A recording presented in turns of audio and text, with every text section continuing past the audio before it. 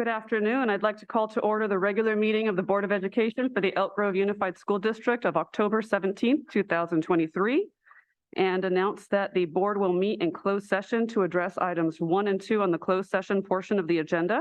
At this time, I'd like to call for public comment on the closed session items. Mr. Hoffman, do we have any blue slips? I do not believe so. Hold on, can I hold on 1 second? Okay, let's.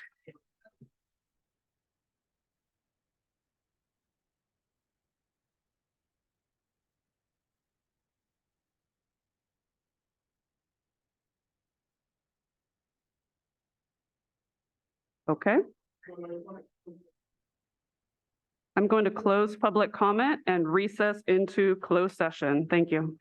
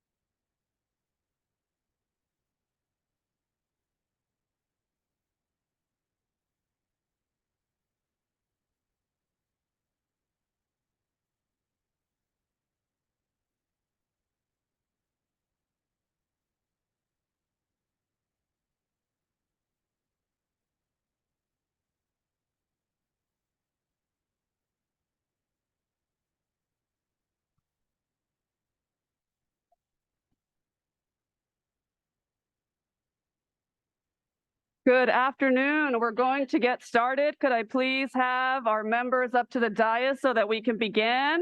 Okay. And then you can. Folks, thank you. Quiet in the room.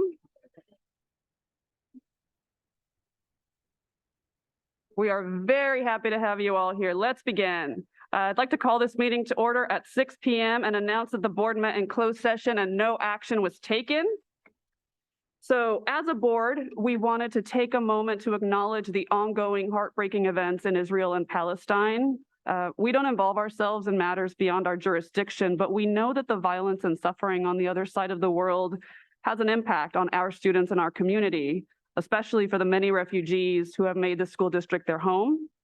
Our goal is to support our students, and if any students are impacted by these events and need extra support, we encourage them to reach out on campus to a counselor, a mental health therapist, or other trusted adult.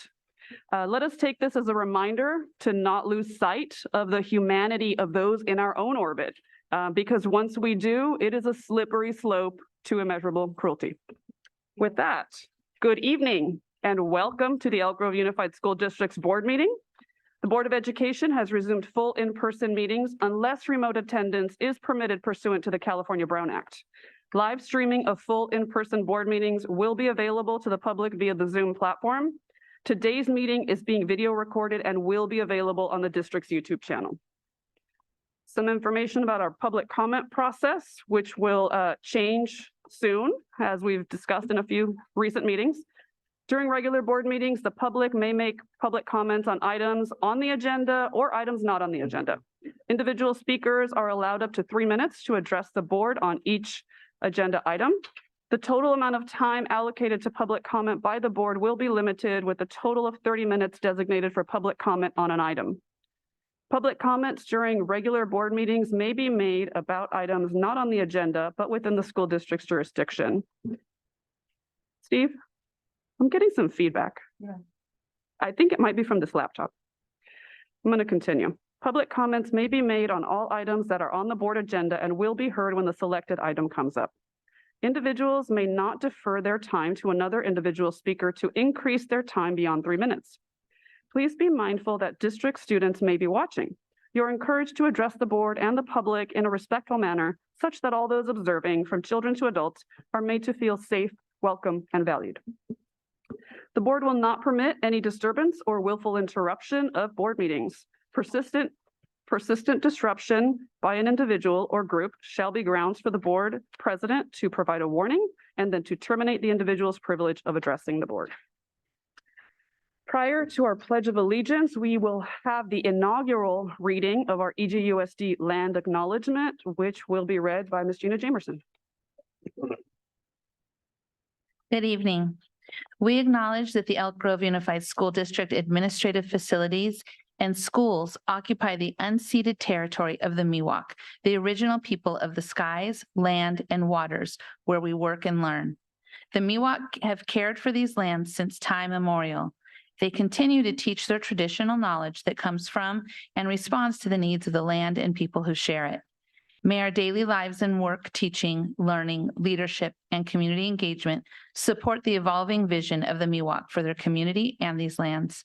May we strive to acknowledge the past for the betterment of our future generations. May we look to our tribal partners, the Wilton Rancheria, the descendants of the original people of this land, to assist with the successful education of our community. Thank you, Ms. Jamerson. And now, Mr. Vargas, will you please take the lead on the Pledge of Allegiance, sir? Sure. All right, come on up. So we've got some words before we begin. So Monterey Trail High School is honored to recognize Miss Cynthia Garcia as our education partner. The Elk Grove Unified School District recognizes the importance of fostering creativity through the arts and music. Monterey Trail High School's music program offers students the opportunity to develop as musicians, scholars, and community members through practices, performance, competition, and community service.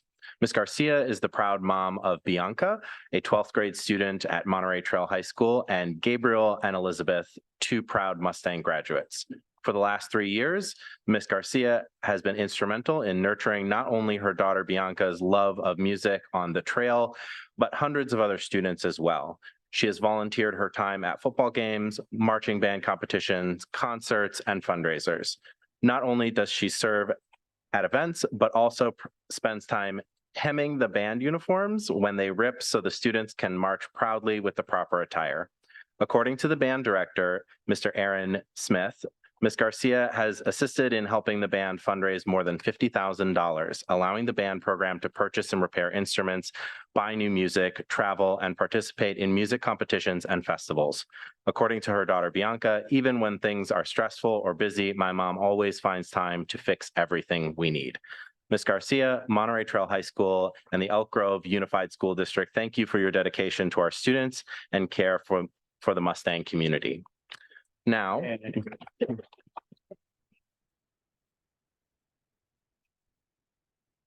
we invite everyone to join us in standing for the pledge led by Ms. Garcia. I pledge allegiance to the flag of the United States of America and to the republic for which it stands, one nation, under God, indivisible, for liberty and justice for all. Thank you. If you can just hang out there for 1 second, please, while Mr. Vargas works his way down there.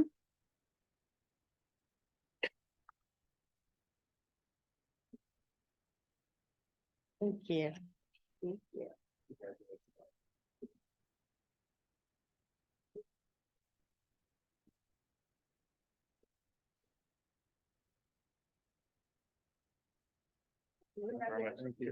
Yeah, thank you. Thank you again. Congratulations.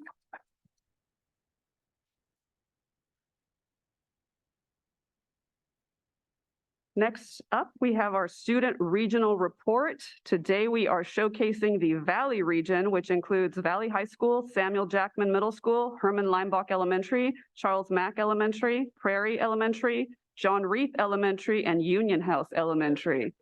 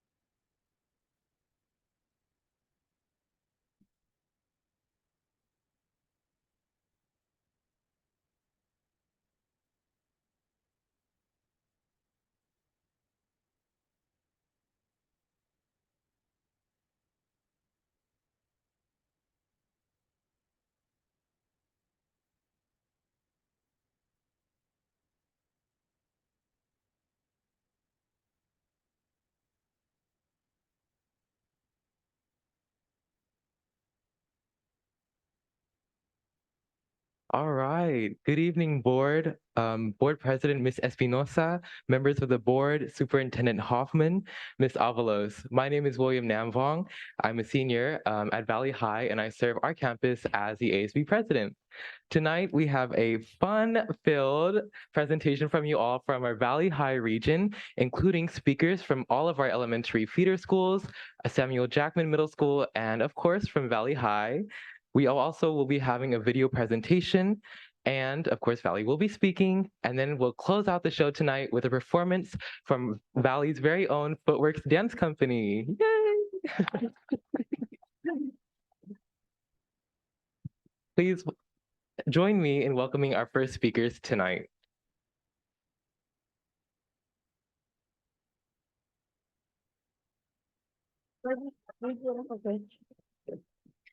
Malolele. That means hello in Tongan. My name is Sean Mokofisi. Union House Elementary is an awesome school. We have a lot of kind teachers and staff to remind us to be respectful and use manners every day.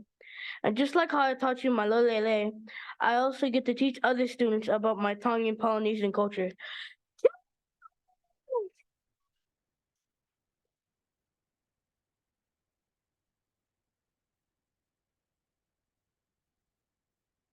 Hi, my name is Xavier Bryson. The best thing about Union House Elementary is that we get to go on fun, educational field trips like the Science Museum, and I get to show off my culture by dressing as an African king.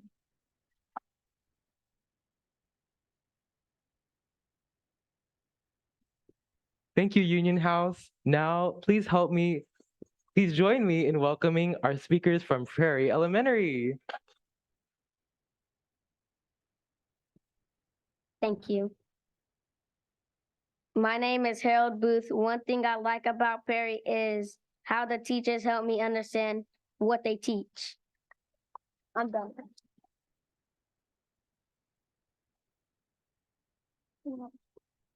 Good evening, everyone. I am Monroe Tran, a fifth grader from Perry Elementary.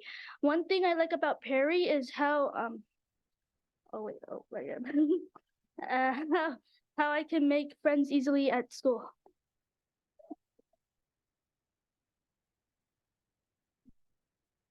Thank you, Prairie. Please help me welcome our students from Charles Mack.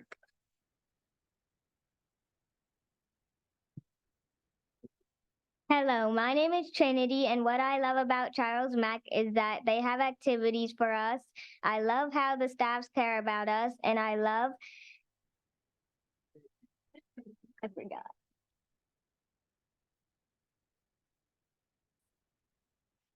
hanging out with my friends.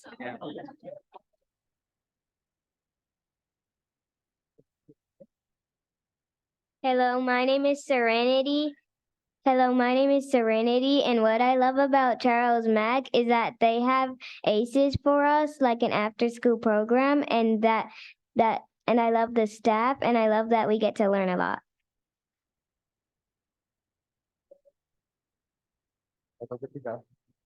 Thank you, Charles Mack. Please help me welcome our students from Herman Leinbach.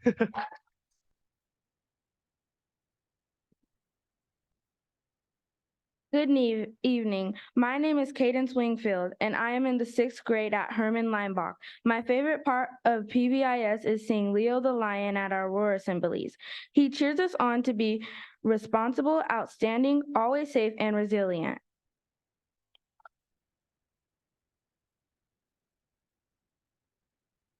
Good evening. My name is Aaliyah Perez, and I am in the sixth grade at Herman Leinbach.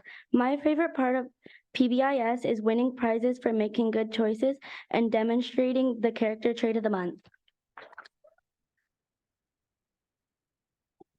Thank you so much, Herman Leinbach. Now, please help me welcome our John Reith Jaguars. Hello, my name is Yvonne Rios Carrillo, and I attend to John Reef Elementary School. My favorite thing about John Reef Elementary School is ELA because I like to write.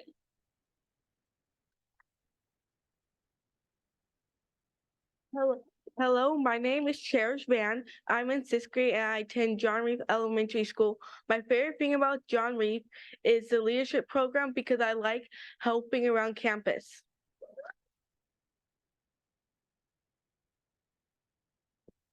Thank you so much to our elementary schools for coming out tonight. Now, I'd like to introduce our middle school students, Samuel Jackman.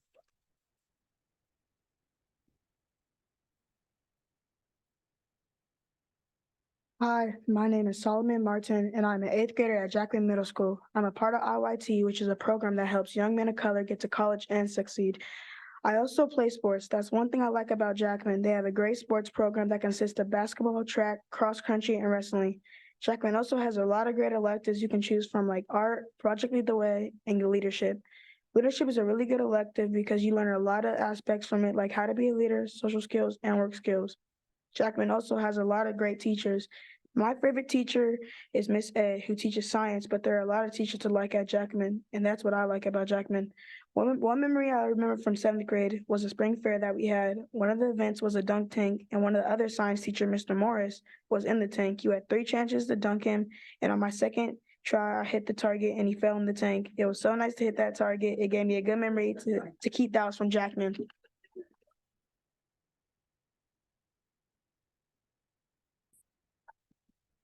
Hello, my name is Noemi Lopez, and I am an eighth grade student at Samuel Jackman Middle School. I am also the class president of my school's leadership team, and today I am here because I've been chosen to represent my school. There are so many exciting ways that my school gets students involved and makes them welcomed. We have many clubs here that students are more than welcome to participate in, such as the Pride Club, Critter Club, Yearbook Club, and a Go Green Gardening Club.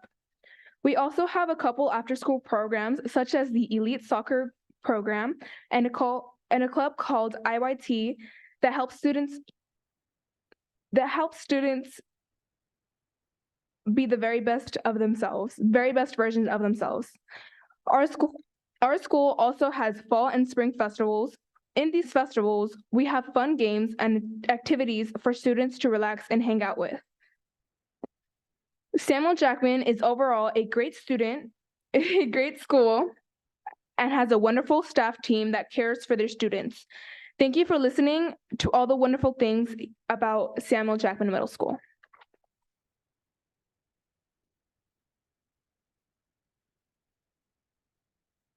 Thank you so much, Samuel Jackman. And on behalf of all of our parents and admin, teachers, students, we're so proud of the presentation that you guys have given us tonight, and we can't wait to see where your journey, where you go with your journey here in our district. So thank you so much, students. Let's give it up one more time for them.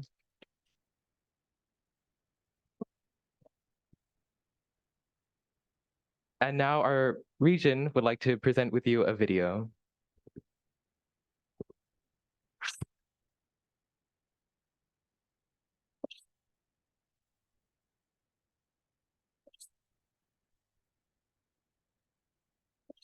Welcome to Perry Elementary. Come with us to see the great things we have. I like morning meetings because play interesting games with the class.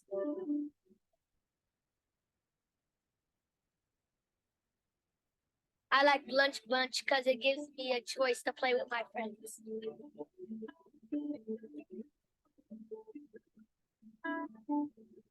I love calming corners because it helps me whenever I'm frustrated.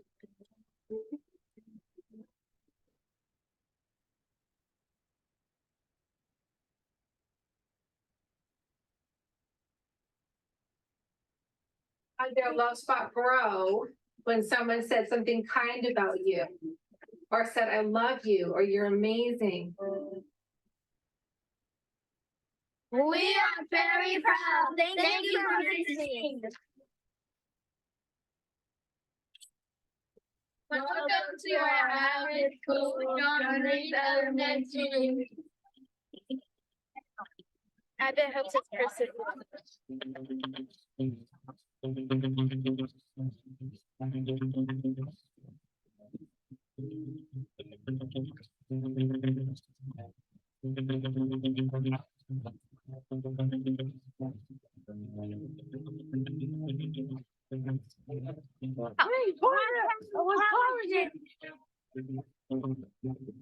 Yes, that's cool.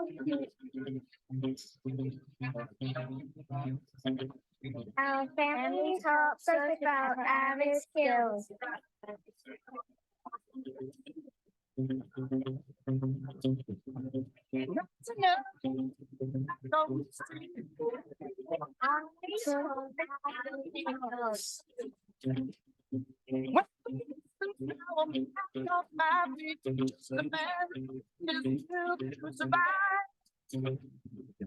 So many times it happens fast.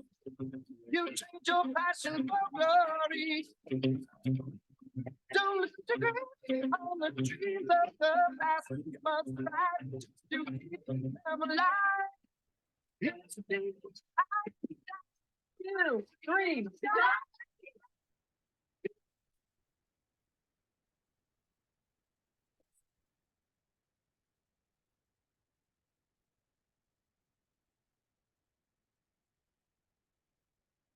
Hello, I am Johnny, a global first grader at Charles Math. At Math, we won. Let's go apartment. You want me to show you how?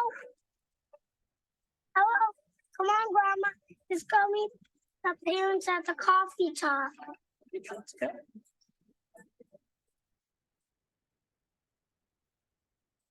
Well, parents.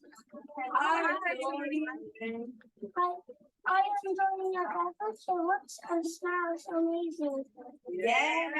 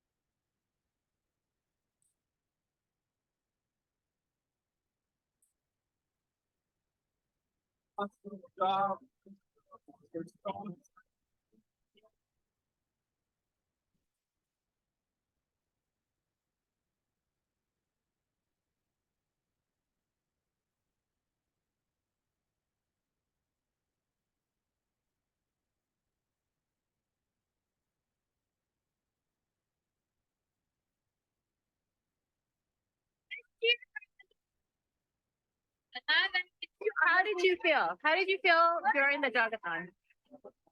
Yeah, it's just, I don't know how many laps they were. How did you feel during the jogathon? Good. Okay, awesome. How did you feel during the jogathon?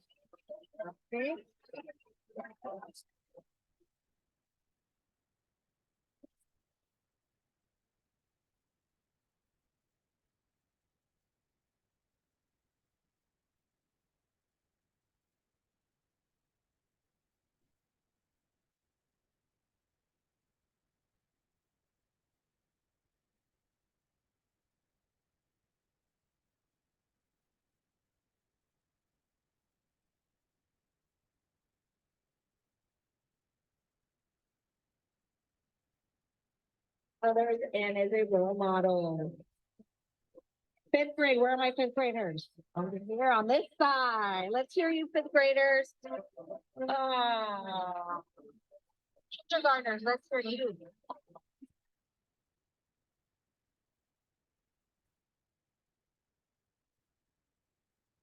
Welcome to Union House. We have a lot of great cultures.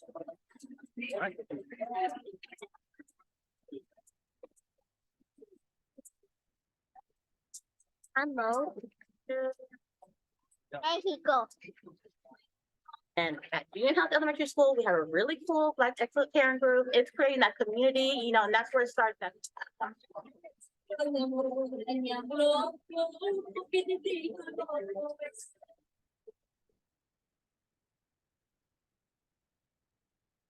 India.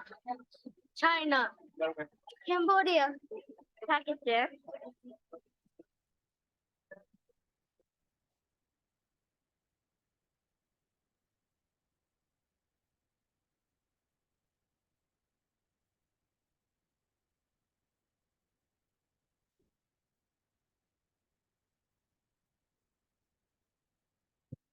Forever. India. Vietnam. Tonga.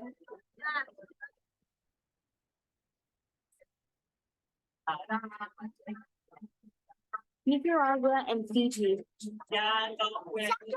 Oh.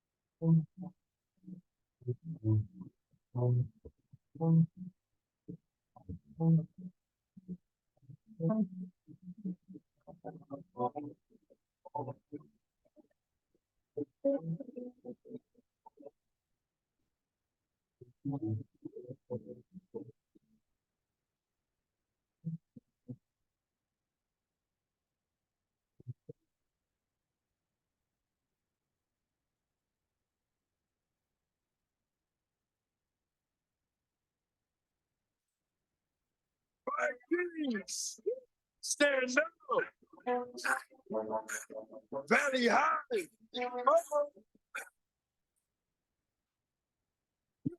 So,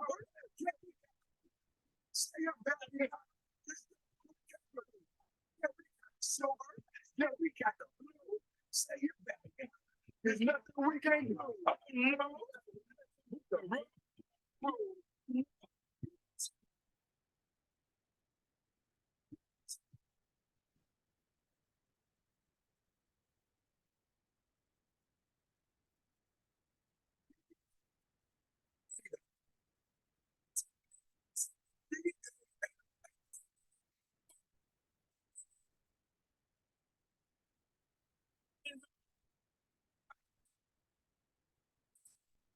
Yes, everyone we say, you knew when we attacked, you were about to see the light. You were thinking you the best, but you know it's only a hype. We had a big chill, a big chill, a big gang, and we're about to get real.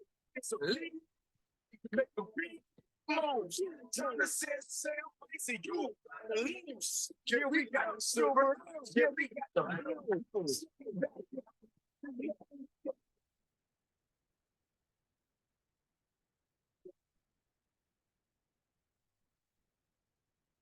If you couldn't tell already, our region is definitely on the rise, and our region has so much to offer to our community, and we cannot wait to see where our community goes. But before we can continue with that, I'd like to introduce my the co-speaker for tonight from Valley, and yeah. Good evening, everyone. My name is Grace Longmire. I'm a sophomore, and I serve Valley High as their sophomore class president.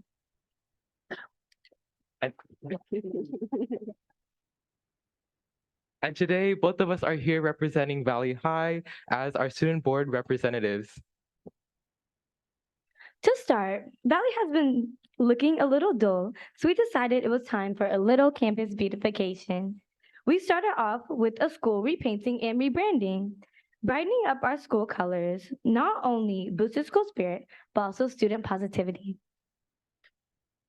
Our Vikings are staying academically strong this year. This past semester, we celebrated those who achieved a 3.50 GPA or higher, which accounted for about 25% of our entire student body. Our avid students have also been taking as many field trips as they can, touring UC campuses, including Santa Cruz and Berkeley. Our seniors are also hard at work, applying to numerous campuses around the country. Two of our current seniors, Caitlin Vo and William Namvong, that's me, were selected over the past year and nationally recognized as Alexander Hamilton Scholars. Yes, give it up. Our scholars are receiving help applying to private and public schools alike, and recently flew to New York to attend their first Leader Week, all expenses paid for. Valley has started a new ambassador program that we believe will be very beneficial. We have students of every pathway acting as tour guides as such to non-pathway participants, and the students give the tours themselves. This is in place to showcase the many opportunities Valley has to offer. This year's homecoming was a hit. Our theme was the Wizarding World of Valley, a take on Harry Potter. We held a Quidditch tournament, which was popular amongst the students. We also had spirited LTAs, such as wand making, Harry Potter dress-up days, and more. The dance itself was a complete success. We decorated our MP room with house-themed colors, and both the students and staff were pleased with it all. Turning gears to visual and performing arts now, this year, Footworks, who's in the house with us tonight, is continuing our long-standing tradition of delivering stellar and vibrant performances to bolster school spirit and to make our names known. To date, our dance company has performed at both Welcome Back and Homecoming rallies, with the district's Dance Fest and our annual main stage in the lineup for future performances. Our rapidly expanding VAPA programs on campus have seen the expansion of ceramics into its own clay club, where it was recently approved by our ASB. Our band is also hard at work, bolstering school spirit, even working before school during a zero period to rehearse jazz band pieces. And coming up on our calendar, our music and theater programs are hosting their first annual dinner on campus this Thursday. Now to senior involvement. Seniors this year are more involved than ever. Our campus normally expects about 1/3 of the entire senior class to participate in activities. At our senior sunrise, we had over 135 seniors in attendance, including me. Uh, Our class social media page on Instagram is vibrant and up to date with interactive photo slides and colorful graphics, frequently updated with new information on events coordinated by our senior class president, Cynthia Arevalo, and our historian, Havana Lotakun. Our rallies are also incredibly lively thanks to our seniors' lead in chants, blacking out our section with black shirts, and incredible involvement in rally games, especially at our recently concluded Harry Potter homecoming. Our Valley Vikings are off to a great start for this school year, and our programs on campus are rapidly expanding. From footworks to clay club, advancing our Vikings from students to scholars, or simply getting a friend to tag along at school events. Valley High School and our region at large is making great strides to better incorporate all students to have a fantastic journey through school as they develop themselves into community leaders, change makers, and groundbreaking members of our community. Our scholars are ready to take on the world. Now it's up to the world to accept them with open arms. Thank you.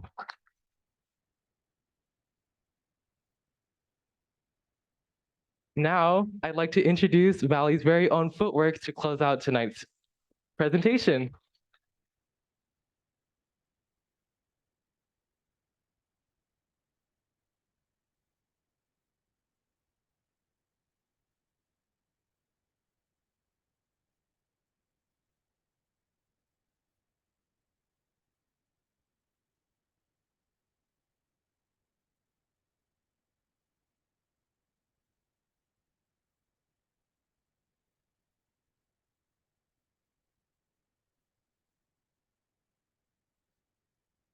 Might think crazy what I'm about to say.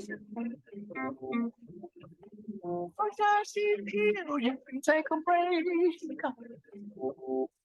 From a hot air balloon, I could go to space. With the air, like I don't care, baby, by the way. Because sometimes I'm alone if you feel like a room that's out of room. Because sometimes I'm alone if you feel like happiness is the truth. Because sometimes I'm alone if you feel like happiness is to you. Because sometimes I'm alone if you feel like that's what you want to do.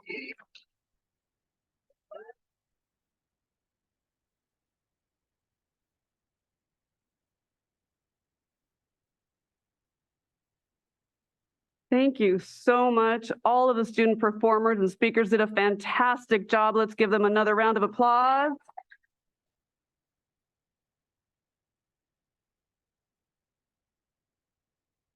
To all of the educators, staff, family, community members who support these kids, you should be very proud. And I want to also congratulate the principals of these fine schools, beginning with Miss Bridget Campbell at Valley High School.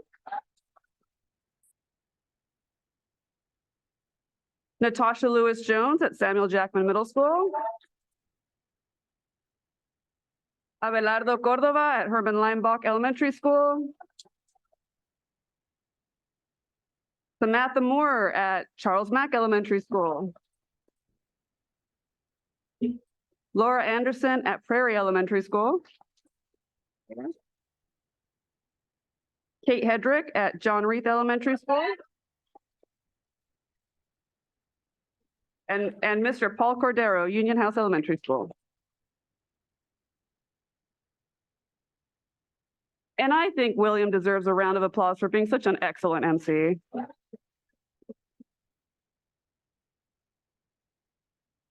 So thanks all students, you are dismissed. Next, we will move on to our first of 5 resolutions. The first up is that for National School Psychology Week. We will give a minute or two for folks who are departing the room so that we can begin.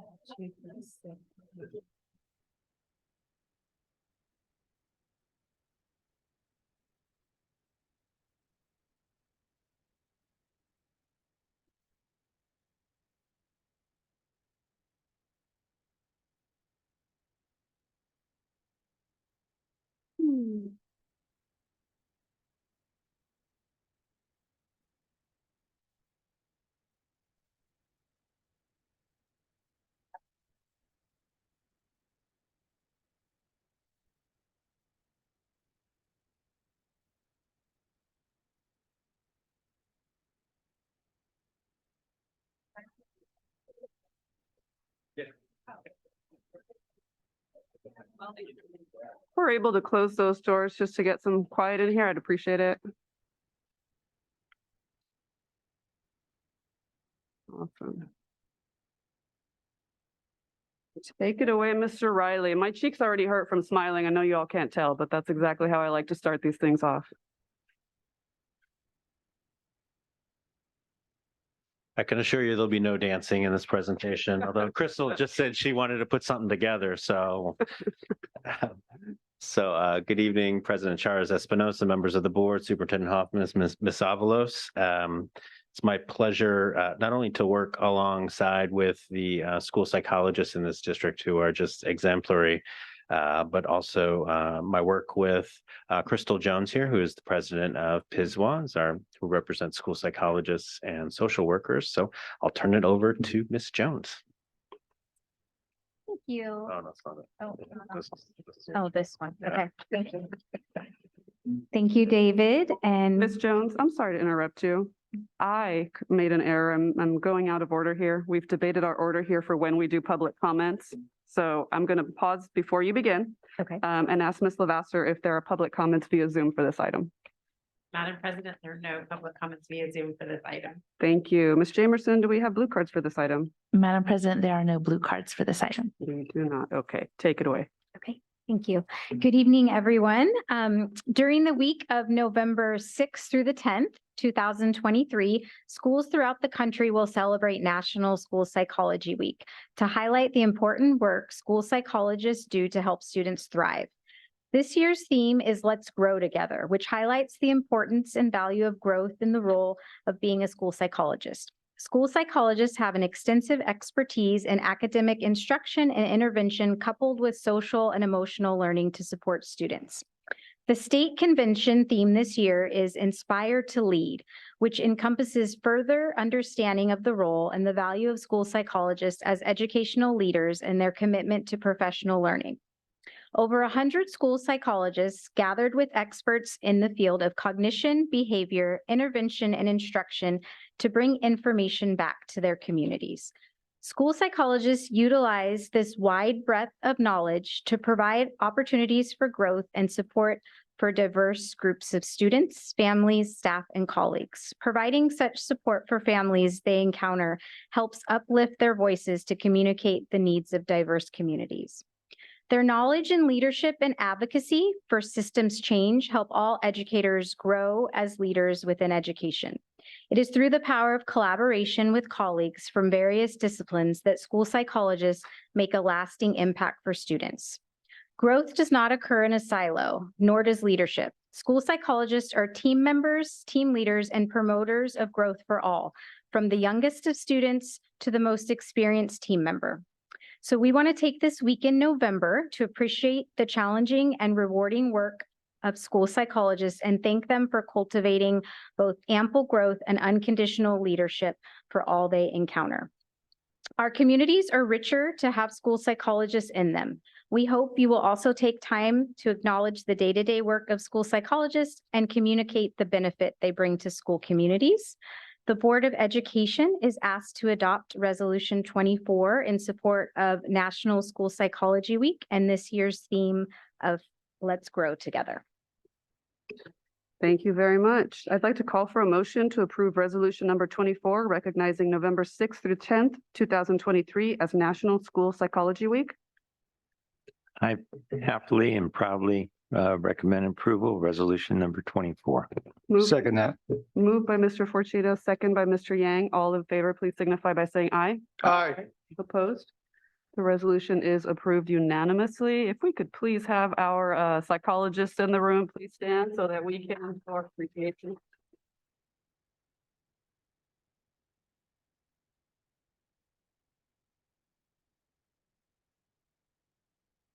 And this is just a small sample of our group. We wanted to put the picture up.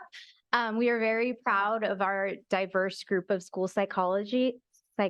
We have about 75 of us now. And so we took this picture at the beginning of the year. And so not everybody could be here tonight, but we are very proud of our school psychology group and the diversity that we have. Thank you. Yeah, that's nice. Oh, and we have gifts for you all. Oh, no. It's a 30-minute session. Thank you.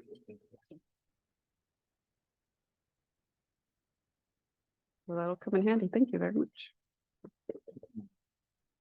Thank you so much.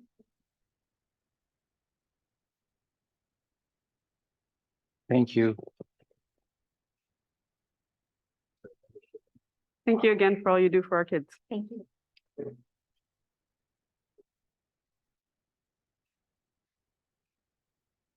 Our next resolution is for Ruby Bridges Walk to School Day. Ms. Lavasser, do we have any public comments via Zoom? Madam President, we have no public comments via Zoom for this item. Thank you. Ms. Jamerson, do we have any blue cards? We have no blue cards on this item. Thank you. Take it away, Ms. Batista. Okay, good evening, Madam President, members of the board, Superintendent Hoffman, and Ms. Avalos. Tonight, I'm asking the board to adopt resolution number 15, Ruby Bridges Walk to School Day, as a part of the Board of Education's legacy of advocacy for equity and the value of diversity within our school district. Members of the Board of Education have an opportunity to recognize November 14th, 2023 as Ruby Bridges Walk to School Day. Ruby Bridges became a symbol for student activism and the civil rights movement at age 6 when she was the youngest of a group of African-American students designated to integrate into schools in the American South. On November 14th, 1960, Ruby arrived for her first day of school in New Orleans to an angry crowd of people who wanted to maintain a segregated school system. Her courageous act of showing up for school each day and ongoing advocacy continues to inspire efforts for equity, diversity, inclusion, and student activism. In adopting this resolution, EGUSD and joins other California districts and California legislature in celebrating the legacy of Ruby Bridges of student involvement and empowerment for an inclusive, diverse, validating, and equitable educational environment. Thank you, Ms. Batista. I'd like to call for a motion to approve resolution number 15, which endorses November 14th, 2023 as Ruby Bridges Walk to School Day. So moved. Second. Okay, moved by Ms. Jamerson and I'll say seconded by Mr. Bettis. All in favor, please signify by saying aye. Aye. Opposed? The resolution is approved unanimously. Thank you.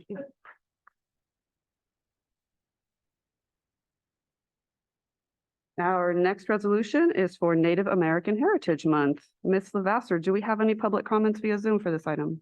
Madam President, we have no public comments via Zoom for this item. Thank you. Ms. Jamerson, do we have any blue cards? We have no blue cards for this item. Thank you. You may begin, Ms. Blomquist. I have no gifts for you. There's no swag, but it's not a wonderful requirement. resolutions coming up. Okay, Madam President, school board members, Superintendent Hoffman, and Ms. Avalos.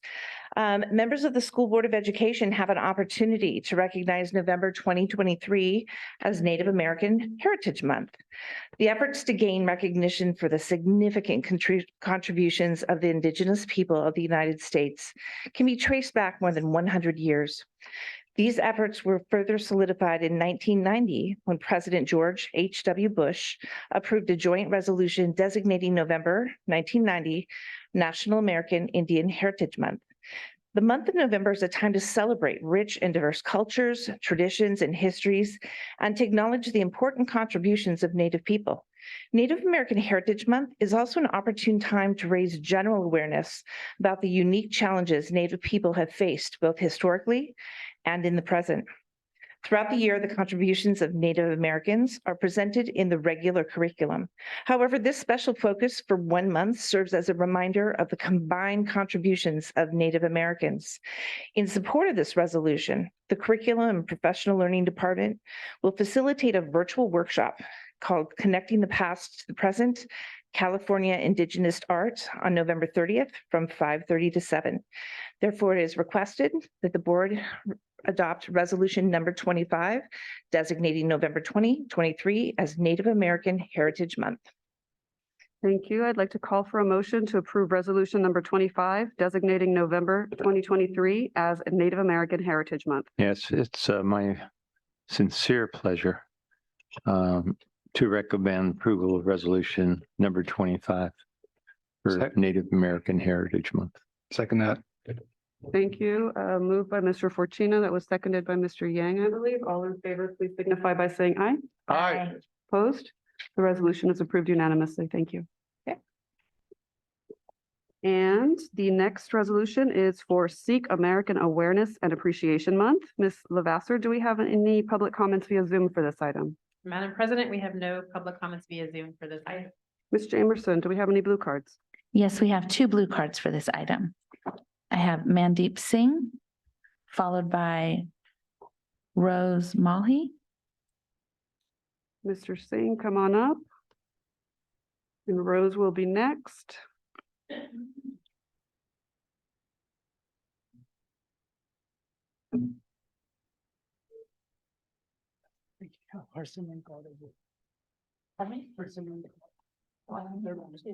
Mark not on the agenda. Oh, okay. We'll get it. Thank you. Thank you, board. I would like to start off with highlighting and amplifying your acknowledgement. We're coming here today from the occupied and unceded territories of the Miwok people. And, we thank them for being stewards of this land. And, we hope to work with them in these coming months and years with our youth that are present here in Elk Grove.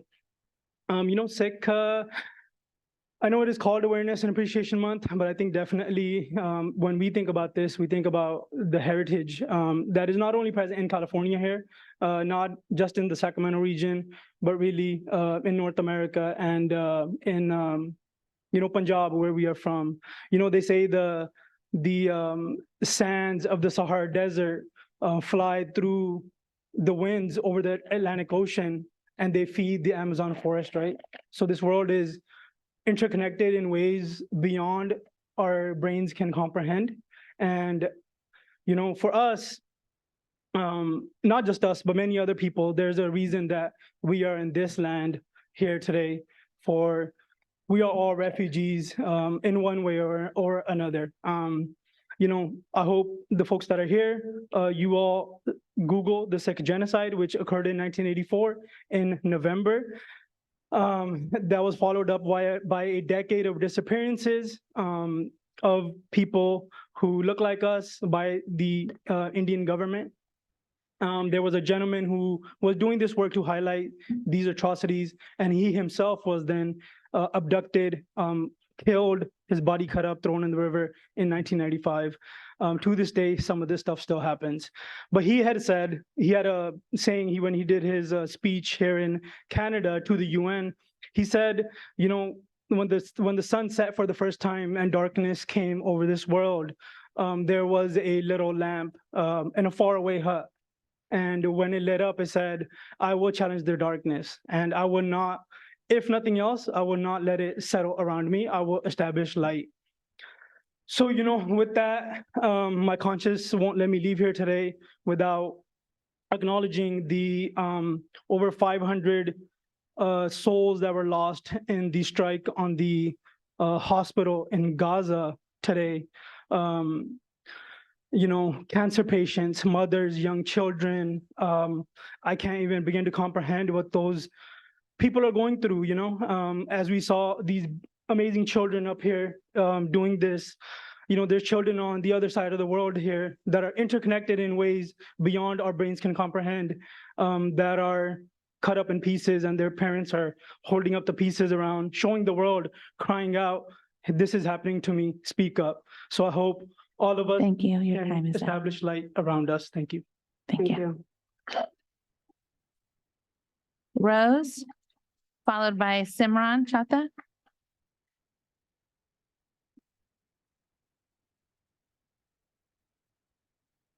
And you can come stand up here to be ready to go for the next one. Thank you.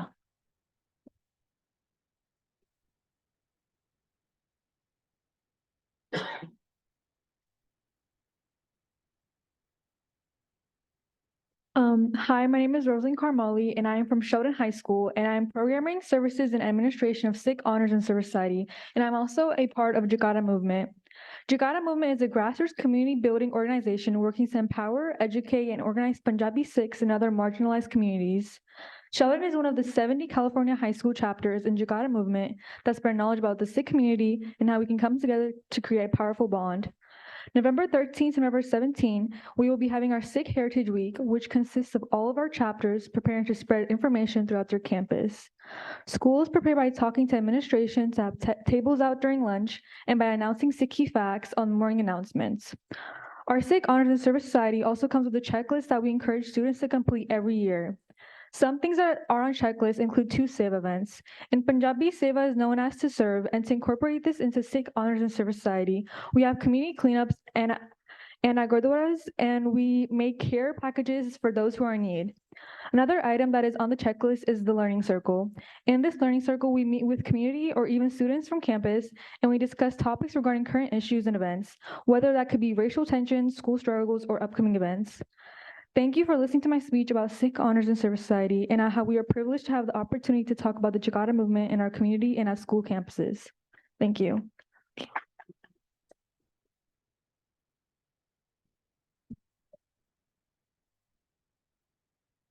Hi, my name is Harsimranjit Kaur. I'm a student in Sheldon High School. I'm also a board member for the club SHSS, which is also known as Sikh Honors and Service Society. Through this club, we were presented a wonderful opportunity known as the CARE internship. This internship mainly focuses on prevention on substance use as well as teen mental health. Our internship is looking forward to working with the district to make our school a better and safe place for all the school staff and students. We have events at school and outside of school. Last week, we did tabling at our campus for the Mental Health Awareness Week. The students wrote what they feel and the activities they do to lessen their stress anxiety. We also had hundreds of students come up to our tabling and interact with us during that moment. And their willingness of helping each other. Another event we did was going to the Youth Empowerment Summit in SAC. We were exposed to topics such as bullying, confidence, and teen life, which helped us understand more about the thought of our peers on this topic, as well as parents. We are so happy to work with the board to help improve the substance use that happens in our school, as well as other peer help that which will be provided through the internship. Once again, we would be very thrilled to work with the board. Thank you for listening. Thank you.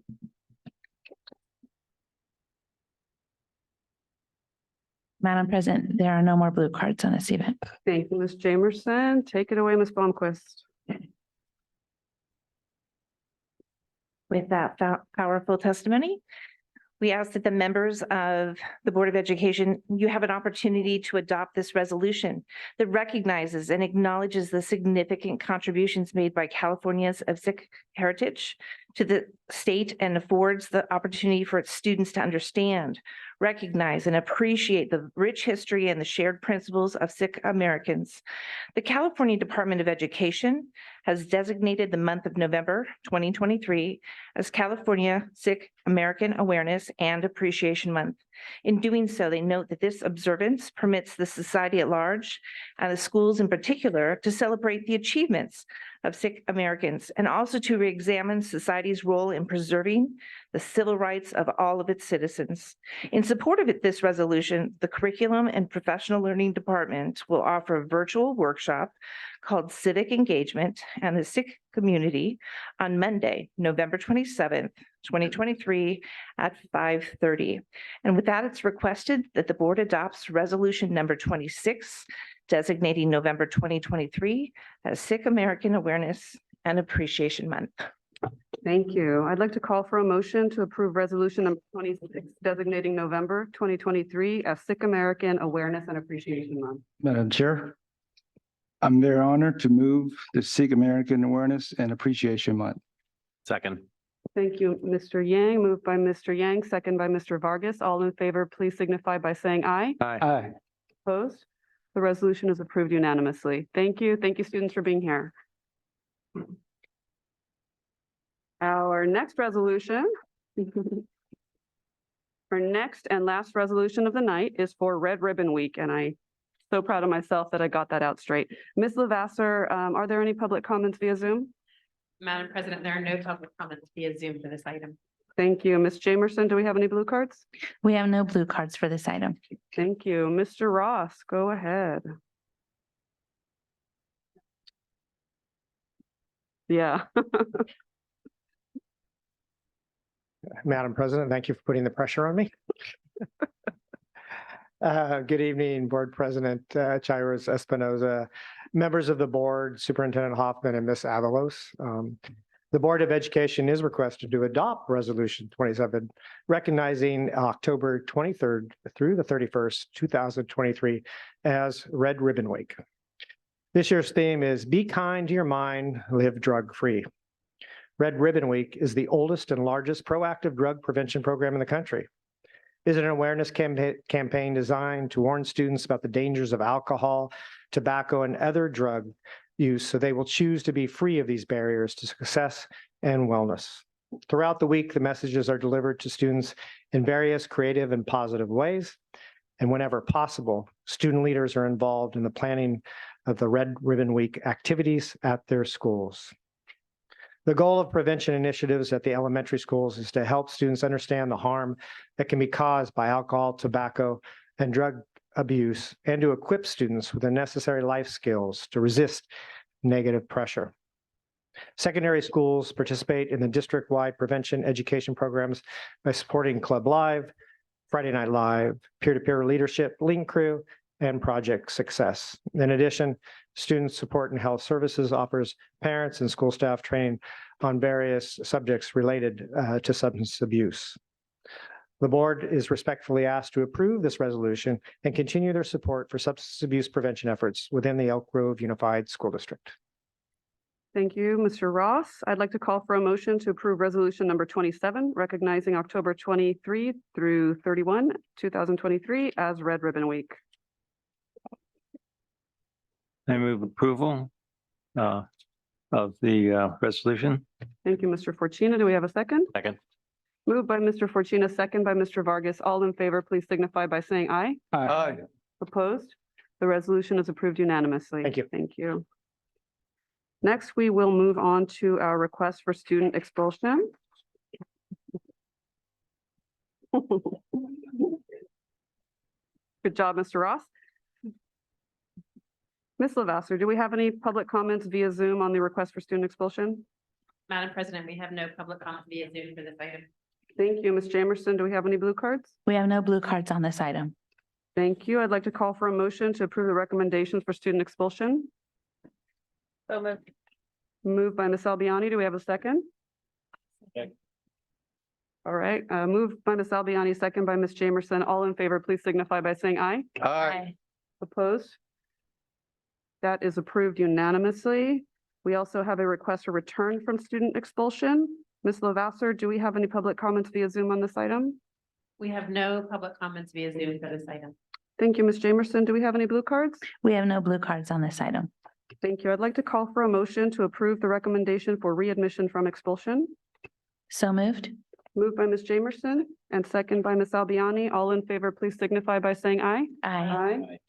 Opposed? None. That item is approved unanimously. Thank you. Next, we're moving on to public comment for items not on the agenda. I would like to call on, let's see. First, I'm going to read a disclaimer, then I'm going to go to Ms. Lavasser. So first, I'd just like to remind folks that statements made by the public during the public comment portion of our school board meeting do not necessarily reflect the views of the district, the board, or the administration. And public comments can be made by the public consistent with the First Amendment right to free speech, may include profanity, discriminatory statements, as well as comments that are explicit in nature and which may be offensive or disturbing to some community members and inappropriate for children. Such comments are in no way condoned or supported by the district, the board, or the administration. With that, Ms. Lavasser, do we have any public comments via Zoom for items not on the agenda? Yes, Madam President, we have one public comment via Zoom. This item. Thank you. So first is Kirk T. Thompson.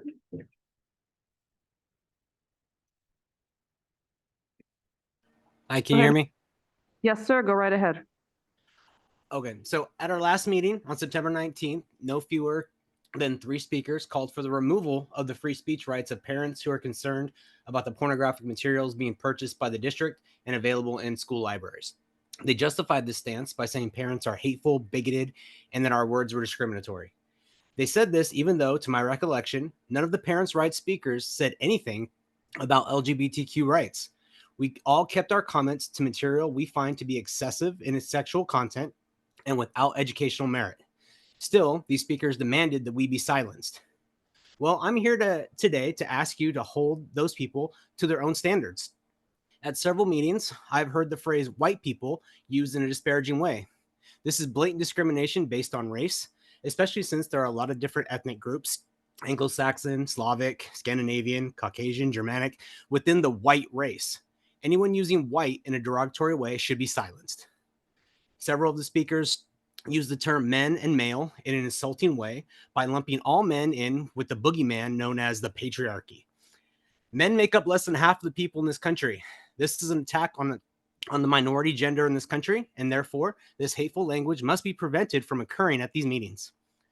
Other words that were used to degrade and disparage groups of people were cisgender and heteronormative. Both of these terms were used in a way by speakers to disparage people whose sex and gender correlate, and to anyone who is not in the LGBTQ plus community.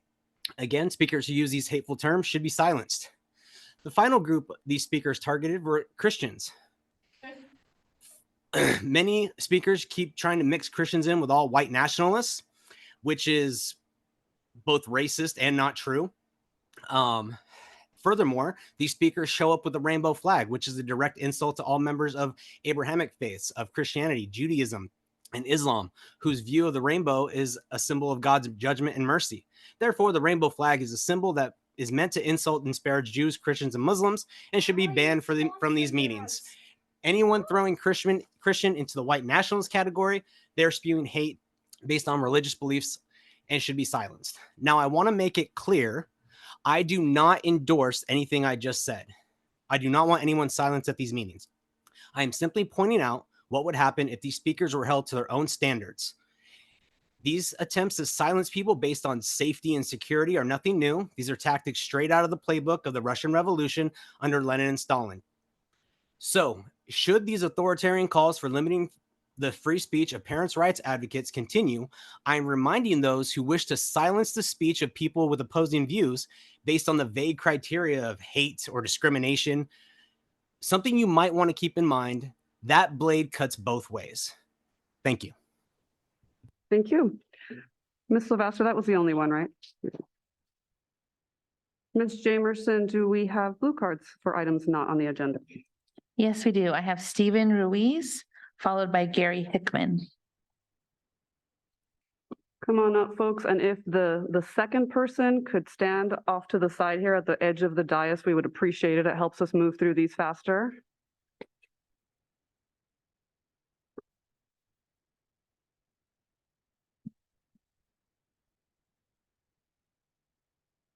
Go ahead, sir.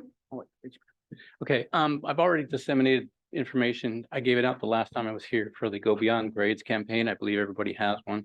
I also put out some literature regarding the ACT scores being the lowest in 3 decades among our students. And it also indicates on there that the students aren't prepared for the post-secondary level, which is college.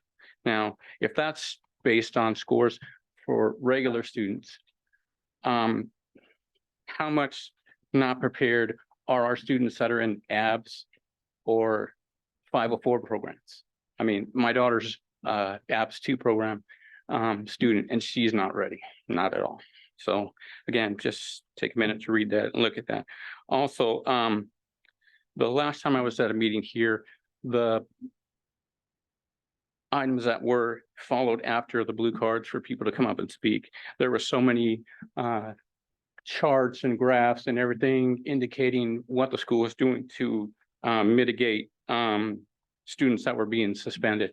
Now, if the school can go into that much, the district can go into that much detail about what they're doing to mitigate suspensions, can't they do the same to show us data for successes of the students in our district in high school going on to the secondary level and seeing, well, what are the successes there? What are they doing? What are they going on to? Are they graduating from college at a good rate?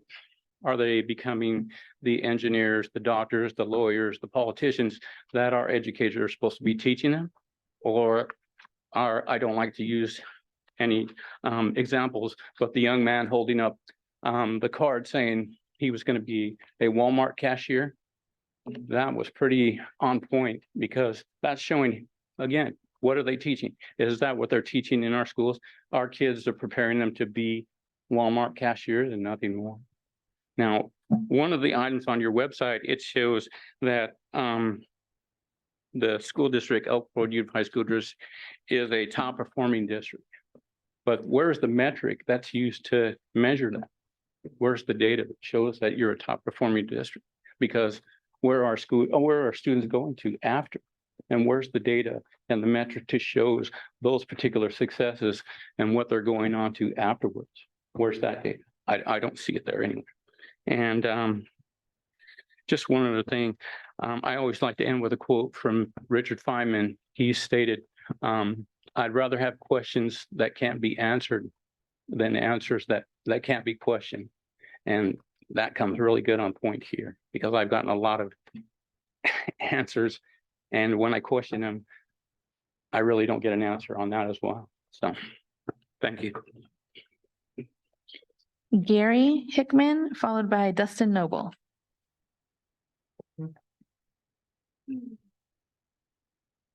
Good afternoon. I'm here to request the review of those library books that have previously been brought to the board's attention. Books such as Push, The Bluest Eye, Identical, Grandpa's Pride. Those who have taken an honest look at these books will see the pornographic and inappropriate content of them, and therefore how they are not age appropriate for our school age children. In previous board meetings, you will remember that there have been outbursts and public comments protesting the reading of such books in this meeting. These speakers have stated that they felt triggered and assaulted by the content and the explicit details of these books that were shared in the meeting. I wish to point out that if adults with a lifetime of experience and development feel triggered by such readings of this material, what then will be the impact to the children who stumble upon them? Again, I request that these books be removed from our schools' libraries. If you want to keep them in the public, if they remain in the public library, that's fine. They don't have a place where our children can stumble upon them. You will, as you know, being the school board, students will not learn if they do not feel safe, whether it's emotionally or environmentally. Topics that trigger adults will adversely impact these children.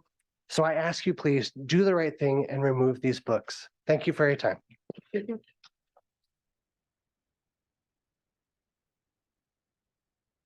Dustin Noble, followed by Emily Ottenmuth.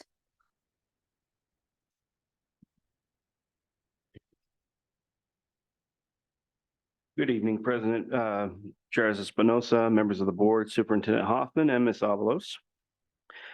I wanted to share tonight, I was recently at a work function. We were acknowledging high performance and offering awards for people from the last quarter. It was just a really loud company event, very crowded. As you might imagine, I quickly realized it was a little bit too much stimulation for myself, and I had to bow out.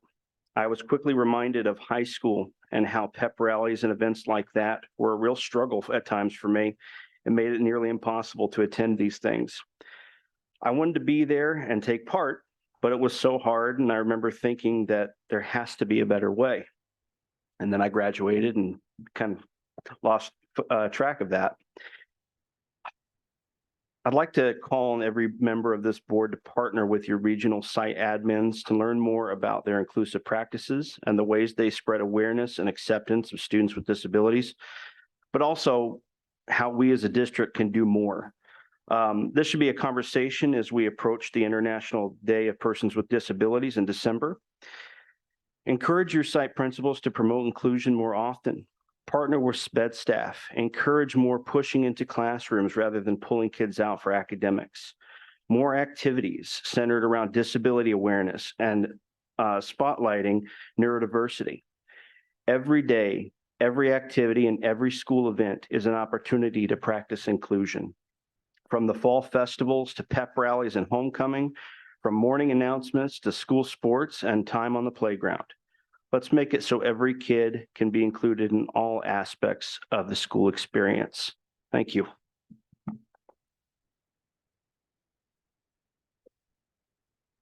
Emily Ottenreith, followed by Melissa Brown.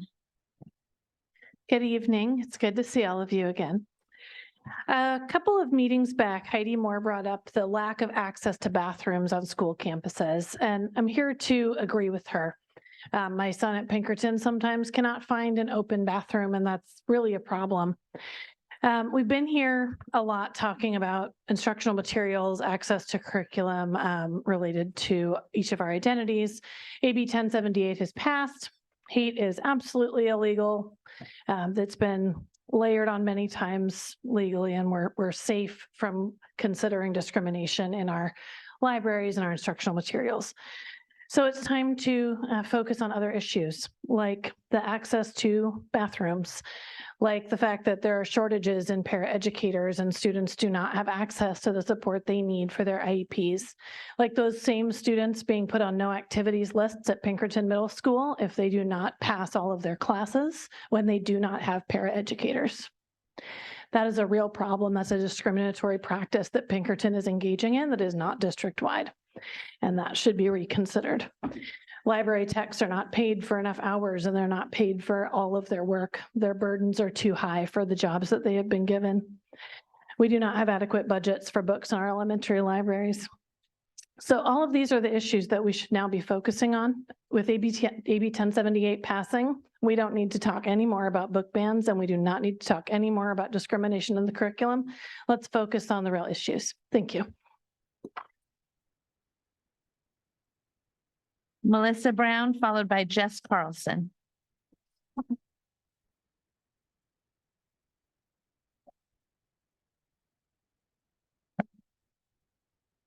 Hi, this is my first time here, so please excuse the nerves. Good evening. I am a mother and an advocate for my children. My oldest son is in the 4th grade, and he recently had his teacher have him and his class identify and define what each letter of LGBTQT+ means. My son is age 10. He has not even reached the age where me and my husband find it appropriate to tell him how babies are conceived, but he knows now that a sex change, how that happens when it's available. From my understanding, the sex education comes in at 5th grade. And now it includes the gender identity. It also requires a parent consent. This teacher did not get any parent consent. I've gone to the principal and I'm getting hushed. I need help to speak louder for my son. He now feels unsafe to go to school when this teacher is almost forcing this idea. I don't know where else to go. I feel that this discussion, this lesson should be available for parents when I have requested. I've been denied. I'm at a loss of words. I don't know where to go from here. My biggest thing is that those types of discussions should require a parent consent, along with the material that the teacher had read. Again, I apologize for my nerves. You're doing great. Take a deep breath. You're fine. I don't know where else to go from here, and I can hope that just one of you, somebody reaches out to me to help me, so that I can continue my fight for my son.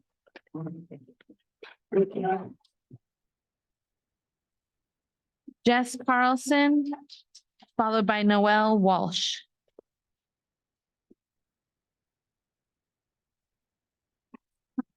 Good evening, Board President, Chair Espinoza, members of the board, Superintendent Hoffman, and Ms. Avalos. My name is Jess Carlson. I am a parent, a small business owner, admin of the Elk Grove Book Club, and an LGBTQ+ ally and activist. A parent came up here last board meeting, recommended the board implement a parental notification policy, forcing disclosure of transgender and gender nonconforming students' gender identities to their parents without consent. This is not only dangerous, it is also against the law, according to the California Constitution and the California Education Code. It is your responsibility as a board to protect the legal rights, physical safety, and mental health of our most vulnerable students. When LGBTQ+ students are outed to unsupportive parents, studies have shown an increase in major depression, drug use, homelessness, and death by suicide. Please stop listening to unhinged people that come up here trying to convince you to have blood on your hands. Instead, focus on protecting LGBTQ+ and BIPOC students by embracing AB 1078 and finding ways to fully staff and fund our school libraries. Learn from our librarians who always make room on the shelf for everyone. Thank you. Noel Walsh, followed by Emelina. Good evening to the board, Chair Espinoza. A few weeks ago, I stood up here shakily and recounted a series of physical and verbal assaults that my son endured while on a school trip. The last school board meetings have been discussions where we have talked about the importance of diversity and inclusion and making sure that our children are put first. My experience navigating this event that affected my son has been night and day between schools. His old school is Ellen Fikert Elementary, and they really did not take his experience seriously. They did not think that his assailants needed additional anti-bullying education. They had not offered any insight as to whether the chaperones that allowed the abuse and assaults to take place are going to be allowed to continue to supervise children. And they did not acknowledge their many systemic failures in the policies that were supposed to keep my son safe. I was absolutely shocked when we got to our new school and learned that every school in the district has an on-site therapist. Our new school has already had their therapist meet with him twice, and she's been very proactive in communicating with both me, my son's teacher, and the vice principal. The old school never even offered any sort of mental health support. So I'm very encouraged by the unanimous passing of the support for the school psychologist week earlier in this meeting. And I hope that we're not just here at these meetings doing incredible things for our kids policy-wise, but making sure that our schools are implementing them and making a tangible difference for our children. So thank you very much for your time, and I appreciate it. Thank you. Emelina, followed by Charlotte. Good evening. Well, I think that we can all agree that There are foods that can be bad for our bodies, and there are foods that can be good for our bodies. And if a person insists on eating bad food, such as fast food, eventually, their body's organ system was just going to give up on them. It's no rocket science there, right? And as a result, this person will have to endure the painful consequences of a poor health. I hope that we would all agree that the same principle applies to the kind of content a person reads, listens to, sees. That could be bad or good too. If a person insists on looking at pornographic images, listening to profane language, and reading obscene materials, well, eventually, this person perhaps will start believing that this is normal, and to objectify people, human beings, for his or her own pleasure, it's fine too. Any reasonable person would also agree that children are not small adults, and exposing them to pornographic materials, exposing them to violence will cause great psychological damage. I'm glad we have a lot of psychologists in our district, because we were going to need them if we continue on this path of ignoring what's going on regarding the books that our kids could access in their school libraries. I am disappointed in you. It's been almost a year. November is going to be a year since this issue was brought before you. Again, I am disappointed in you, but I am not surprised to see your passive-aggressive behavior regarding these objective books that have been brought before you over and over again, and still today sitting at this district school libraries. So I am hoping that you do what's right.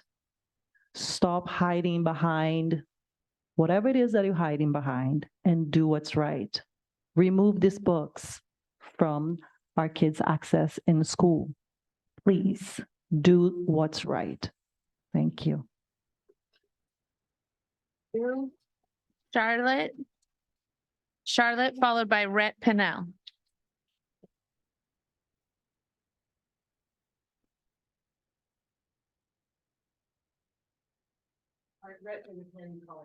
Okay. Rhett, you're next.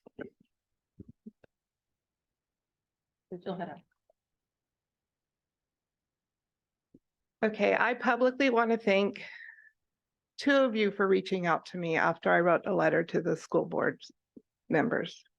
I appreciate the time that you took to listen to my concerns, and I just want to thank you publicly. Parenting, the definition is the rearing of children, a father, a mother, an ancestor, or a protector or guardian, which I believe is most of us in this room. And responsibility is involving accountability, having the power to control or manage. That is what a parent's responsibility is, to be able to control or manage their children. Again, these sexually explicit books are normalizing sex for students who read them. What attention is being brought to these students? Again, isolation, learning different sexual acts, grooming children for sexual acts, making them think that being sexual at a young age is normal, keeping secrets, training children in sexual promiscuity. Again, guess who loves these children? The pedophiles and the sex traffickers. This is not a right or left side issue. It's a parent and guardian issue. The children's innocence is not for sale. These sexually explicit books have issues that children are not emotionally, intellectually, or morally able to handle. Our common ground is we are here for the children. Everyone raises their children differently, but we are constantly reminded by many people out there that our parenting is wrong. I'm wearing this shirt. I am a proud American mom. I'm wearing my proud American flag. I want to remind you that you do have to have permissions for movies, surveys, internet usage, which is not supposed to have any sexual content. But yet these books that you cannot read on TV, news, YouTube, or many social media, they're usually blocked out or bleeped out, but yet they're allowed for our children to have. That's very, very disgusting. And the teachers and administrators, and we talked about this yesterday, you all are mandated reporters. You are supposed to report if a child has pornography knowingly handed to them under the age of 18. So I would like to know, how did the pornography and social justice make better test scores? Thank you. Rhett Pennell. Rhett followed by Heidi.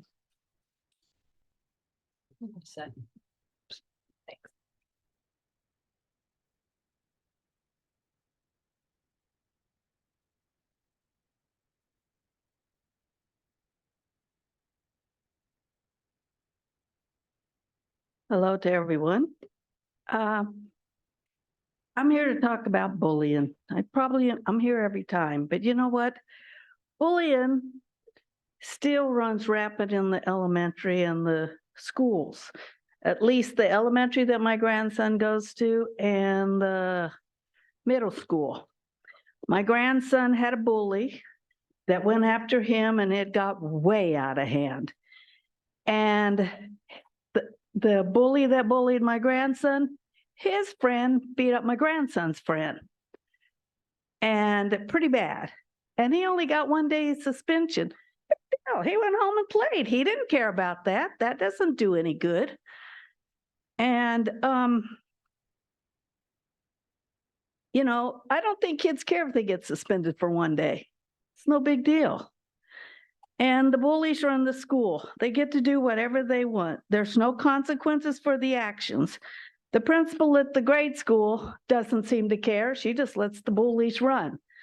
Also want to know, is there any dress code? When we came here quite a few years ago, there was. Now, kids can come to school anything they want. One girl came to school in her onesie pajamas and her furry slippers. Is that okay? So I guess we can just wear anything and kids cannot get suspended or sent home. That's ridiculous and stupid. But I guess you don't care. And the kids are not, the bullies run the school. They don't care. They have no respect. I've seen and heard things that they do to the other kids and the teachers. Nothing's been done there. It just keeps on going and it keeps on getting worse, which is very sad to me. When I was in school, and I know my children and others, we didn't have this problem. But now I guess it's okay. So I guess you should be writing the book. You wrote the book of what the bullies can do, and they get away with it. Because I don't see any dress code, anything else that says really severe consequences that happen to these bullies, which is really sad. So I guess you all don't care. You can sit up there and say you do care, but I just don't think you do because I haven't seen any action yet in the schools. Thank you.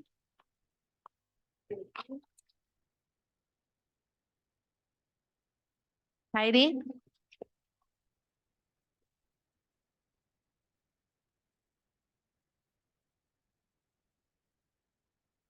I just have a few concerns tonight.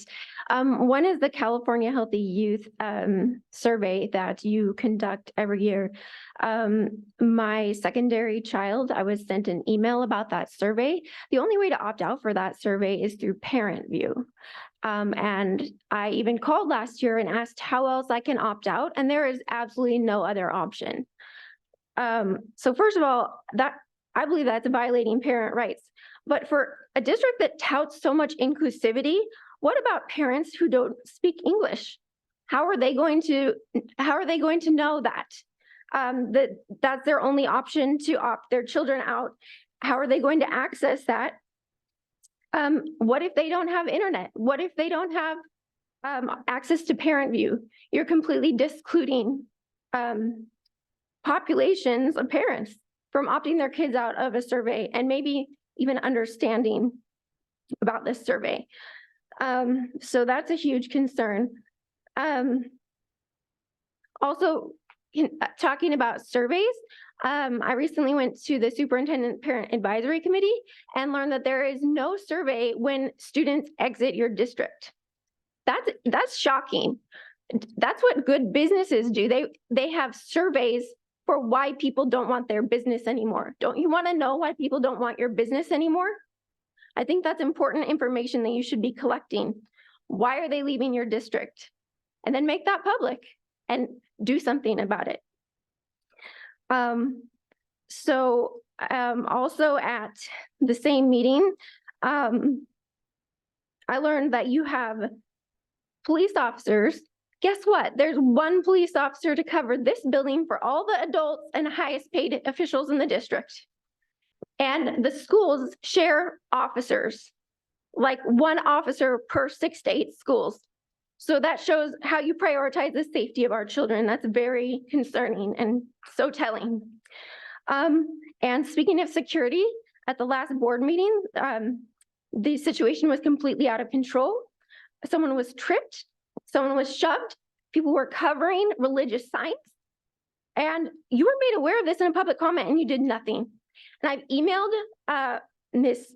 Charis Espinoza and superintendent, and the public needs to know that it is their choice that police did not come and intervene at that meeting, even though it was completely out of control. And there were many activists from all over Sacramento here that were being discriminatory toward parents, taunting them, even violence. That's very unprofessional and very concerning, and I hope you can fix that. Thank you. Thank you. Madam Chair, there are no more blue cards for this item. Thank you, Ms. Jamerson. That concludes public comment for items not on the agenda. Next, let us take on the consent agenda. Ms. Lavasser, do we have public comments via Zoom for this item? Madam President, we have no public comments via Zoom for this item. Thank you, Ms. Jamerson. Do we have blue cards for this item? We have no blue cards for this item. Thank you. Mr. Bettis, I see a hand.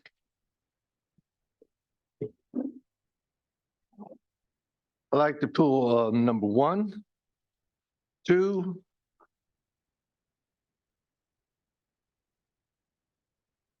Does that conclude the items you're pulling? 16, 17, no, excuse me. 27.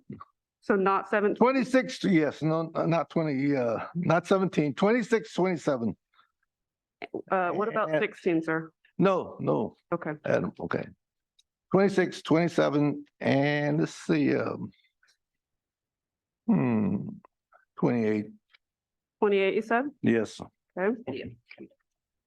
I'd like to call for a motion to approve items 1 through 33 on the consent agenda with the exception of items 1, 2, 26, 27, and 28. So moved. Second. Moved by Mr. Vargas, second by Mr. Yang. All in favor, please signify by saying aye. Aye. Aye. Opposed? Those items are approved unanimously. Go ahead, Mr. Bettis, and please speak to item number 1. Okay. Board policy 4312.6 personnel file. I just don't like the language.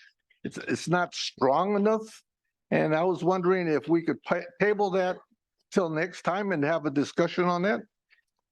Mr. Bettis, have you raised this issue with Mr. Hoffman or any other administrator? Well, I called Mr. Hoffman and I found out that nobody else was concerned about any of these consent items. So that's why I brought it up to your attention today, because I was wondering if any other board members were concerned about the language. Okay, so I'm going to take that as a no. So again, this is the work that we need to do in advance of these meetings. I'm not hearing an interest in tabling this. So I'm going to call for a motion on item number 1 on consent. Moved by Ms. Albiani, second by Mr. My Vargas. question is, before Sir? you even start, We've moved forward. We've moved forward. You posited, you proposed something and there was no second. you're the one that interrupt me. Sir, we've moved forward. We move forward. All in favor, please signify by saying aye. Aye. Opposed? I oppose both of those. Okay. Because of the we've fact only voted that on number 1. all these have been We've only signed voted on number by 1. authorized district staff. We've And only, what's the reason of voting?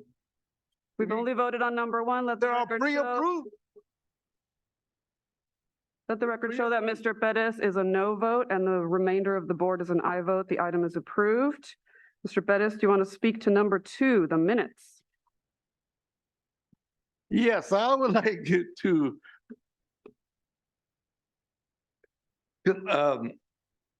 hold on here. Yes, I would like to have a hard copy of the last 2 meetings, August 22nd and September 5th, and DVD, video, and also the minutes in writing also. Thank you. Mr. Bettis, you can. Thank you. You can That's make what I'm- clerical That's what I'm requests. requesting to the issue. Mr. Bettis, Yes, please make clerical requests outside of meeting time. Your I'll make- comments do not pertain to the approval of the minutes. May I please have a motion on item number 2 in consent? I move. Second. so Moved by Mr. Vargas. Do we have a second? Yeah. Second, I'm sorry, I didn't catch that. Who was the second? Michael. So who was the first? Carmine, seconded by. Okay, moved by Mr. Fortuna, seconded by Mr. Vargas. All in favor, please signify by saying aye. Aye. Opposed? I still requested a DVD Okay, print Again, that's video of that meeting. clerical request we can make outside of meeting time, sir. It's Okay. not- It's not, I mean, it does I not want to go make to it the official substance of the on item. film. So, Official, nothing that So- we do here is official. Gee, that item is Number 3. approved. I am speaking, sir. That item is approved. Mr. Bettis is a no vote. The remainder of the board was an aye vote. Can you please speak to item number 26, Mr. Bettis? number 3, Nope, you did not mention number 3. It's been approved. So item 26 is the next item that you. 26. Yes, sir. These grants have been signed by authorized district staff on both those, 26 and 27. Why come here and vote on this issue? What are the circumstances or legal ramifications if we deny these contracts? Are they binding? Do we have to pay for service rendered? That's the question I have. Mr. Bettis, those are excellent questions to ask in advance of the board meeting. You've brought them up previously. We have addressed them. So you So have not. I'm going to call for a motion for item number 26 on the consent agenda. So moved. Moved by Mr. Vargas. Do we have a second? Second. Second by Mr. Yang. All in favor, please signify by saying aye. Aye. Opposed? Hearing none, that item is approved unanimously. Number 27, Mr. Bettis.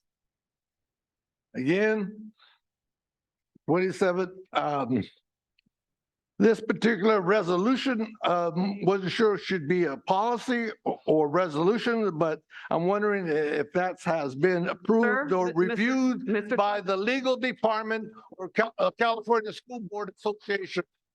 Mr. That's what Bettis. I'm wondering about. Has that been prior approved? Mr. Bettis. Yes. Number 27 is ratification of contracts. It is not a resolution. 28. So are We're you? talking about 28. Nope, but you also pulled 27, so you need to address that next. No, okay, I'm 28. I'm talking about So 28. you did not intend to speak to number 27. No. Okay, may I please? So anyway. Nope. We are voting. Has our sir. legal approved that or the California School Board approved that? That's all I want to know. May I please have a motion on item number 27? So moved. I guess not. Moved by Mr. Vargas. Do we have a second? Second. Second by Ms. Albiani. All in favor, please signify by saying aye. Aye. Opposed? That item is approved unanimously. Mr. Bettis, would you like to speak to item number 28? You just did. Okay, I'd like to take a motion for item number 28. Approval of item 28. Moved by Mr. Fortuna and second by Mr. Vargas. All in favor, please signify by saying aye. Aye. Opposed? I approve. Let the record show that Mr. Bettis opposes item number 28, and the balance of the board is an aye vote. The item is approved. We have dispensed with the consent agenda. I'd like to call for a 10-minute comfort break before we come back and resume business at 7:39. Thank you.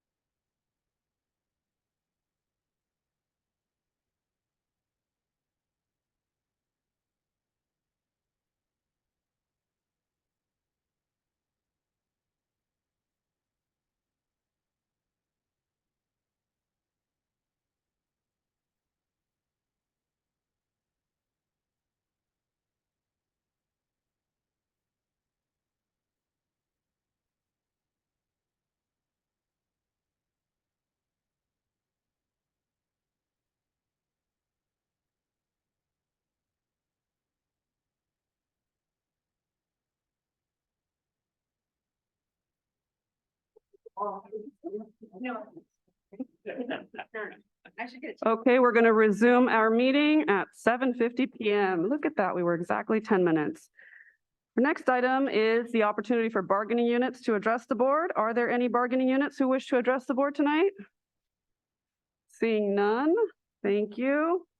Let's take up our discussion item, which is about instructional material and library media center policies update. Ms. Lavasser, do we have any public comments via Zoom for this item? Madam President, we have no public comments via Zoom for this item. Thank you, Ms. Lavasser. Ms. Jamerson, do we have any blue cards for this item?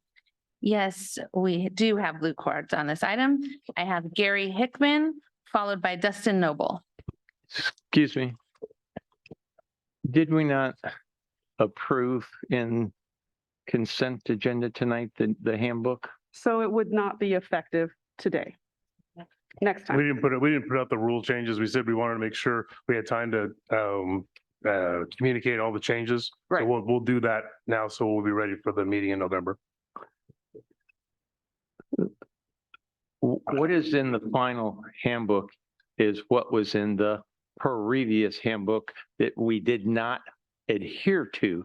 So if something was already approved that we did not adhere to, and the same language basically is within the handbook that was a consent agenda tonight, why wouldn't it be followed? Your point is well taken, Mr. Fortuna, but Rejected.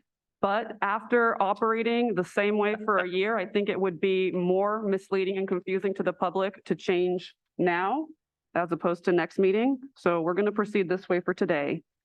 Ms. Jamerson? I have Gary Hickman, followed by Dustin Noble.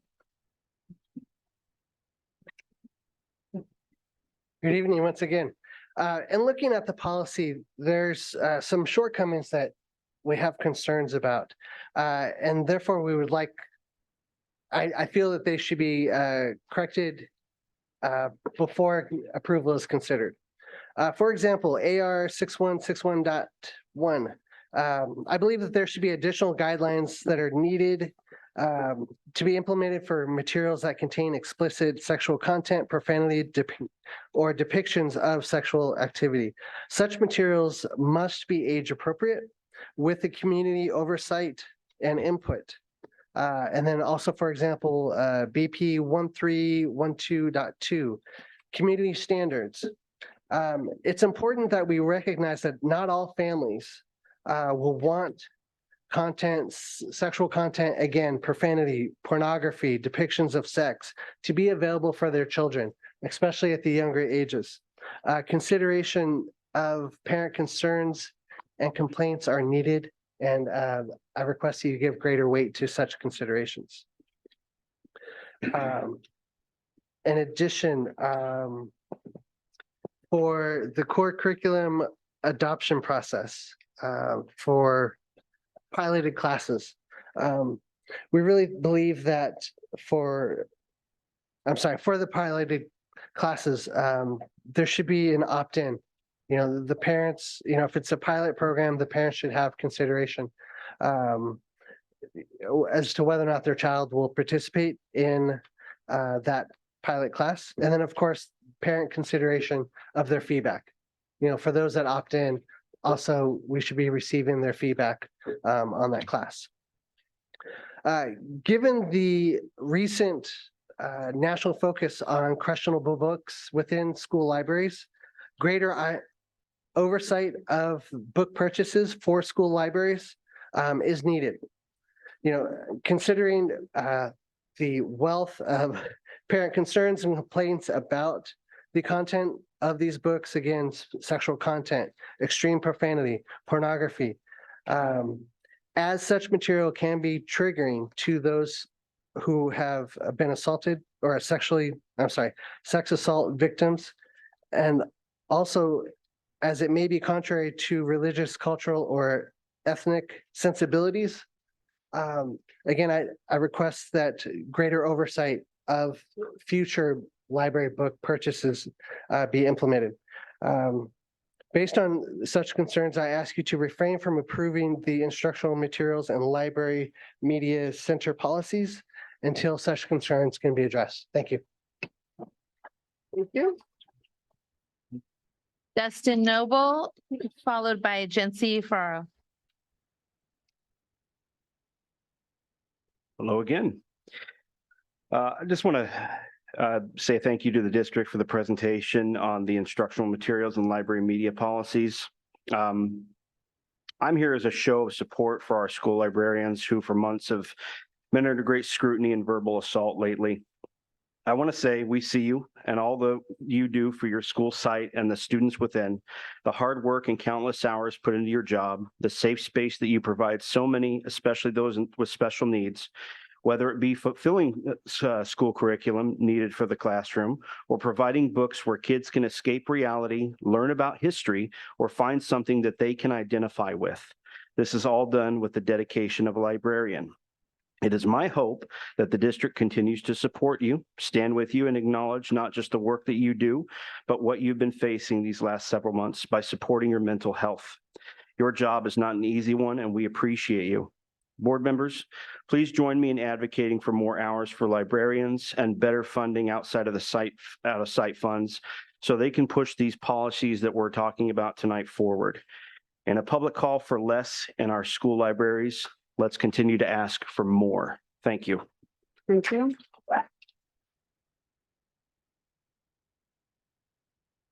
Jency, followed by Meg Madden. Hello, that was a tough one to follow. That was really good. Hi, everybody. I am here tonight to speak on behalf of the librarians. And I am also here. I would like to say that I am not a librarian, but I am a major wannabe. They are the best. And I love when my youngest kids can come home with their books every Thursday and what my teenagers have the opportunity to choose independently without my influence or anyone else's in their school setting is just second to none. I'm here tonight to encourage all of you to consider funding more hours for the library techs. I know all of these superstars are overworked and underpaid. I have recently found out that there is not equal funding across the district for each school. It's kind of reliant upon the PTAs and the book fairs to raise money to fill their libraries with books. And I know for a fact that not every school has a PTA. So I would really appreciate someone taking the lead on making sure that there's equal funding at every school across the district so that their libraries can be full equally. I would also encourage someone to acknowledge the negative impact of the attacks that have been happening on specifically the librarians, accusations, and the mental health of these amazing people that are your employees has not been addressed by anyone. And I would love for someone to take accountability and just check in and make sure they're okay and see what they need. Thank you. Meg, followed by Emelina.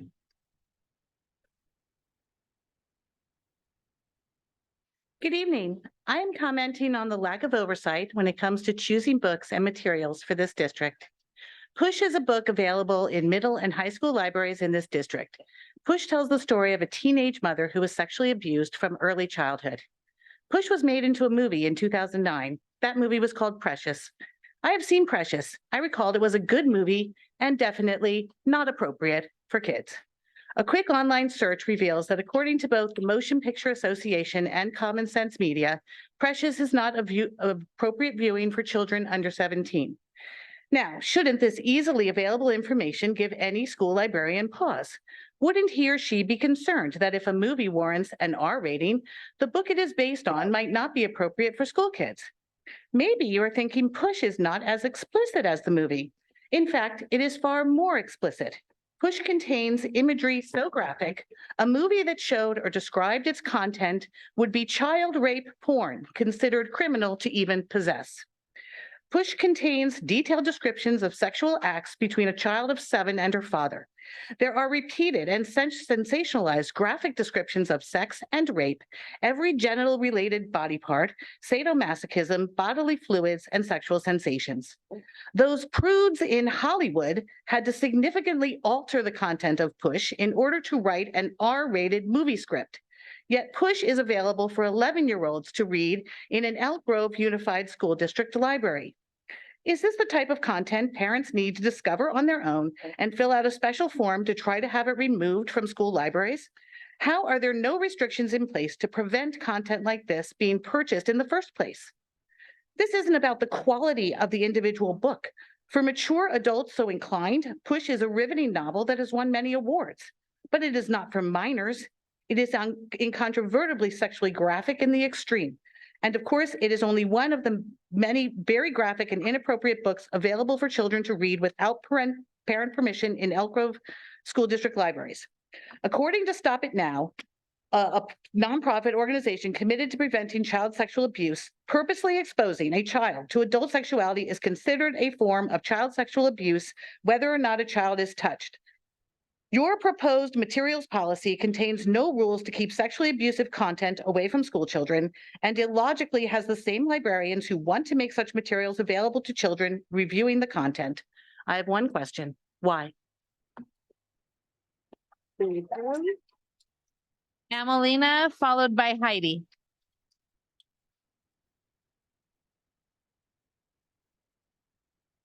Okay, regarding the policy, I did the survey, which was like a overload. I mean, for busy parents out there, I was like, wow, is this purposely done so parents give up? It was a lot of work. But anyway, I did my work. I would like to know if do we get the results of the survey at all, or is just for the board and the committee who's working the policy? I would like to see if possible.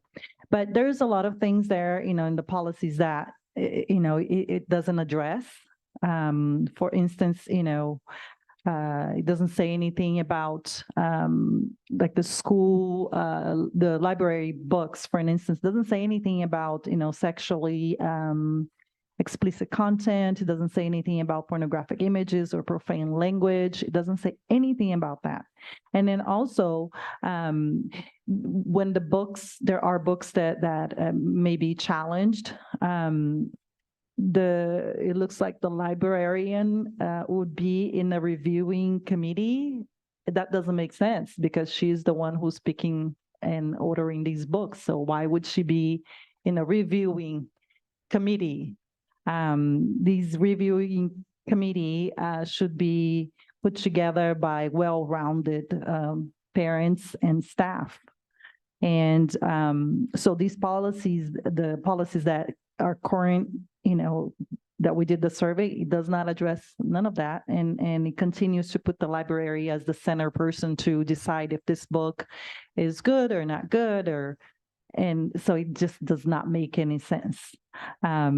So I am hoping that when it's time to vote no, when it's time to vote, you vote no in this policy as it is, unless a lot of things need to change, because it does not address the concerns that parents have been coming here for almost a year and letting you know. So I don't see the need, or I don't see, it doesn't make sense that you would make policies that continues to allow, or there's no process for books that are challenged, and allow these kind of books to be available to our children.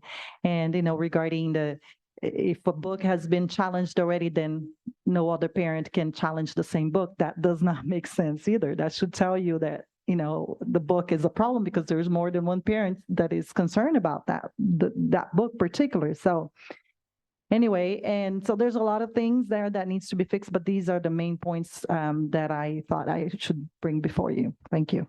Thank you. Heidi, followed by Ariel Clark.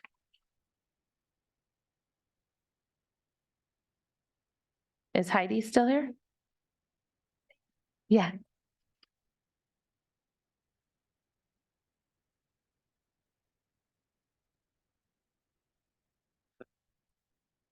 Thank you. I'm sorry I didn't hear that.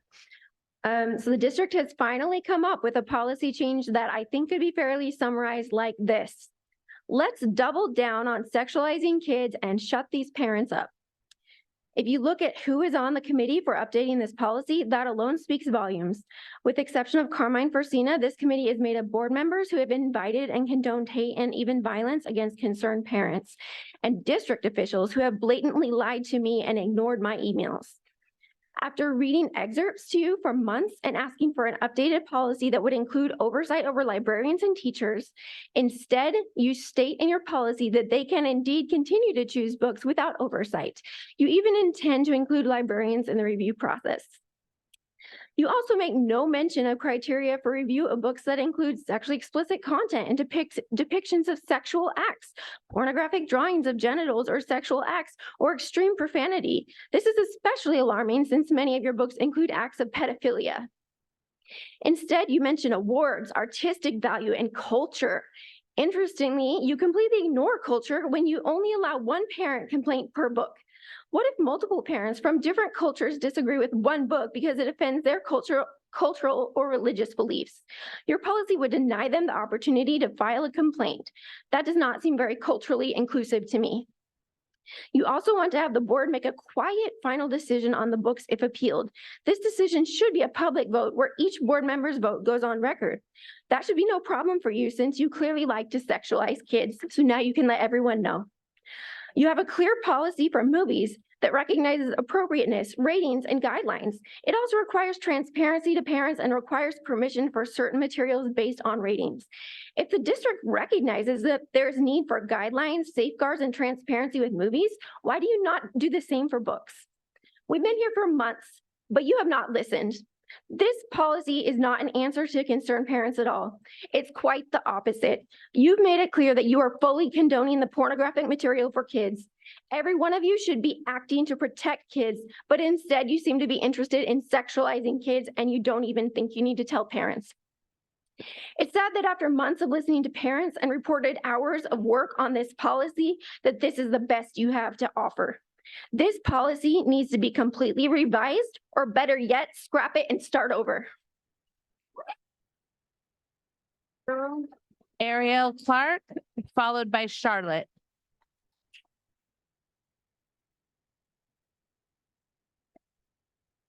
Let's see. Good evening. I'm glad a lot of people have gotten up here and said this isn't a red or a blue issue, because I believe the same. It's not a gay or a straight issue. It's a child safety issue. I'd like to focus on what we can agree upon. We can likely agree that human trafficking is wrong. We want to protect children of Elk Grove and everywhere against that.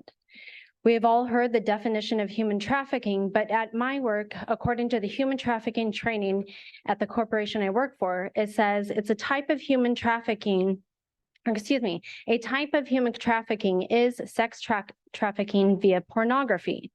So this got me thinking. This helps me make the connection to my concern about the books in schools at the pornographic level. I'm especially concerned of books with themes of incest and pedophilia. I would like to think that we can agree that we would want to protect children from that. I can't believe there's a single person up there that would support that.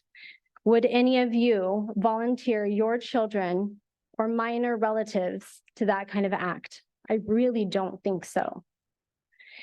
If you were also aware of the Elk Grove Unified School District policy on inappropriate conduct via personnel, that shall not expose children to lewd conduct and whatnot, lewd material. So how can we uphold that policy if we're confusing the lines of force and coercion and the themes of incest and pedophilia in these books? I think we both could agree that we can't reach our mutual goals of child safety in this current way that we're operating right now. At my work, there's a policy that if a patient comes in and is suspected of being a victim of sex trafficking, we have to refer them to the facility's abuse, neglect, and violence policy and procedure. This includes a certain assessment tool, refers them to victim assistance. As you can see in life, there are some things that are just wrong. some things that are right, some things that are good, and some things that are bad. And I don't think that you guys want the blood on your hands if a child is getting forced, coerced, or harmed on your watch. You guys have taken these positions to serve. I think you've put a ton of time and effort into that. But I need you to help me help the children have the best chance to focus on academic subjects and reach their full potentials as students. Lastly, we can agree that trust has been broken. And in short, I will just say that this new policy, which I have looked at, I have read, is a big mistake. It betrays secrecy. So please do not pass the current instructional material policy. Thank you. Thank you. Charlotte. Charlotte. Okay.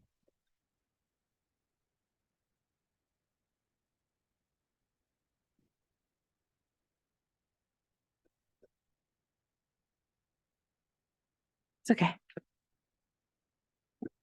I encourage you to vote no on these policies.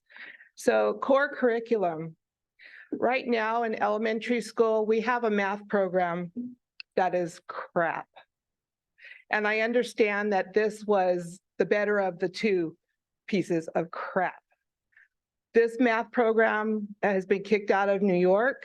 So I don't know why we're doing that one. And I think parents should have a say when their children are doing the pilot programs and have a say in the programs.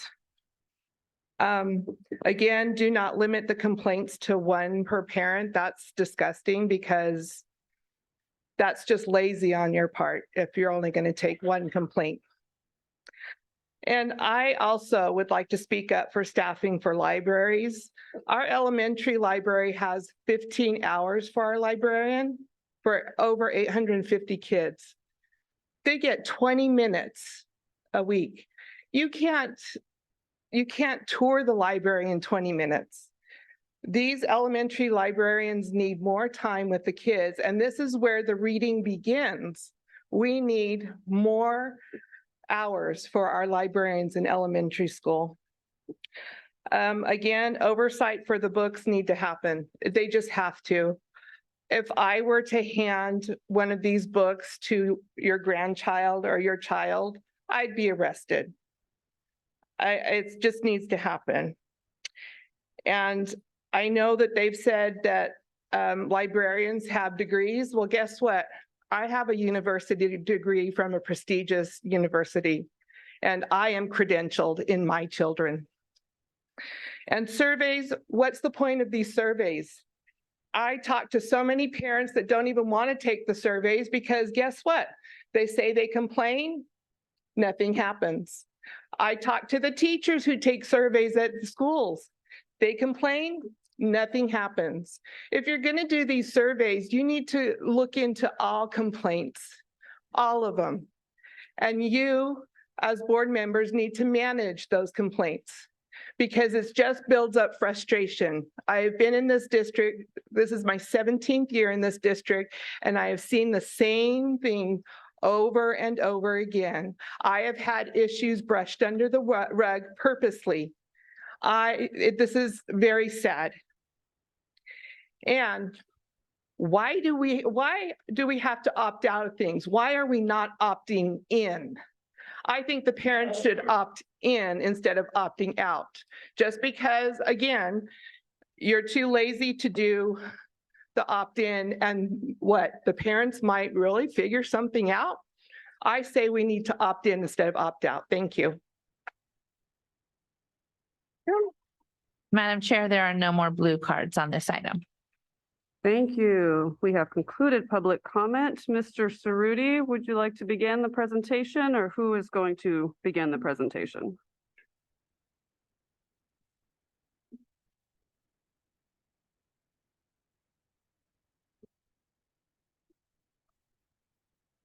Thank you and good evening, Madam President, members of the board, Superintendent Hoffman and Ms. Avalos. Appreciate the opportunity.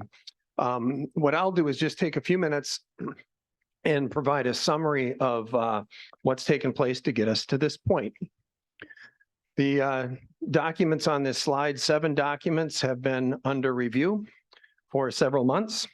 And really a way that I would summarize the work as it relates to all of these documents is that the intent is to provide guidance or guardrails, if you would, that guide decision-making, whether it be at the scale of district-wide core content instructional material adoptions that are approved by the board, supplemental material adoptions approved by the board, all the way down to individual materials that our teachers are using in their classrooms and certainly in our schools and our school libraries. Just a bit of clarification in terms of some related to some terms that are used. Policies, I won't just read these, but policies are typically general, more general in their language, and policies are approved by the Board of Education. Regulations, oftentimes administrative regulations, as they're called, are routinely accompanying board policies. They don't necessarily have to. And they add operational detail. They are not approved by the Board of Education. They're approved by the superintendent. And the decision of the superintendent is informed by the superintendent's cabinet and applicable staff as it relates to the subject matter. And then exhibits can be accompanying documents to policies and regulations, and those too would be circulating through, I should have added, through the ultimately through the superintendent's cabinet. A bit of information about the work of the subcommittee. The purpose was to serve in an advisory capacity to staff and assist in the development of draft documents for full board approval and consideration. The advisory committee, or the rather the advisory committee, was not a decision-making body. It was advisory in nature. The meetings are noted. There were 4 meetings, a total of 12 hours. Actually, there a few of the meetings went a few minutes over. It's probably closer to perhaps 12 and a half hours. The members are as noted. Board President chairs Espinoza. Board President chairs Espinoza, board members Fortuna and Vargas, and I sincerely want to thank them for the work and the input and direction that they provided.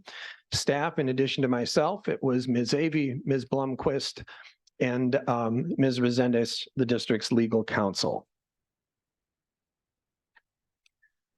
This is important information because these are planning considerations that guided the work that was done. Federal and state, all federal and state law that was applicable to the topic. And I noted specifically Assembly Bill 1078 that was recently passed into law.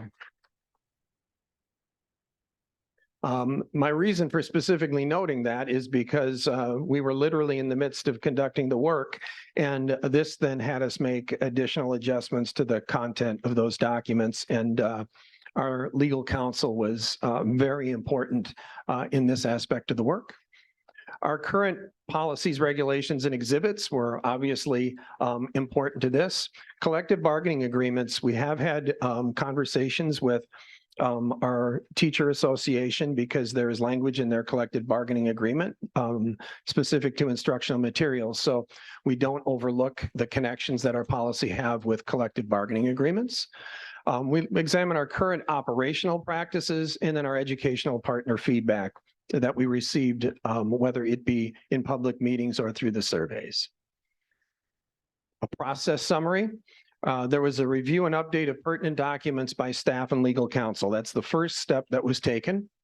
And in the course of that work, it may seem like it was very simple to just identify the documents. There's a new board policy that's being brought forward. It's not a update to an existing policy, but we took careful consideration of all policies that were applicable, policies and documents applicable to this work. Once we had an initial draft of those documents, those were reviewed in the superintendent's cabinet and updated. And then the board subcommittee was formed, and the board subcommittee reviewed those completed drafts. And I just want to note that that review was literally a line-by-line, word-for-word review of every document. Then we engaged in educational partner feedback, and I'll provide a little additional information about that in terms of the survey that was administered. Following that, we reconvened the subcommittee for a final review and update and with the potentiality of updating the documents based on survey data. And then similarly, I mentioned previously, AB 1078. And then we're bringing it here for discussion.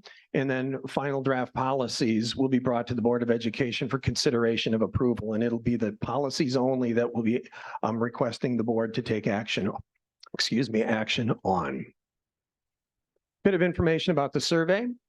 The survey was developed by staff under advisement from the board subcommittee. Once we had the surveys developed, and it notes that they were developed for each of the 7 documents. So there were 7 surveys that our educational partners had the opportunity to provide feedback on. All 7 were reviewed by the subcommittee, and there were several recommendations that they made that enhanced that survey. And this was not for the purpose, note that students, parents, and guardians and staff were required to provide an ID. We had a specific conversation about this as staff and then with the subcommittee. It's not for the purpose of identifying individuals. It did limit it so that access to the survey was specific to students currently enrolled in our schools, their parents, guardians, and our current Elk Grove Unified School District staff. And then survey response structure was open-ended with no character limit. So we didn't have any drop downs that folks had to select from. They were all open-ended, and we didn't limit the amount of information that people were able to provide. This provides some totals, and I won't necessarily go through this line by line, but you can see the total number of people in that responded to each survey. And if you go down to that, what would be the second column from the left that has the total column, 476, that doesn't mean that that was 476 unique individuals that completed the survey, and you'll see that in just a moment. But that tells you the number of people that responded to each survey in terms of students, parents, and employees. There were 132 individuals, unique individuals that responded across all 7 surveys. There were 11 students, 80 parents, and 41 employees. The respondents provided a total of 476 responses across all surveys. The respondents could respond to multiple surveys. So when you look at it, there were actually, in the end, 769 individual comments. Not all comments were unique. There were some that were duplicates. And that gives you an understanding of the overall number of those comments. All of those comments, every individual comment was provided to the subcommittee, and every individual comment was reviewed by staff. As it's noted, some summary statements, approximately 8 out of 10 respondents indicated that the document makes sense in its entirety. And the ratings of clarity varied slightly, as it notes, from a high of 87% to a low of 80% for the library materials selection protocol. A bit of information about the feedback itself. Of the 769 comments, there's a semi-automated technique that we use. We've used the same technique, for example, with our LCAP survey, when we have many responses, but also open-ended responses. So that what it means by semi-automated is a computer will look, and it will look for common phrases or words. And then based on that, it will create groupings. And then the staff actually look at those and then make determinations of what would we call that category. So that's how that's done.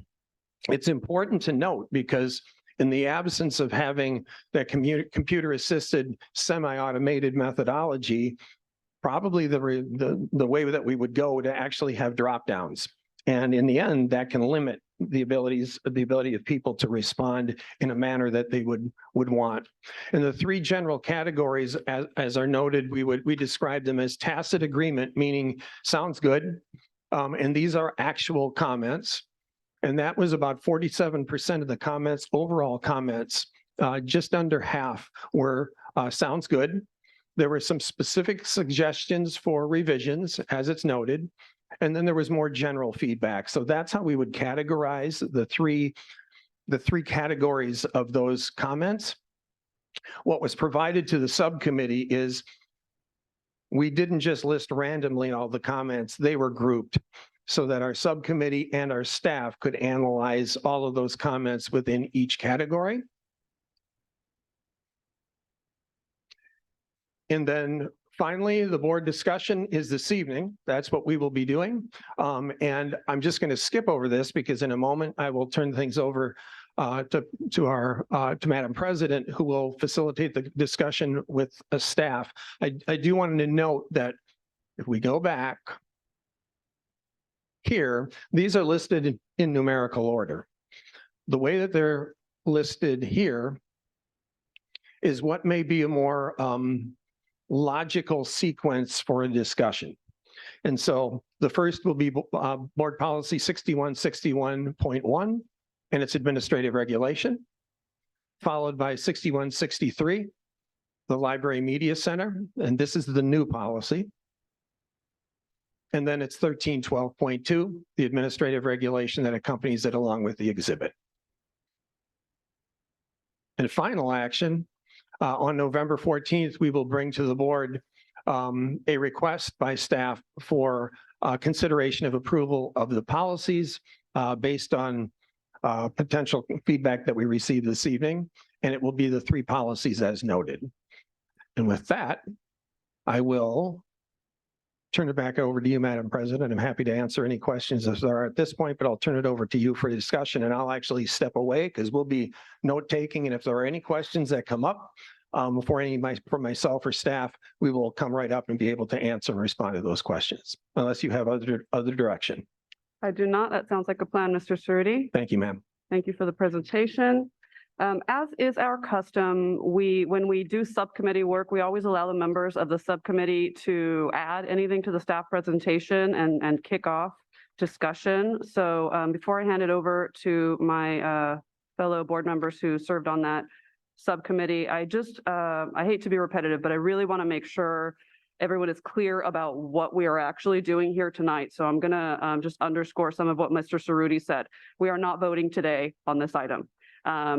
Only board policies are actually officially approved by the board, but we are presenting the entire package today so that the public, the community, and the board can see how they all work in conjunction. So our comments, our discussion today should be about whether we concur with what the subcommittee is proposing, or whether we would like to propose that the board make some changes, which staff would then draft after this meeting. And as is our practice, the final documents will come back to the board on the consent agenda at the next meeting. So just want to be super clear about what we're doing here today.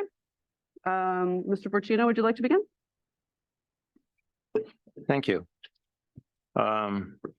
As was stated, we spent approximately 12 hours in meetings discussing the items and many hours outside in research and preparation.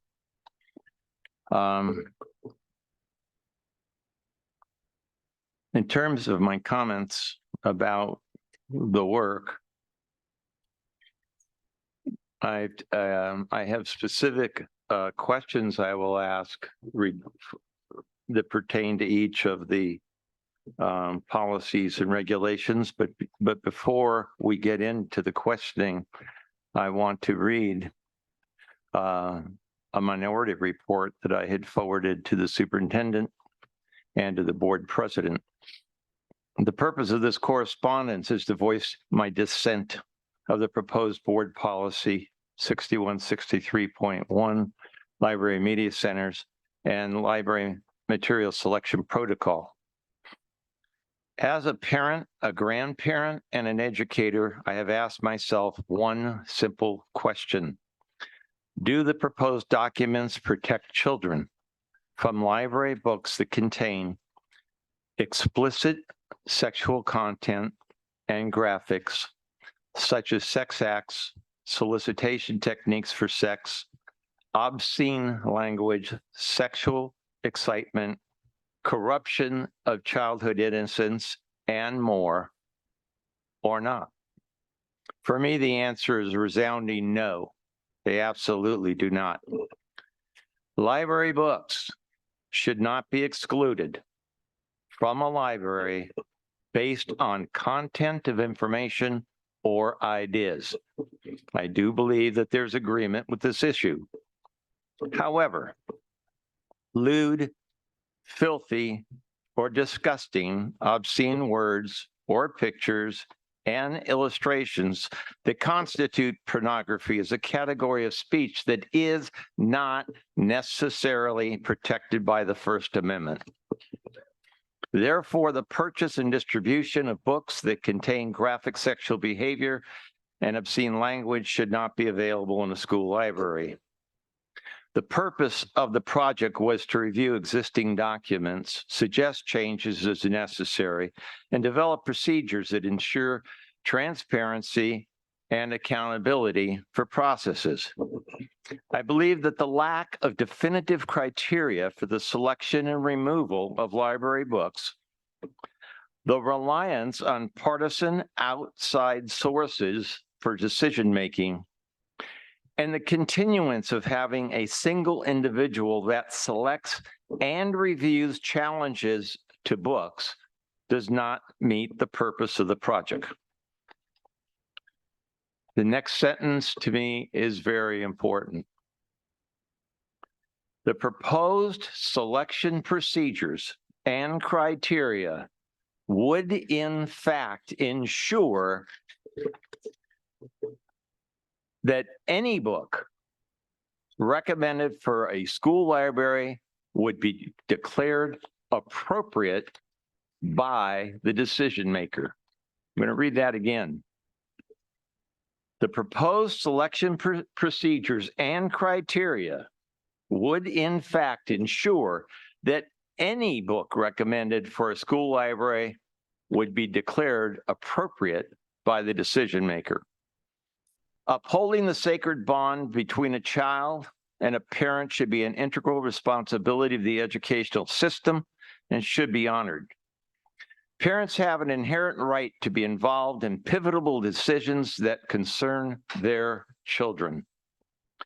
Single individuals making decisions about the inclusion of books in the school library without parent involvement and the provision of information prior to the purchase constitutes parental secrecy and affects the parent-child bond. School districts and the government should not be driving a wedge between the parent and the child by taking the position that they know best. In fact, as written, the complete burden of discovery of what has been purchased by the sole decision maker and or resides in the library rests completely with the parent. The issue of what should and should not be allowed, the issue of what a child should or should not be allowed to see and read in a school library is one that can and should protect parent rights while also respecting the child as an individual learner. Clean reads, content books without obscene language or illustrations are certainly an alternative that can address individual concerns and is one that did not get any traction in the subcommittee's work. Conflict in thought should not be a deterrent to an amicable solution as long as the individuals involved are willing to do the hard work. The question was posed in the materials received by the Board of Education prior to the work of the committee. What is the line beyond which a book or instructional materials are deemed inappropriate? This question was never answered. Therefore, as a member of the board subcommittee, I hereby view the documents as status quo. And as one member of the subcommittee, I do not give my approval to the proposed documents. Thank you, Mr. Fortina. Yes, sir. Mr. Forcina, when did you give that to superintendent or chairman? October 12th? And have we received a copy of that? No, you have, No, no, sir. you have No, not. sir. Why not? I'd like to answer that question if you Oh, allow I'm me to. asking the question. Once I finish, you can answer. Yeah. No, you asked it. You asked it. So, You asked a question. I'd like to answer it. Remember? We've covered, that's how questions and answers work. I'm asking him a question, No. You asked why the decision was made and I made the decision, so I should be the one to answer. but I'm asking him some questions. Okay, well, let me answer the one that you just asked me and then you can go back. Actually, I'm going to let Mr. Vargas speak and continue delivering his report as a subcommittee member, and then we'll get into Q&A, okay? But yes. Can I have a copy of that? Sir, you need to stop interfering with this meeting. I need you to sit down and allow this meeting to proceed. Right now. If I can please respond. Yes, Mr. Forcina made a request to have a minority report included with the presentation materials. That has never been our practice, and I did not want this to be the moment that we innovate new procedures. He obviously very ably delivered his statement here. So that was a determination I made, and I bear full responsibility for that. So Mr. Vargas, go ahead. Okay, so I think that, the subcommittee had a very interesting task, and the administration had a very interesting task, which was to accomplish something difficult, which is to take into account two sometimes competing views. And I think that the administration did so quite ably. I think that one of the things that we were asked to do was to provide a procedure, to provide transparency, and to provide accountability. And I think that these policies actually do that. They provide the oversight that was being asked for. And it is, contrary to what Mr. Forcina said, it is not one person making all decisions. It is a librarian, somebody who is trained to make the initial decisions, making decisions. And then there is a long process on the back end if there is a concern around any of the instructional materials. And that long process is outlined in these policies. Just to give you kind of an idea of what it looks like, a book can be challenged. That challenge then goes through a review committee, which is then goes through the superintendent, and then can, if appealed, go to the Board of Education. And so there are many, many layers of review involved in this policy. And I think that is exactly what transparency and accountability are supposed to look like. And at any of these points, right, and one of the things that I harped on a lot was providing explanation, providing a reason for why a decision was made, because I think that is important, not only because people deserve to have an answer to their questions or complaints, but also because we are an educational institution. And it's a little bit odd to me if we're not trying to educate in the process of everything that we do. And so providing those explanations, why was this complaint sustained? Why was this complaint not sustained? I think is an important part of this process and leads to that transparency that we were being asked for. And so I think that we very successfully, provided those things that we were asked for. At the same time, we were asked by another constituency group to protect students from discrimination and to empower subject matter experts. And that is also something that we were able to do and that the administration was able to do in this policy.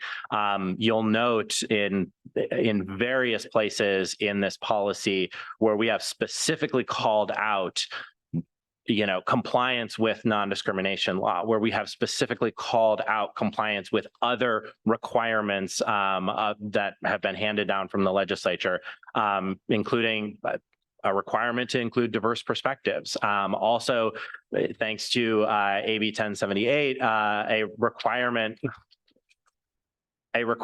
that students now have a right to access certain information and to access age-appropriate information. And I think that sort of threw a wrench into, what we were doing, but it was a good addition, that ended up making its way in.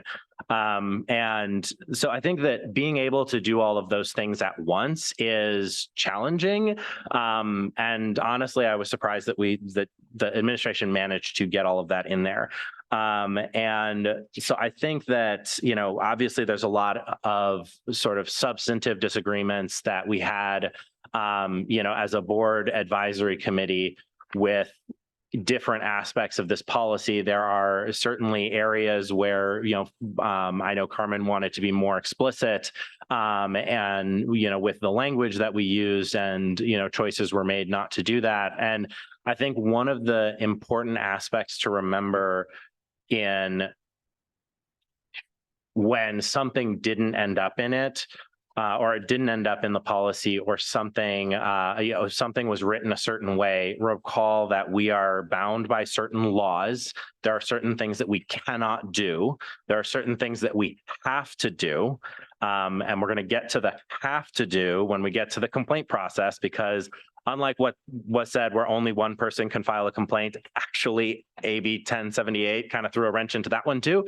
Now we are required to take complaints, and we are required to review. And so anybody can file a complaint. You can, please don't file as many as you want, but please.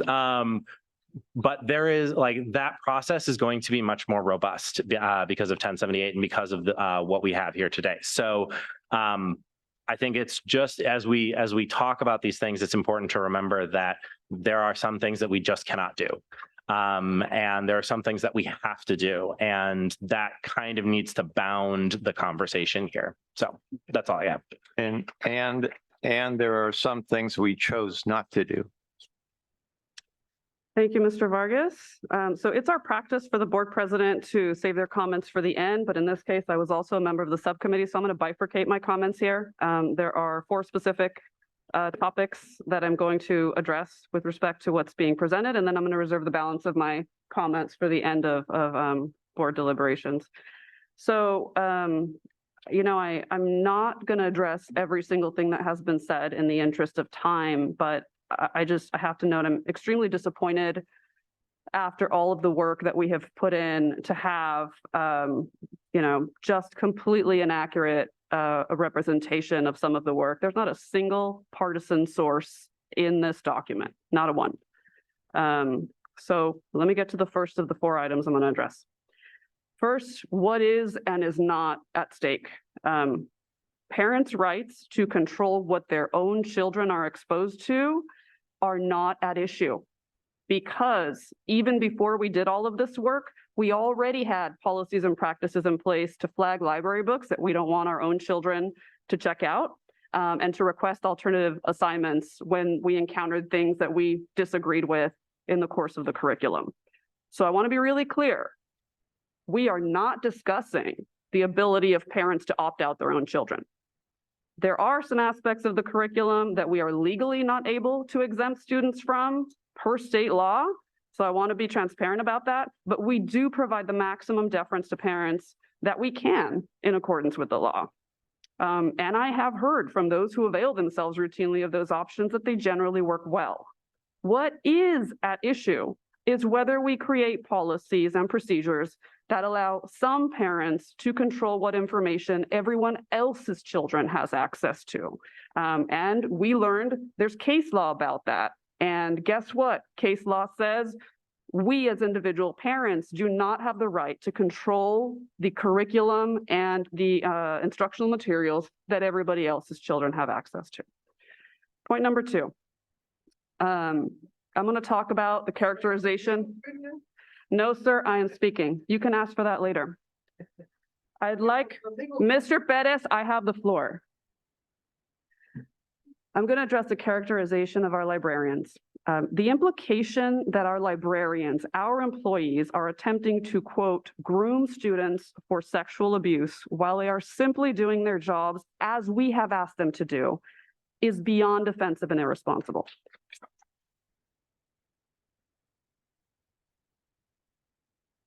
the public can say what they will, but board members should hold ourselves to a higher standard of professional conduct. The characterization that we have created policies that allow just, complete and total autonomy on the part of our librarians in selecting books is completely misleading. Neither our existing processes nor those that are proposed in the documents before us confer more autonomy on librarians than that conferred on every single employee in this district who we entrust to carry out their responsibilities in accordance with their job descriptions, with their training, with their expertise, with board policies, administrative regulations, and applicable laws, all while under the supervision of someone in this organization and with accountability measures in place. Like any organization, we create policies because it is literally impossible to function with the expectation that every single decision made by every single employee will instead be made by committee. There is absolutely nothing different about our treatment of librarians compared to other employees. In fact, these policies now apply the standard for library book selection to books selected by teachers in their classrooms, regardless of funding source. For the first time, we will have a single comprehensive standard across the district. Issue number 3, I'd like to address what the goal of this entire process has been. It was never my expectation that we would reach consensus on the issues before us, not as a subcommittee, not as a board, and not as a community. I recognize that people both on this board and in the community had different goals for the review process that we've undertaken over the past year. My goals were that we put forth a transparent process, guardrails, if you will, for how we select library materials, that we establish a consistent process for members of the community to alert us of potential errors in our decision-making. The documents before us achieve that. What problem are we trying to solve? It's easy to lose sight of that. To my knowledge, no student has ever said that they were harmed by a book in one of our libraries. It's one thing to read an out of context excerpt to an audience who has not selected or consented to be exposed to that content when there is no opportunity to explain why the book is of value to our students.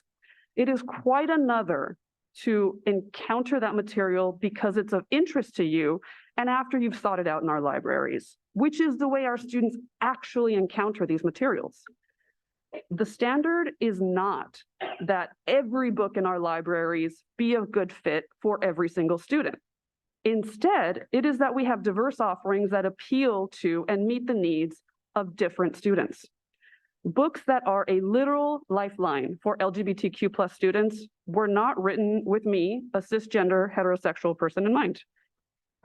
It's okay that there are books on our shelves that were not written with me in mind. I am not harmed by it. In fact, we can't fulfill our educational mission if we don't have the diverse books that help create a safe and welcoming environment for our students. And my last point, as a longtime public servant, there is nothing I enjoy more than to be able to give someone a succinct explanation for how things work in their government.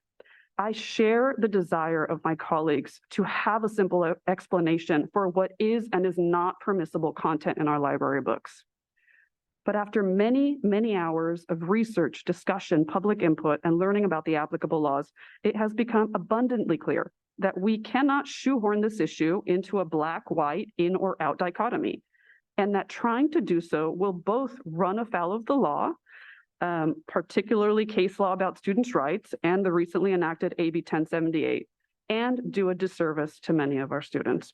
So I'm going to stop there, pass it along to the rest of my colleagues, and again, I will wrap up at the end. Hey, may this board have a copy of your comments? Of my comments? Yes, your written comments, sir? Happy to send them to you, sir. Excuse me? I'm happy to send them to you. All of us, please? Anybody who wants them. We are going to go through each of the documents now, correct? Because that will, as we go through the documents, I have a right as a member of the board prior to a board vote to ask questions about items that are in here. It'll also give me an opportunity to dispel some of the mistruths and negative comments you made about my comments. And I will be able to address those as we go through the policies and regulations. But we cannot vote on the policies and regulations when they're put on the board agenda until such time as board members have had an opportunity to ask their questions regarding those items that they're going to be asked to vote on. Correct. So are we ready to start? Because that's exactly what Mr. Cerruti presented here, and I'm ready to go. Of course, sir, that is absolutely my intention. My expectation is that when I give the floor to a colleague, that is their opportunity to raise, as I said, whether they are in concurrence with or raise or propose a change to a document. You had your opportunity, but if it wasn't clear to you that that was the opportunity, I'm happy to come back to you. The fact that I was on the subcommittee does not preclude my right to ask whatever question I choose to ask Which is as a exactly- member of the Board of which is exactly Education. why I'm inviting you to do so now, sir. Mr. Fortuna? Oh, we're going to, you want me to start on board policy 6161.1? On board policy 6161.1, I have no questions. Thank you. On administrative regulation 6160, excuse me, that's 6163. I messed up my papers.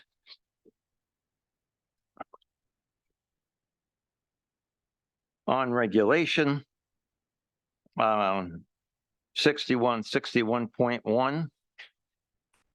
In the first paragraph, it states the district selection and evaluation procedures for instructional materials have been developed consistent with the state law and follows guidance set forth in the content areas, state frameworks, legislation, and the American Library Association. If one researches the American Library Association, one would learn that within their Bill of Rights and the interpretation of the Bill of Rights, it pretty much says anyone can read anything they choose, regardless of age. They also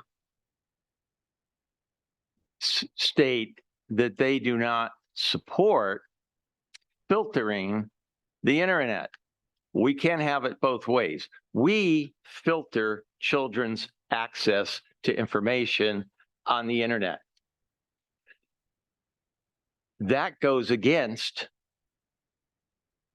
policy of the American Library Association, but that's okay. But we will take their stance that it's okay that any child gets to read anything. Now, here's my first question, and I'd like you, Madam Chair, to give the same response to the audience that you gave me when I asked this question. And the question was, why are we relying on a sole source when there are organizations like Compass Book Ratings and Novel Book Ratings that are available and give ratings based on profanity, based on violence, based on sexual content? Why can't we, and this is my first question for the entire board, as opposed to relying on the American Library Association, why not have alternate associations that are not biased? And I'd like to see additional sources added to this line. Preferably, I'd like to remove American Library Association, but at least add non-biased organizations. So I'd like to see that. Now, I don't know how you're handling the questions on individual board member questions. So that's my first question on regulation 6161.1. Then as we move down to. Hold on. Yeah. Why don't you have her answer that? Because when I asked her a question, she jumped in. Yeah, I'd love, you I'll want defer to you. you want to answer it? Happy to. So first off, these criteria work as a whole. There is not you meet one and you're in, you're approved, right? We point to the American Library Association's, I forget what they call it, like Bill of Rights. We point to a different document that they apply specifically to schools. And as you can see, there's also a lot more in this document. So it's not like, one and done. And in response to your question, Mr. Fortuna, when you brought up other sources that appeared to exclude some of the content that we are required by law to include, that was what I responded. That is not the truth. Okay. That is not what you said. Yes. That is a lie. Here's what you said. Okay. This was your response to what I said. I said, we can include, or why don't we include other rating sources? And you said like what? And I said, Compass book ratings, novel book ratings. And you said, I'm not familiar with those rating systems, therefore they must be anti-LGBTQ. Wow. Yes, you did. Did I say that? Yes, you did. You're lying. Okay, Mr. Fortuna. What I said is I'm not familiar I with wrote those. everything down. I have comments that Michael made. Take it down, Carmen. Take it down. Thank you. I don't Please. like to Just give her a minute. You're right. I don't Give like her to a be minute. accused Stop. of lying I don't need when I have written. There were a lot of people in that room. So let me reiterate what I said. I said, I'm not familiar with those, but based on your description of them, they would appear to not comply with the FAIR Act and other applicable laws. That is what I said. is not So, what Mr. Vargas, does that confirm with your recollection? Okay. Proceed, Mr. Fortuna. Do you have more? Yes. As we move down the page in paragraph 1, 2, 3, 4, it says if the supplemental instructional materials are ordered in a quantity of fewer than 16 copies, sites just follow the purchasing guidelines.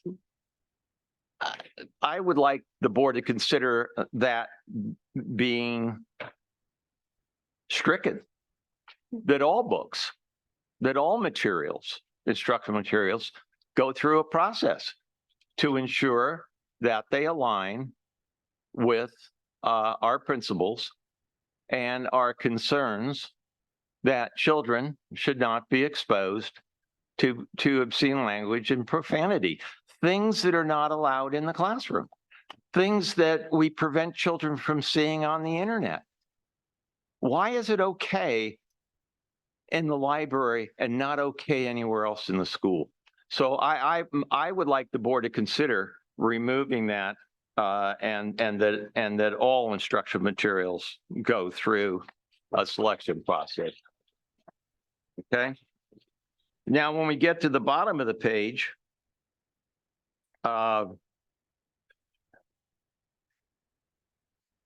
it's the beginning of references to steering committees with no definition of what those are. Now, that's not a huge point, but it is a point in terms of transparency. Who's the steering committee? Wait, hold on here. Where do you, what paragraph? As you go down where it says on page 1, board adopted core curriculum materials and approval process, in sentence 2, in sentence 3, in sentence 4, it speaks to the steering committee. And in sentence 6, the curriculum council, but we don't define who that is. And there should be definitions with respect to who those are. Aren't those defined in the AR, the accompanying AR? Pardon me? Aren't those defined in the accompanying AR? No, they are not. I think they are. No, they are not. Okay. You're in the AR, aren't you? Yes, I am. You want to go a little further down? The steering committee, So we had, I recall having this conversation specifically about what is the steering committee and what is the curriculum curriculum council. There's a whole section on that. There's a whole section on each of them. on who council committee, not who makes up the various committees. I kind of see what you're saying. So I don't think that specific information is in it, but we did get. Looking at it right now. Oh, okay. Okay, on page 2, criteria for selection and adoption of instructional materials. And number 3, it says, to the satisfaction of the board are accurate, objective. I don't see. Why? Hold on. Is that number 4, 3? Or... Number 3. Oh, 2, okay, I see. Why not include shall not statements? Shall not include pornographic pictures, shall not include obscene language. Why not? And I would like the board to consider adding language of prohibition that provides guidance to people who would be making decisions. I agree. As I go on to page 3, 9C, it says clear, concise writing and appropriate vocabulary, language.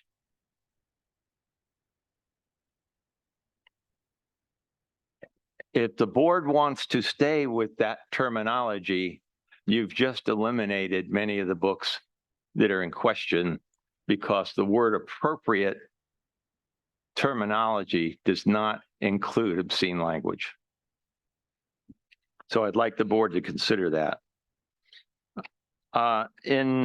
Under steering committees, instructional materials evaluation, it says steering committees consisting of a majority of teachers. I agree with you. It mentioned teachers. It doesn't talk about how they are selected, who they are, who's making the selection. There's a whole host of things. Along with administrators or other district staff who have subject area expertise shall evaluate and recommend instructional materials board. Again, I said, you know, who are they? How are they selected? And that goes for then the next paragraphs under that heading for steering committee, curriculum council. So those are my same questions. Now, as we go to page 4, it says parents, guardians will be notified in advance if pilot materials will be used in their students' class.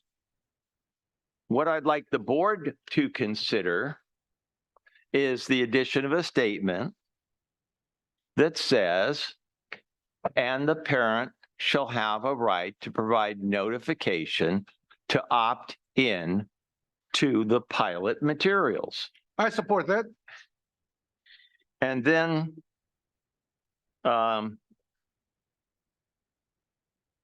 again, under board adopted core and supplemental curriculum materials, it talks about a quantity of 16 or more, and I'd love to see that 16 just eliminated. So those are my questions on the first 2 documents.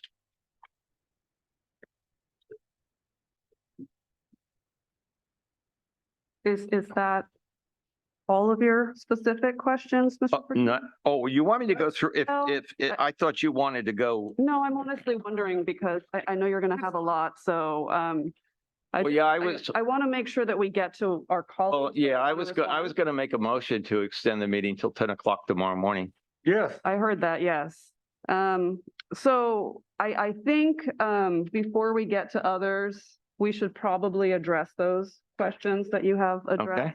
So I'll take a stab at it, or do you want to, Michael? Well, I think Mr. Yang and all my other fellow board members should have some input of what they think on this document before we do go there. They absolutely will, but Mr. Fortuna has raised some very specific questions, and I'd like to address them. I'd like to give Mr. Vargas an opportunity to provide context before we go to people who didn't have the benefit of the countless hours of discussion that we did.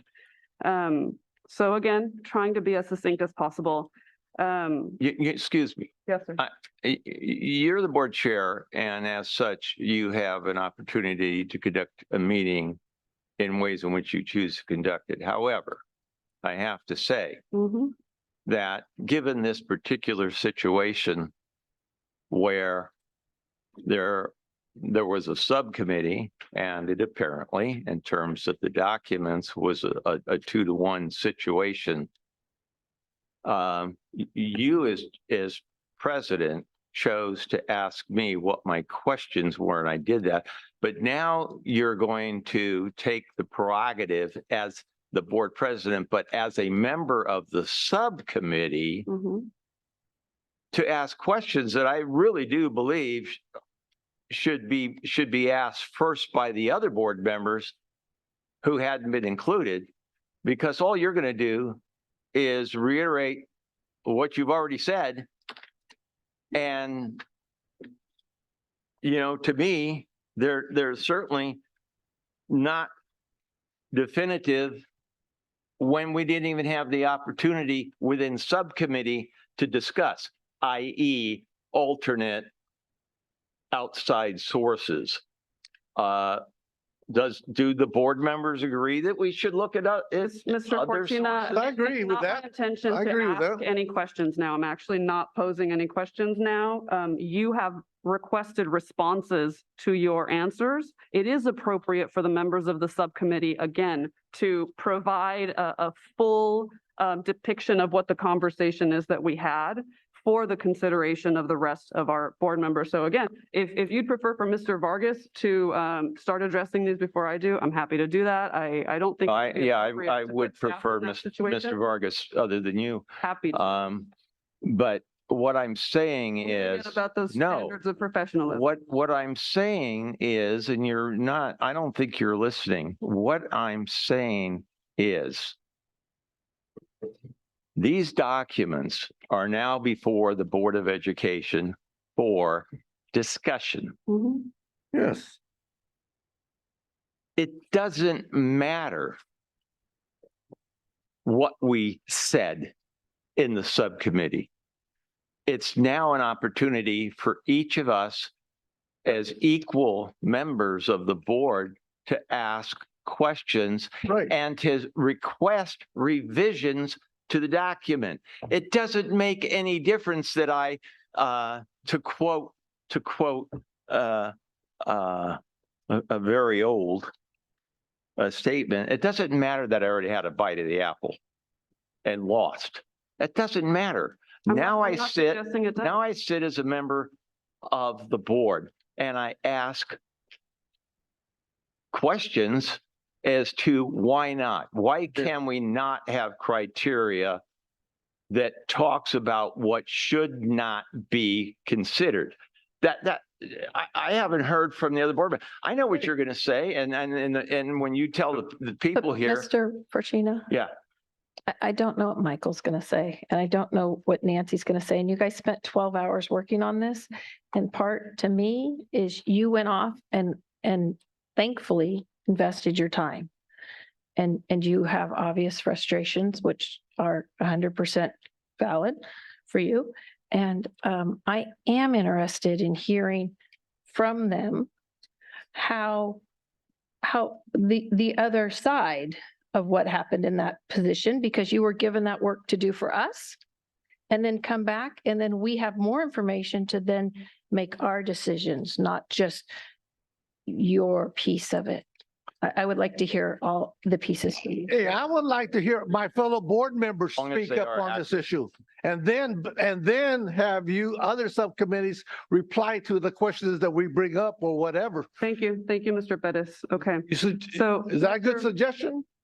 No. No? Mr. Vargas, would you? You don't I care? don't know if you kept notes as detailed as mine, but would you like to respond to any of the questions that Mr. Fortuna raised? I'm trying to remember all of the questions that Mr. Fortuna raised. I have them. I can tell you.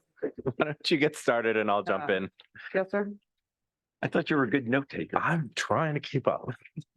Just quickly, because. Yeah, I don't want to put my opinion into, what I thought about this whole thing, but just for the subcommittee. So what I'm hearing is, and what I think we are anticipate to hear from you three as a subcommittee of this assignment is for you three to share what your discussions was like. And now I don't think it's the time where the question that Carmine raised wasn't just directly to you two. It was more like, open up to the floor of the board member. But if you two still have more to share of your time, share together as a subcommittee, yes, we definitely would like to hear more about it. But I think that is not necessary to answer his question because his question is not pertaining just you two. It's pertaining to all of us. I just want to make sure that's clear. Yeah, absolutely. My intention here is to provide a full accounting of what the discussion and considerations were in the subcommittee for the benefit of those that didn't have the opportunity to participate. Mr. Vargas, so the first issue I have on my notes, and Mr. Fortino will correct me if I miss anything, but the question in AR 6161.1 of applying these standards to purchases of 16 or fewer. Oh, Do you yeah. want to address that discussion? That wasn't my first. Okay, can we go through my list and then you'll tell me what I missed? The 16 or more. I think so. This is actually an interesting conversation we had that goes back to something I said before, which is that core curriculum, correct me if I'm wrong, core curriculum and supplemental go through a pretty intense process from the beginning. And it sort of funnels down as you go to final board approval. Whereas when you have fewer books, when you have books that are not part of the curriculum for everybody, when you have books that are not part of, because if there's 16 or fewer, then that means we're probably not using them for classroom work. We're probably not using them for curriculum. And so that number, essentially you're switching from part of required work to optional work that students can seek out on their own. And so the process is still there. It's just inverted. So whereas with stuff that is required and mandatory, the process is relatively heavy on the front end, whereas with items that are optional, the process is light on the front end with extended review if an issue is raised. And so there's still process. It's just not the same process because it's not the same. We're not using them for the same purpose. And I think that one of the things that's important to remember here is the amount of institutional work that is required for a full review of curriculum material. And so if you're applying that work to every single book that ends up in a classroom or that ends up in a library, that's a lot of work on the front end. Whereas we can do all that work on the back end for books that are specifically challenged. And so that, I think, is my understanding of what came out of the subcommittee was the reasoning behind that variation in the procedure. Well, did I get it? I have nothing to add. I have nothing to add on that. The next item is the addition of shall not language, things like, pornography, and why, I guess, we did not include that. And if you don't want to be put on the spot, let me know. No, I think that remember what you said. You had the better, more concise point on this one. The only point that I will make on this one is, and this is my own belief, is that I think when reading this policy, particularly with the criteria that are going to come up in future policies that we review, the criteria is specifically built around age appropriateness as the thought process. Why we ask all of these questions in the criteria and in the protocol is to get at the question of age appropriateness. And obviously, something that is obscene and something that is pornographic is mutually exclusive from all of that criteria around age appropriateness. Yeah, and that's built into the definitions of obscene and pornographic, right? Obscene and pornographic things, as our speakers have occasionally helpfully provided to us a definition that says it has no educational, literary, or academic value. And so when you say in the criteria, does it have educational, academic, or literary value, you are specifically excluding anything that is pornographic or obscene. And so one of the reasons why I would not love to see specific words like obscene and pornographic, specific call outs or specific carve outs, is that words like obscene and pornographic get used very loosely. They do not get used based on their specific definition. And I think we see that in some of the public comment where people say, oh, anything that has an amorphous naked body is obscene and pornographic. It's like, well, that's not actually the definition of obscene or pornographic. Now, that may be someone's personal definition of obscene or pornographic. It's not the legal or actual definition that we would be expected to apply. And so one of the reasons why I think we enter dangerous territory in adding those specific carve-outs is that if those terms are applied loosely rather than specifically, you can really quickly get into territory that is potentially discriminatory or otherwise unlawful. And so that is my thought on this. Nancy, you may have a different one. That is my recollection of the discussion as well. I have nothing to add on that topic. Would you like me to read the quote that was made? Yes. I mean, read the quote. Sure. Why is it? Is conversation, are there notes minutes being taken? Why is discussion at a subcommittee word for word need to be shared? That's where work is done, discussion is had.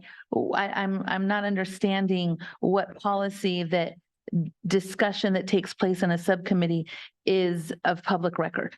Because when a member of the subcommittee makes a comment such that it cuts off any further discussion, and then a decision is made based on that position, then I believe an item has not truly had its opportunity to be examined. But no decisions were made. But it doesn't We were an matter. advisory committee. No. It doesn't matter. And the reason also, Gina, is and I recently sent you an email. When someone says they said something in an attempt to codify their position, and that's not true, then it is appropriate for a subcommittee member to share what actually happened, because what happened terminated discussion. Except that Mr. Fortuna, discussion is hold taking on, folks. So what we're going to do here is we're going to present the diversity of viewpoints as succinctly, as quickly as possible. We're not going to engage in it back and forth, certainly not before we let the rest of our colleagues weigh in. So the next point is Mr. Fortuna highlighted the phrase where it says clear, concise writing and appropriate vocabulary, which I don't want to speak for you, Mr. Fortuna. I think you took that to mean that sexual terminology, perhaps curse words, should be just excluded outright. What I don't know what you meant by that. So do you want to shed some light on that? Yeah, I'll answer and use a word that is not appropriate for any classroom. Mm-hmm. Fuck. Mm-hmm. Is that appropriate vocabulary? Okay, I think you've triggered my memory now. Yeah. Okay. Mr. Vargas, do you remember this conversation about curse words and things of that nature? I don't remember it as a separate conversation. I remember it as part of a other conversation, but I don't think there's anything beyond what we've already said. If you want to. So I think this is something that we discussed early on. And what we discussed is that there are necessarily so villains in a lot of the content that that our kids are presented with. They are an intrinsic part of the lessons that a lot of this material is trying to impart. Personally, I am not a big fan of the Captain Underpants series, right? I find it, really disrespectful. There are some terrible examples of behavior, and it leads to a lot of conversations when my son and I read those together. But they are intended to teach something. There is, taken as a whole, there is value in those things. So that is the danger when we try to create these bright line, what's in, what's out, if there's a curse word, if there's, a reference to genitalia, what have you, we run into those problems where we end up depriving our students of valuable material taken as a whole. So that's my recollection. And I think that, sorry to just jump in real quick. I think we might be able to table this particular discussion because I think this is going to come up again in the criteria or the selection protocol where it specifically talks about taking things as a whole. So maybe we table this until then so that we can actually get to everybody else talking. I like that. That's what we're trying to do. Okay. I want to hear from my fellow board members what they think about this. I do too, sir. If you Okay. stop interrupting, we'd get there faster. Okay, so next item I have on my list is specifying selection process for curriculum steering committee. So first, I want to do a quick check with staff. I don't think we have changed anything substantively about this longstanding process for the staff in-house process that we have for selection of curriculum. And I'm seeing heads nod. So just be really clear, this is the process that we have already been using for curriculum selection. So the suggestion was made that we specify how those folks are selected in the steering committee. Do you want to address this, Mr. Vargas? Can I just add on that one if I can interrupt? Sure. Like many of our policies in this office, and I know that Chris has been trying to address them as expediently as he can. This was last updated, let's see, 23 and 60. This was last updated 39 years ago. So the fact that we've been going along doing something because we've always done it doesn't give credence to a statement that it must be okay. I mean, we have a lot of policies in this office and we're going policy by policy by policy and we're doing a good job with them. So a reason not to change it is, oh, well, this is the way we've always done it. I don't think I said that. Well, I mean, that's in how the- I just to certainly on interpreted it. the individual curriculum groups. I mean, there's different committees by content area. So are you asking for one single set of criteria used to select the people on the grade? Or I don't know how many different versions we have, between English, math, world language, that we would have an explanation of how each individual group was created. So it's either overkill, being just getting caught up in minutia of explaining how each individual content area, because I don't think you can come up with one explanation made that covers the different, because they're different sizes based on the number of people in the content area and those kinds of things. So that's where I hear a little bit of the concept of defining it, but I don't think we can define it by each individual content area differently. So that would be my question. Maybe I think, I understand your question and I think that we're kind of moving sideways a little bit from what we need to do. I've had this discussion with you and Nancy before on selection criteria for committee members. And the way in which we left it,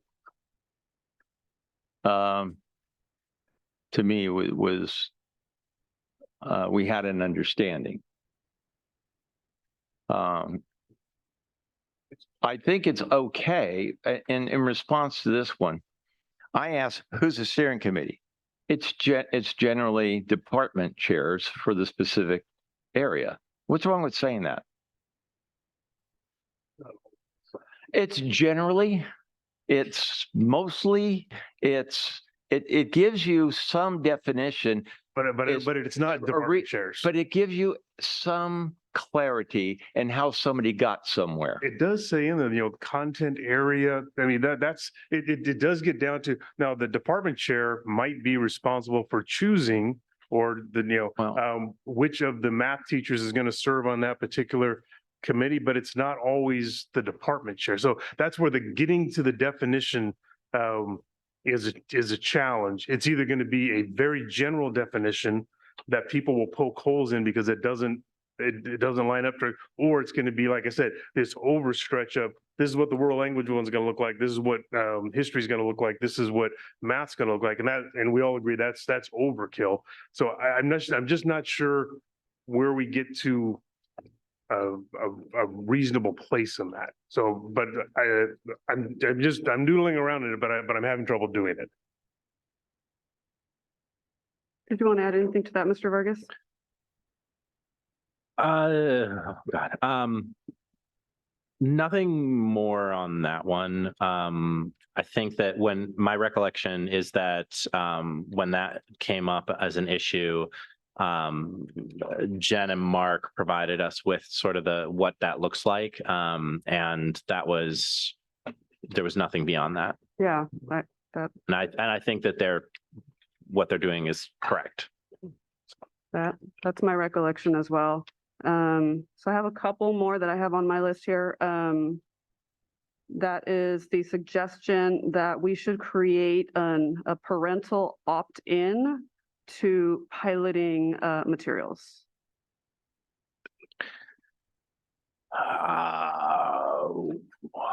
I don't think that came up, did it? I do not recall that. I don't recall that coming up. I mean, as a new topic, I mean, it's worth it.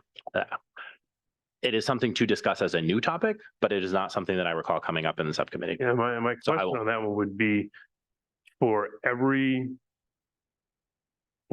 subject that we do. So we do pilots in every subject. So we'd say when we're doing a pilot for English language arts, we have 3 sets of books. We let parents know these are the 3 books that we're going to be working through during the year. We actually ask for feedback and but parents don't have the option to opt out of core curriculum. They do within comprehensive sex ed. There's some places where they do, but they don't in the core content. So when we're doing a pilot, we let them know that we're doing the pilot, but this is in core content.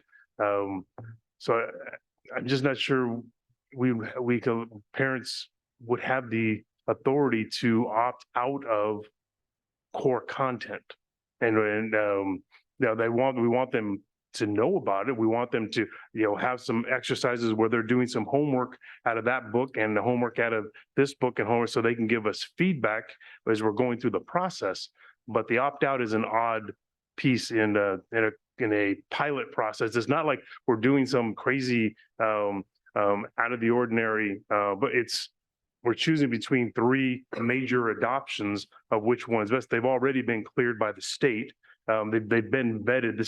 It's not, whether these, novels that have, words that people don't want in them. That's not what we're talking about in this big part of the adoption process. Yeah, and opt-in and opt-out, just getting to the merits of it, the opt-in and opt-out would also give me some pretty serious legal concerns, just because there's some things that we have to teach as part of core curriculum that need to be included in core curriculum. And I would defer to Karen on it for more specifics than that. Yeah, if that's something the board decides to pursue, we will invite Karen to provide an opinion on whether or not that would appear to be in compliance with state law. So I'm going to go back up to the top. Mr. Fortuna also talked about possibly removing the reference to the American Library Association and or adding some additional sources which he named. Do you want to address that, Mr. Vargas? Yeah, I just, I mean, the American Library Association is not a partisan organization. I think that just the suggestion that it is, I know that that comes up in on the internet among some particularly partisan groups that they call it partisan because it doesn't comport with their political views. But it's not actually a partisan organization. It's just all librarians and all libraries. The idea of adding, I'm not opposed to adding if we wanted to add. I think that what it says is it uses all of these various things as guidance, among which the ALA is one. And so that's not a requirement that they have to use the ALA, and it is not a requirement that they have to follow the, Bill of Rights. It's not a requirement that they have to follow the guidance and all of that other stuff. It is simply, you should use this as guidance. And I'm fine with adding other ones as long as they are reputable. Right. As long as they are reputable, as long as they are not, as long as using it would not violate the law. Because there are some content, watchdog groups like this, they put that forward and it is religiously affiliated. And we have to be very, very careful about that. But as long as it would be consistent with the law and it's reputable and it's not some weird, website, random website, I'm not opposed to it, but we would have to get that vetted through staff. So, yeah, my point was, it was totally dismissed for discussion.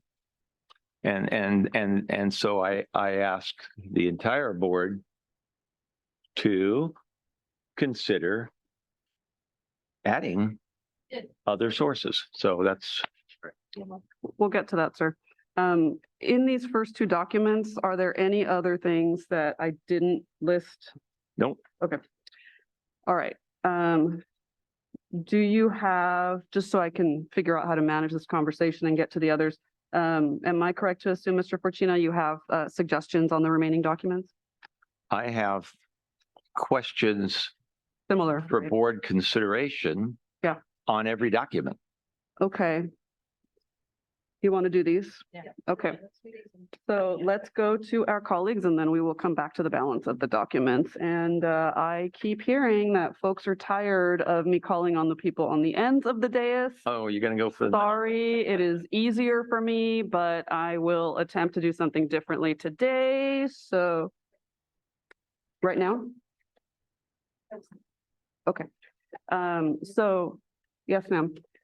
So do we have any volunteers not on the ends of the dais? So that leaves you, Ms. Jamerson.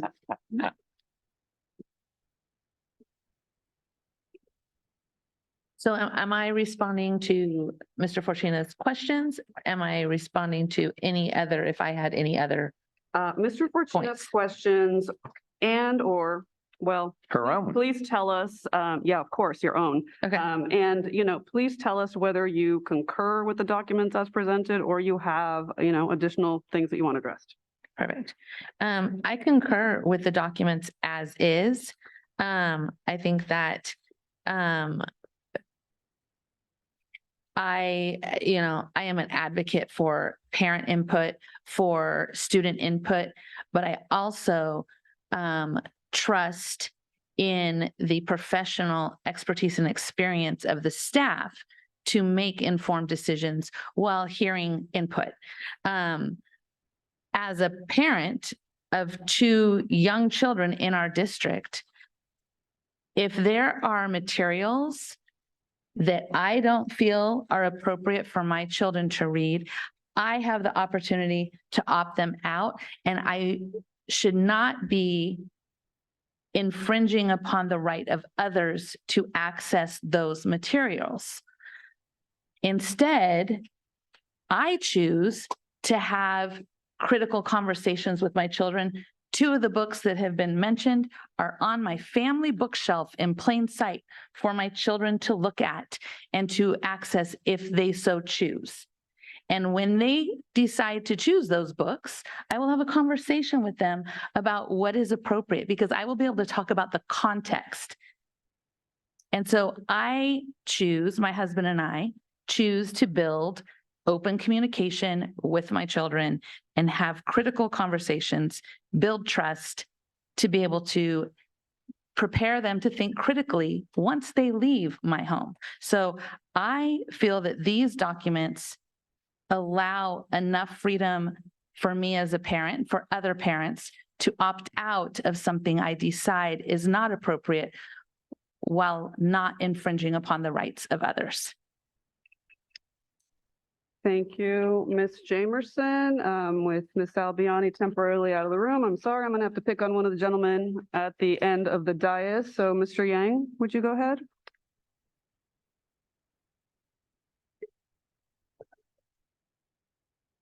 Sure. Well, first, I just want to say thank you to the subcommittee for all the time that you guys and ladies has put into this task, which is a very difficult one. And I think that time is also against you three as well. So I thank you for that. And I appreciate the comment that came before my comment. I think that you three has made some really great points. As far as at the end of the day, I don't think we're going to be able to make everybody happy. That's the end of it in terms of once this come to a vote. And but I know that, you know, in each of, at least I speak for myself, I will make the best decision to protect and uplift our students. And I feel that all of us will do the same based on our decision when that time comes. So thank you for all that you did.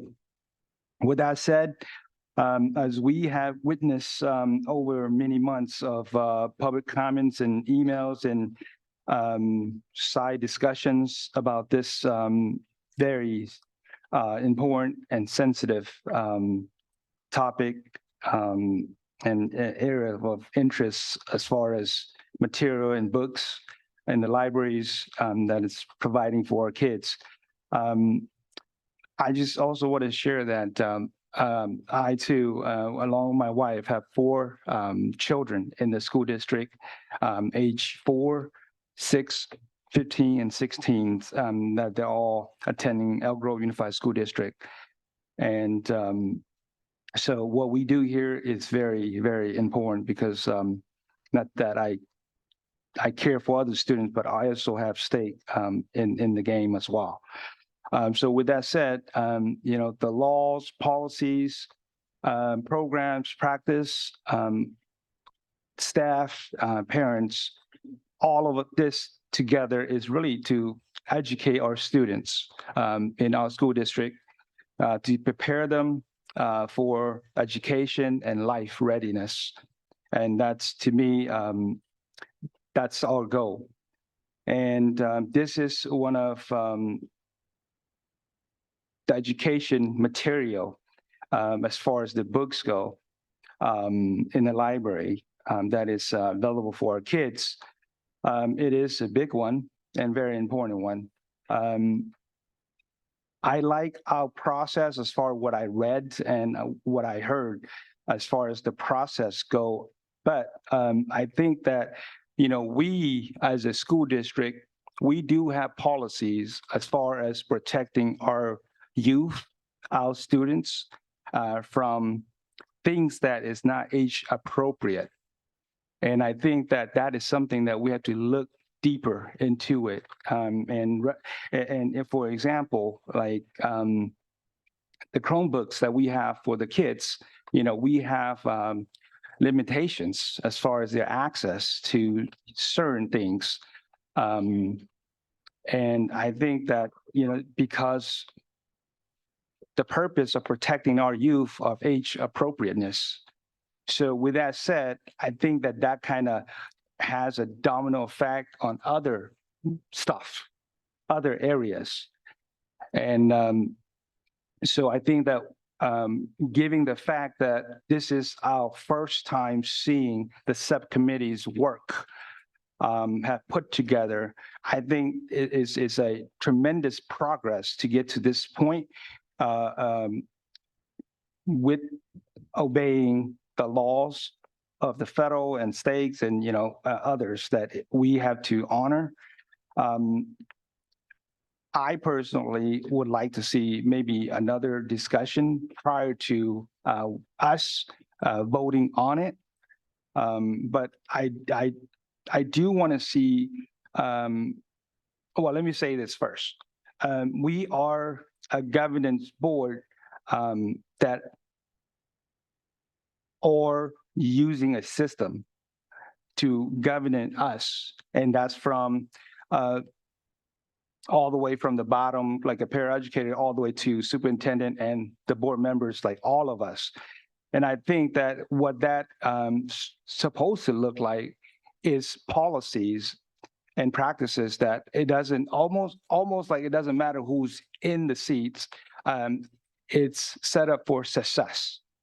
So what I would like to see is that we could work in this process that we already have, which I like the steps, but some of the language in there, I think that we could use to protect our youth to an extent that we use other platform, as I alluded to, like the Chromebooks or other areas. And I think that that might require more discussions and time to talk about it. But we could go into details and talk about it either tonight or more on the other a different meeting. But anyways, I like what we have so far, but I think that we could put more work into it. So that's my opinion for now. Thank you. Thank you, Mr. Yang. Oh, sure. I'm just going to run down the things that were brought up. Again, I appreciate the work of the committee. And I truly appreciate the parents who came to us with this issue. I've been on the board for 9 years now, and this has never been an issue. This has never been brought up. This was never brought to my attention. And so I think there's a definite value to us having a policy that reaches across many things. And there's been a lot of disagreements, and I think a lot of truly unnecessary trauma brought on in this process because we haven't gotten to a decision point. And it's just we've been working on how to define this. And so I apologize for anybody that we've added extra trauma to. It is a long process, and you can't not see that it's been a divisive process, and I feel bad about that. But I think the end result will make us a better school district, and a true concern was brought, and I think we recognize that, and we did not take it lightly. In fact, we have dedicated hours of staff and our time into it, and so I want to respect that that's going on. For this specific one, I think ALA is fine with me. If people do have a book they wanted to challenge and they want to reference other ones, I think that's appropriate as well. Shall not language, I believe, does narrow you down. I'm not a believer in opt-in, opt-out. It is the state has screened it, and there are parent nights to look and see what your child is doing. If we are going to approve every book taken into a classroom, we have 3,535 teachers according to our overview. I know as a teacher, I had somewhere close to 500 books in my classroom.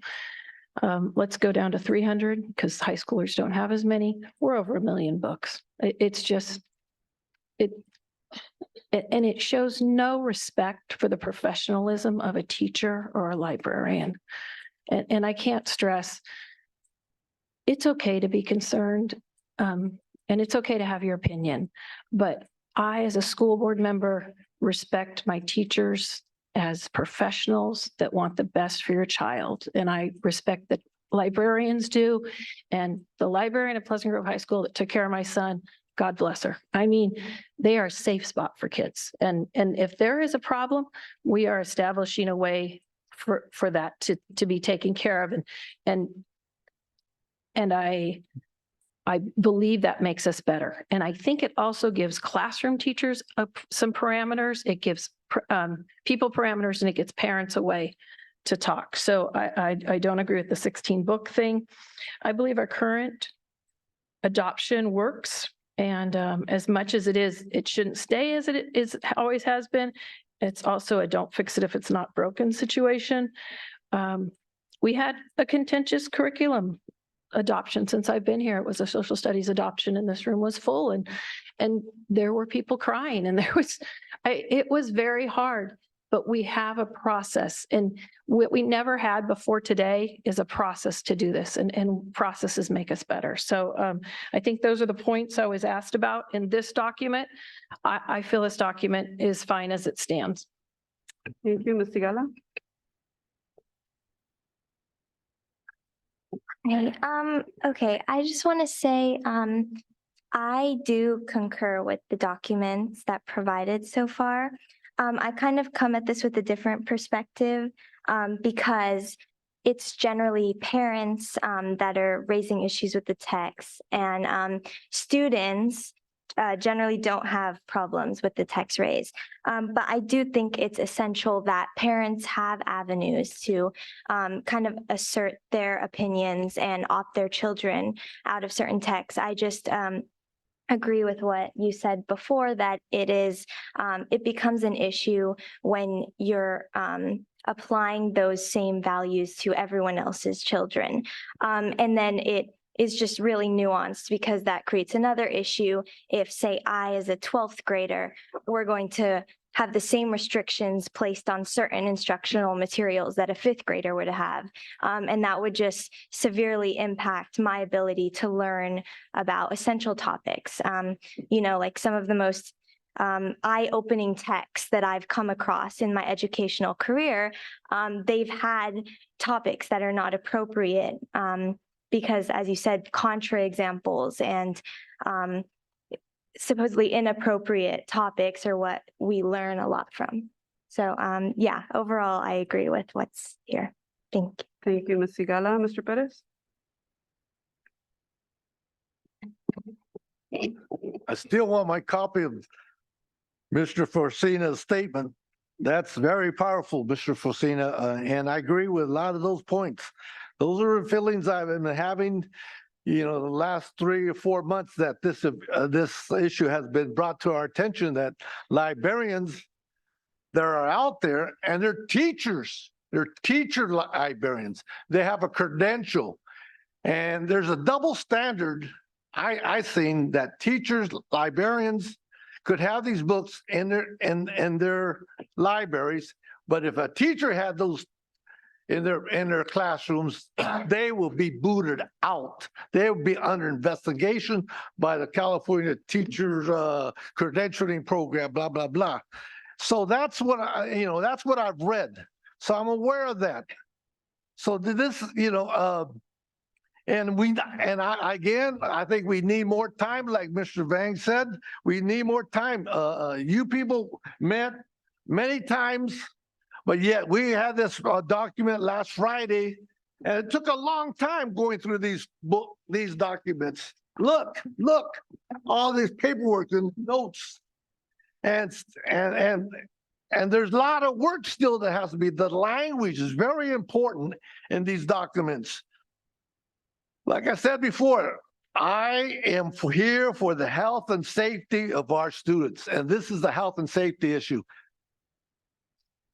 And there's these materials, I personally feel that they should be read and looked at in a classroom called Human Sexuality with a professional teacher, not just thrown out in the school or in the school library, because A student could grab that book, take it home, check it out, and share it amongst other students with his brothers and sisters with no guidance at all. Well, and that's what I don't like.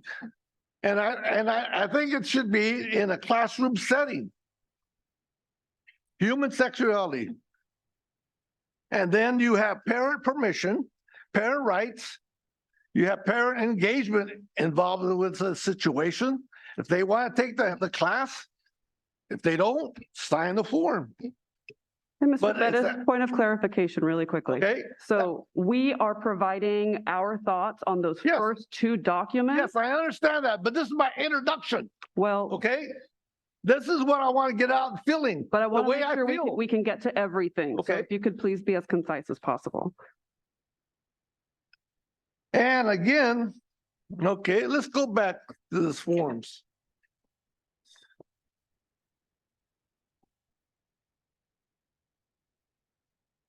Right, okay. Regulation 61.1, selection and evaluation of instructional materials. As you've seen in the presentation, the number one survey respondent totals was this subject. Board policy 61.1, selection and evaluation instructional materials. There are total 115 individuals, students and parents that are concerned. So it's very important. And they do not represent the whole district, the 750 or whatever.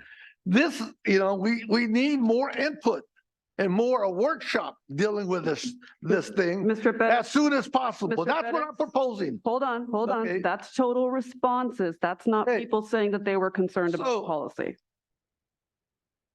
So the overview of selection evaluation, that's the heading is board adoption core curriculum materials, board adopted supplemental materials. We have good policies on those two subject matters. And I agree with the written statements regarding those two individual 1 and 2.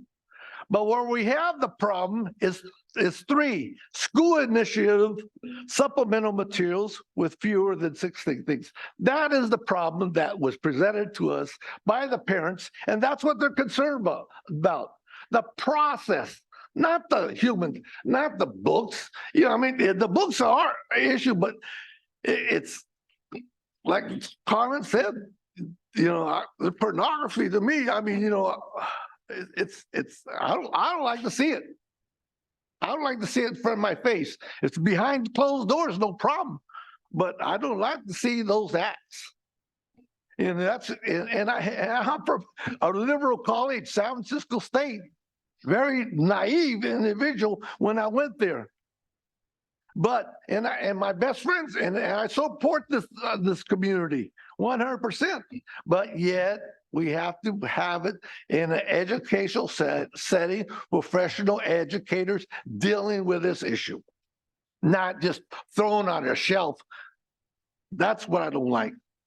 So like I said, the core curriculum materials, the explanation on that below those 3 issues, 1 and 2.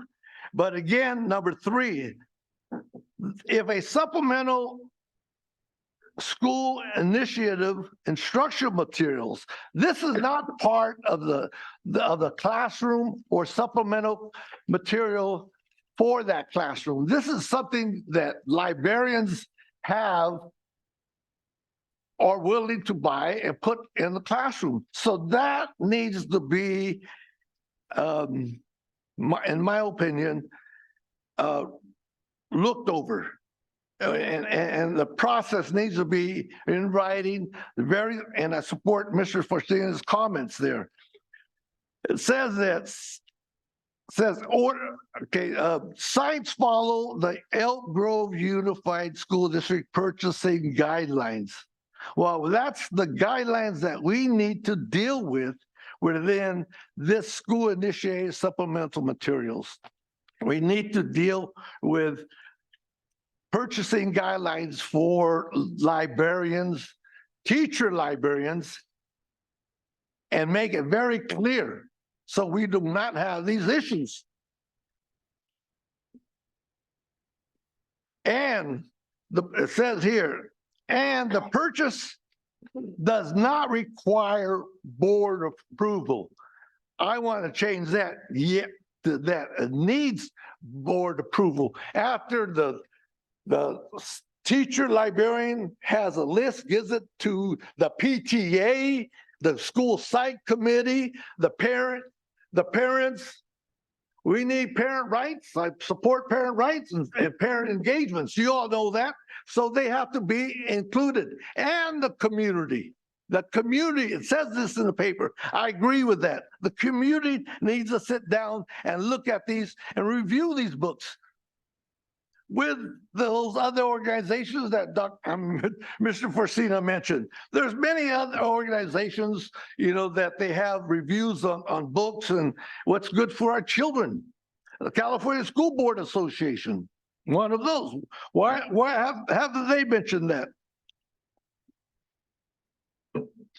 So we need to do Elk Grove library material selection protocol along the district guidelines that adhere to contact area standards, framework. Mr. and Bettis, state we're not to that item yet. So again, we want to wrap up on these two documents before we get on to the remaining documents. I'm on the same document. You just One referenced the first page. protocol. You just referenced the protocol, which is not Yes, what we are. okay, so Nancy, did you want to extend the meeting?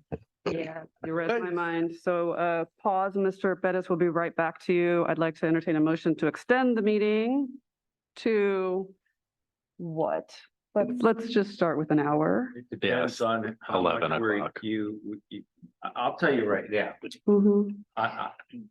we just did two of the Just, documents. Well, almost, not yet. Almost did two. yeah. Although I But we will, did do the big one. note that at least staff is of the opinion that these are listed, the way we're approaching them, we're kind of front loading the ones where there is more to discuss. So I will say that. So Front loading, this is Yeah. what the survey says, that they're concerned about. sorry, That's what you're we're- confused. You're confused. what are you saying Let me take a motion to continue the meeting and I'm going to get back to you, okay?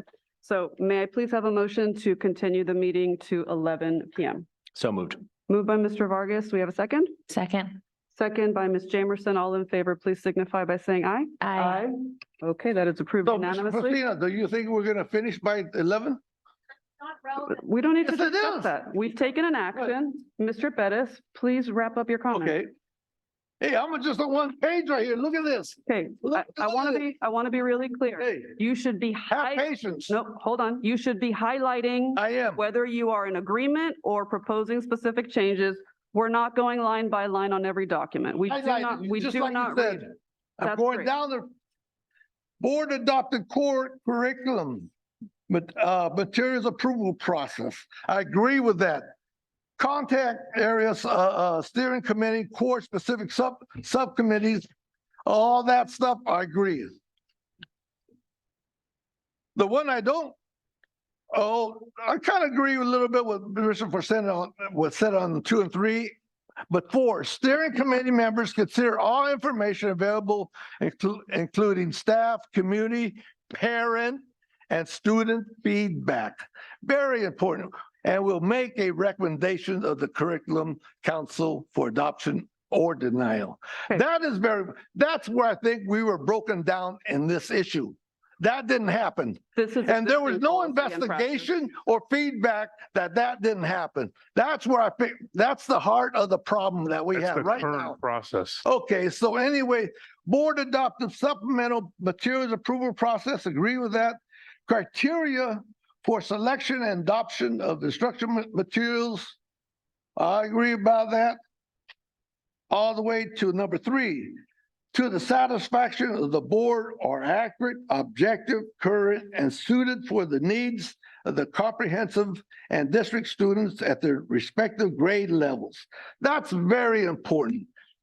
Now, if you read that, you know, respective grade levels, some of that material is not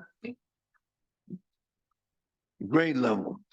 With exception, okay, number 4, with the exception of literature and trade books, use proper Proper grammar and spelling. Educational code 60045.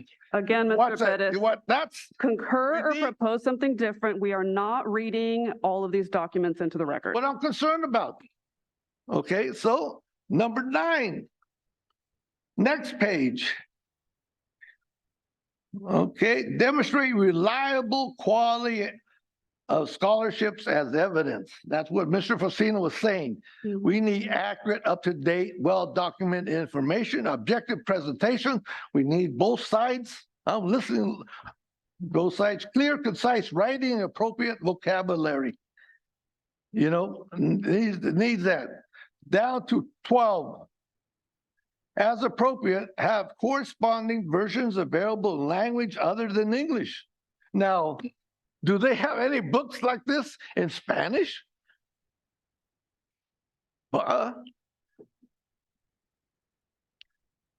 In addition to me, okay, a little bit further down, in addition to meeting the above criteria is applicable, technical based materials, all that.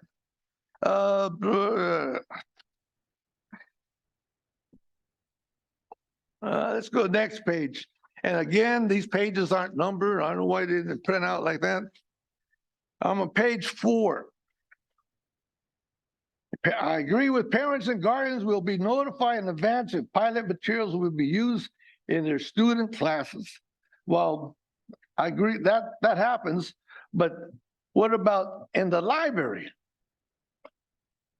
Parent, guardians, and students in classes where pilot material is being used receive individual notification. I agree with that.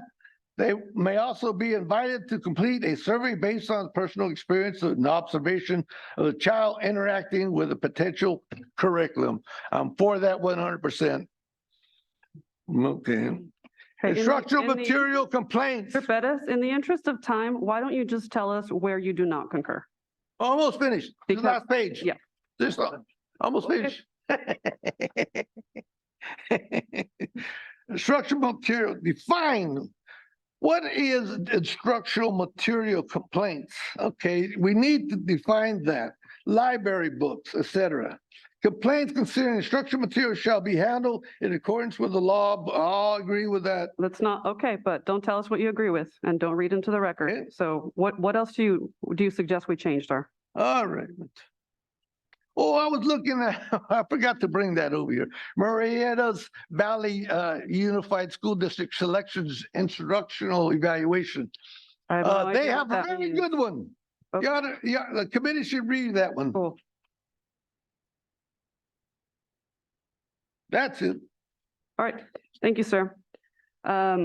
So for the purposes of staff work, I did not hear a majority in favor of any specific change. Colleagues, please correct me if you heard differently. Sure.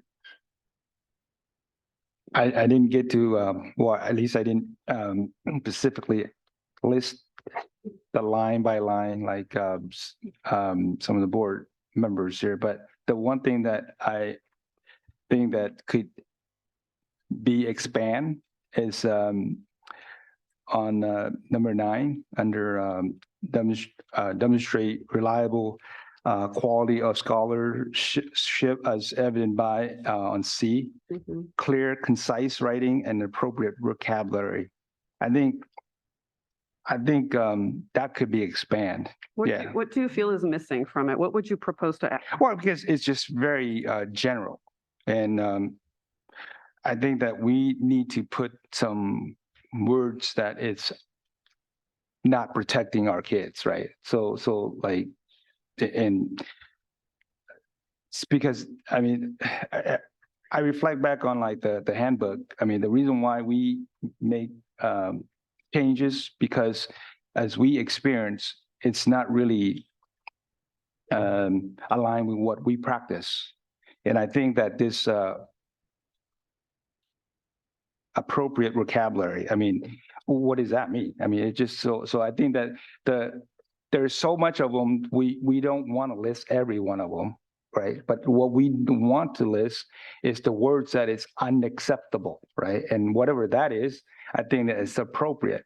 And I just want to say this, that we know that there is no one solution that gonna solve all the concerns out there for the parents or the students or even all of us. But we have to do our due diligence to make sure that we have a process and a system that will protect our kids. And like I said, I mean, words like that, it's just too broad and not protecting, our system. And I felt like we are set up for our librarians or our staff to fail, and I trust them, but if we don't give them the very concise and specific words that we cannot go into, then I felt like we set them for failure. And it's not that we don't trust them, but we still got to do our due diligence as a board to absolutely know that words or content that we cannot go into. I think we have to list it. Why not?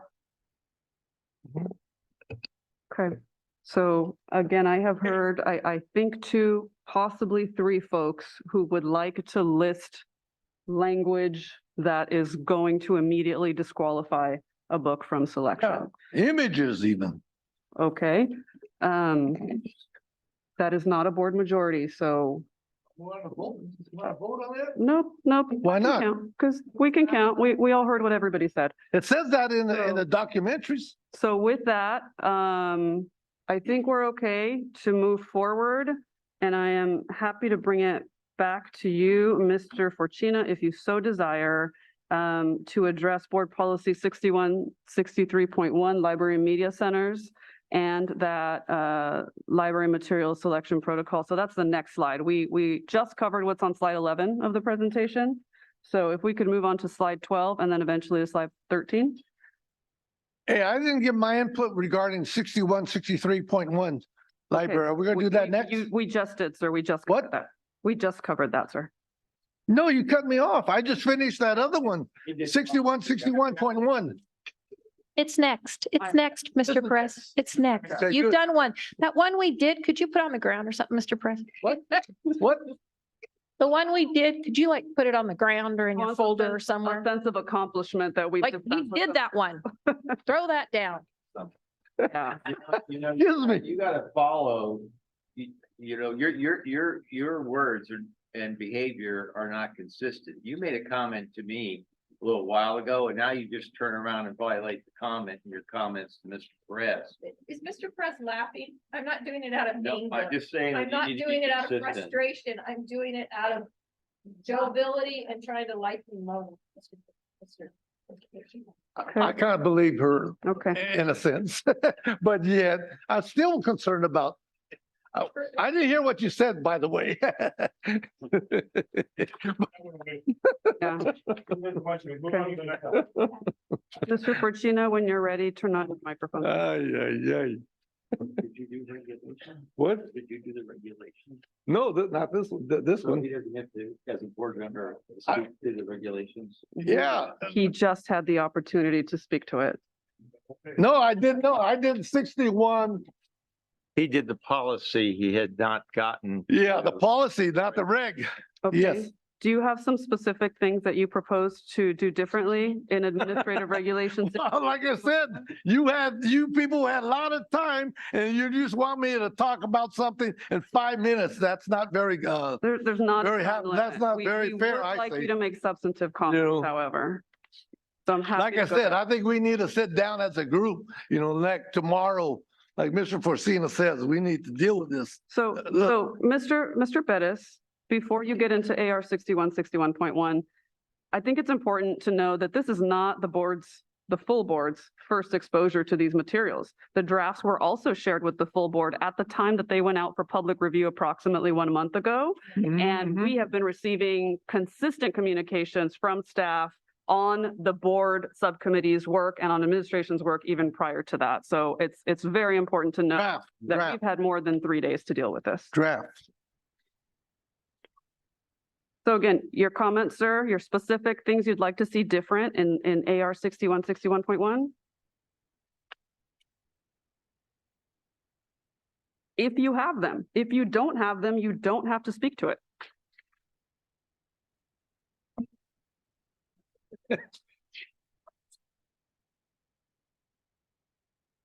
No, I'm gonna skip that one. I'm more, like I said, the people are concerned about complaints. Yeah, we're not on that one yet, sir. Yes. That's, yeah, complaint process. So it sounds like we're ready to proceed. You don't have anything on that one? Go ahead. Mr. Fortuna, would you like to address Board Policy 6163.1, Library Media Centers? Sure, I would love to.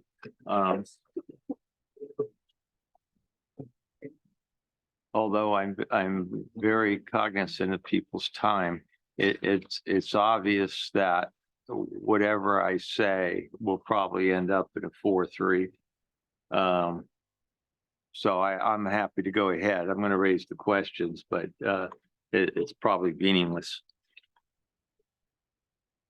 Mr. Fortuna, could you get a little closer to the mic? I'm not sure we're capturing you. Sure. I said that I didn't want to waste people's time because apparently my questions are meaningless because it appears at the best that it's a 4-3 vote of the board to make any changes.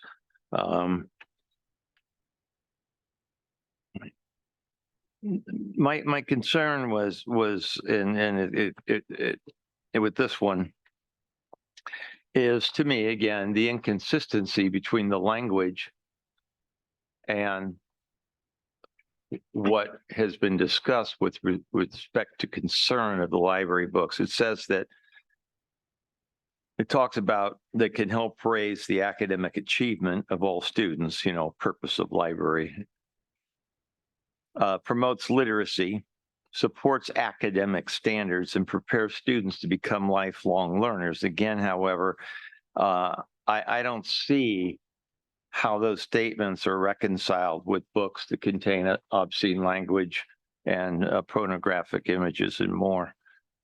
That's my take on the statement. I just didn't see it thorough. Then down on the review process for materials, and it's the same exact statement that's in regulation. So there's no explanation, and it says the library materials shall be reviewed. How often is that going to happen? Where's the review form? What is it that's being reviewed? There's no language that references any of those issues in either the policy or the regulation. So, do we have a reg on this one? Yeah, I thought we did. Maybe we don't. No, it's just the policy. I'm sorry. It is policy only. There is no reg. So I suppose then that my desire is that there's definition there. Definition about the frequency with which materials will be removed? The frequency, the form. Yeah, well, it's understaffing. Yeah, it doesn't really say the who. The presumption is that it's the librarian by virtue of this being the library media center, but it doesn't give any reference to frequency or on what basis something would be reviewed.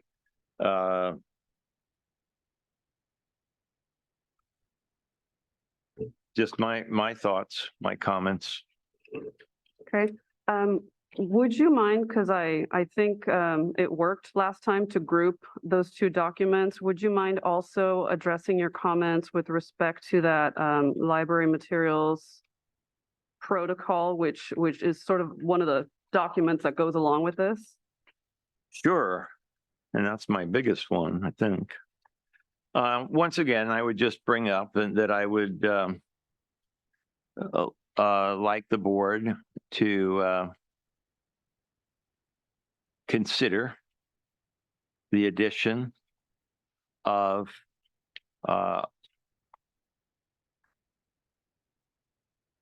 of rating systems. That's number A. Rating systems that look at books and rate them as G, PG, R, because there are rating systems that do that.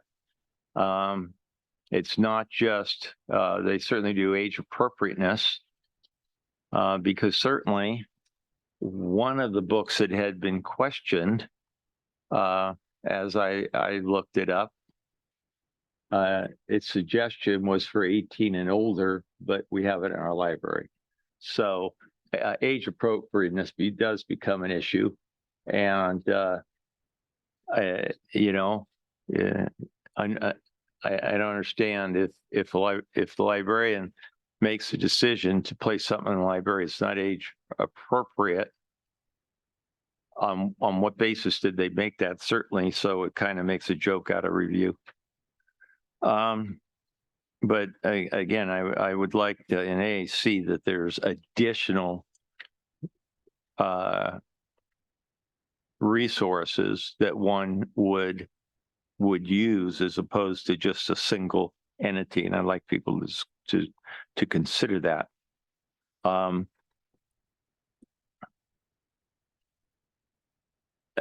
Then when we go into C, you know, the library program's design, and this, I presume this came from the librarians, promotes a culture of reading. And once again, I would say that culture of readings is in conflict with the issues that have been brought up, and that is inappropriate sexual illustrations, obscene language, and so forth. And then the common beliefs adopted by the American Association of Libraries. So that's one of their guiding principles. I guess if you want to know them, you got to go look them up yourself. State of interest, state of concerns,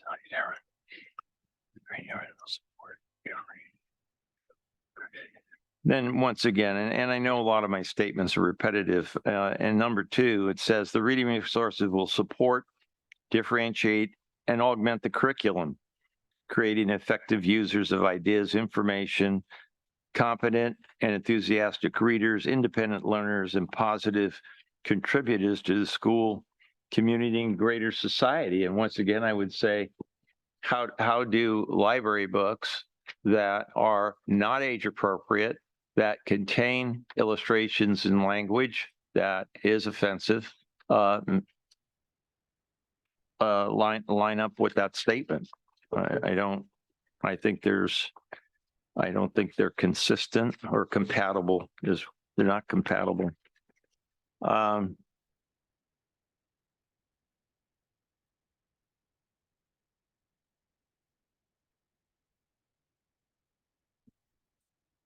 My next one,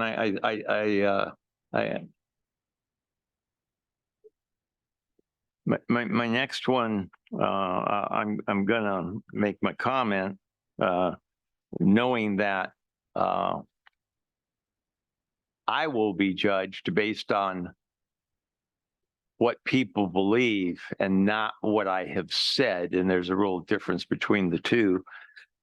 Librarians use their professional training and judgment, their judgment, and so, you know, since they have they get to use their judgment to decide whether or not a book will be purchased or placed in a library without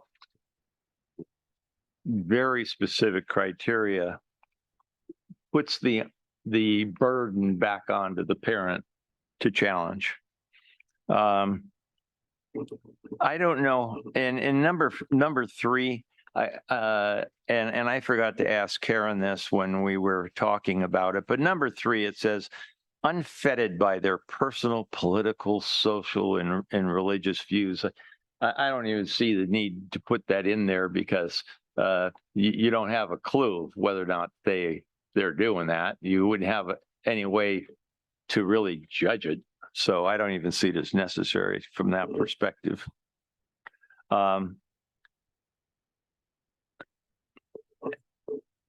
again, in selection process, and it goes back to supervision. Who is supervising the people? How are they supervising the people who are making selection? Because it says for appropriate age groups. And I think there is a serious question with respect to whether or not we have books that are age appropriate. And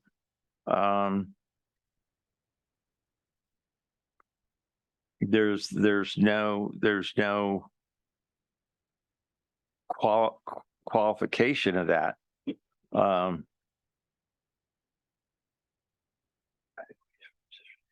The other thing is, and it's an inconsistency for me that I would like people to look at.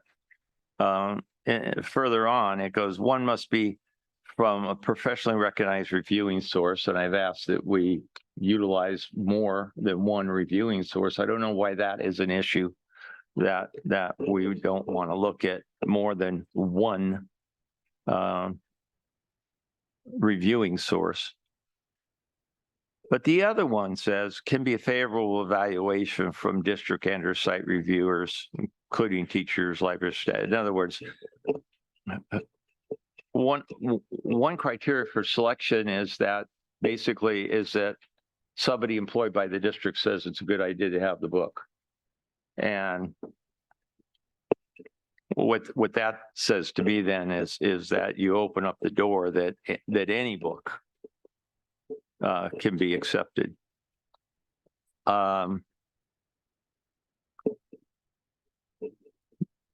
Now, in number one, it does talk about reputable sources. And because the subcommittee never discussed additional resources, and I did bring this up asking, well, who are these people? And one of them doesn't even exist anymore, but it's on the list. Which one? Voya.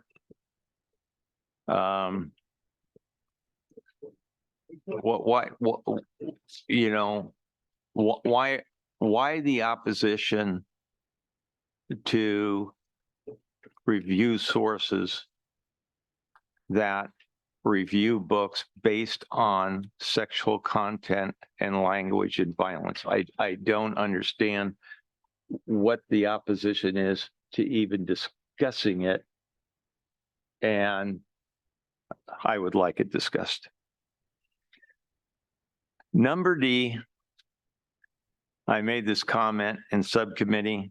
To me, it is the meat of all the documents. The value of the work should be examined as a whole and given greater weight than individual words, phrases, images, passages contained in the work.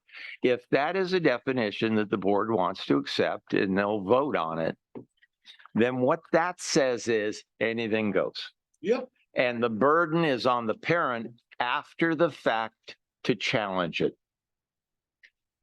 That to me is a very, very problematic item under number 7. I have to, again, I don't, the value of the work is going to be examined for its artistic quality. Does that mean the representation of a man's penis being sucked on by somebody else? Artistic quality. Who judges whether or not there's artistic quality? Now, what I'm talking about is illustrations that are in a book. I don't know how one justifies or even begins to determine its artistic quality.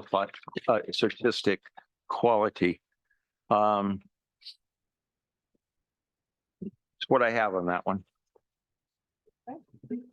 Thank you, Mr. Fortuna. So there were a lot of comments and not necessarily proposals, but I'm going to invite Mr. Vargas to add any additional context he feels applicable. Yeah, sure. I did take notes this time, very copious notes, trying to catch everything. Good for you. I don't want to address everything. I think, we've already kind of gone through, quite a few of these. One of the things that I think is important to kind of call out here is that I think I want to push back on the premise here, or Mr. Forcina's premise, which is that these books are obscene, pornographic, problematic because of those things. I don't necessarily know that I agree with that statement. Having read a number of them, I don't necessarily agree with that. Personally, I also along with that is a statement that what I think or what Mr. Forcina thinks is less important to me because we are board members. We are not subject matter experts, and these decisions really should be in the hands of people who have the training and expertise to make those decisions. And I think that, and this will go along with one of the additional comments that I have on this. I think, and so the point that I want to make there is also that I think when you pull that premise out, it becomes much easier to see where some of these books have academic value, where some of these books have can be enriching to students, because if you don't start with the assumption that a book that has a depiction of a sex toy or a book that has an amorphous naked body, if you start with the assumption that if you don't start with the assumption that those are obscene and pornographic, you can actually read these books and get a lot out of them. I'll just use Genderqueer as an example, which is a book that we actually do not have on the shelves. We own a couple of copies, but we do not have it on the shelves. And I'm not going to question that decision. But I think when you stop and look at it and read the whole thing, right, which is another point that I want to make.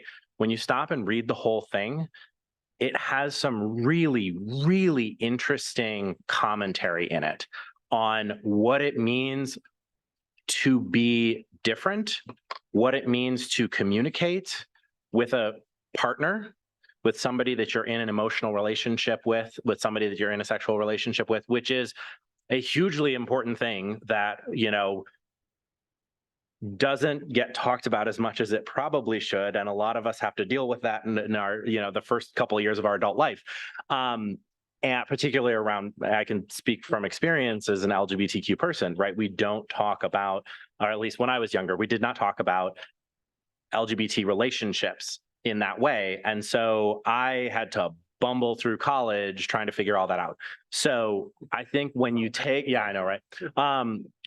And so I think that there's, you look at it and you say it, and you have to look at it as there's a lot of value. And in fact, Genderqueer, I think, is a great example because there's that page that gets shown everywhere, right? It's shown online, it's shown up here, that one page that has a depiction of a sex toy. And if you turn the page, the entire thesis of the book is on the next page.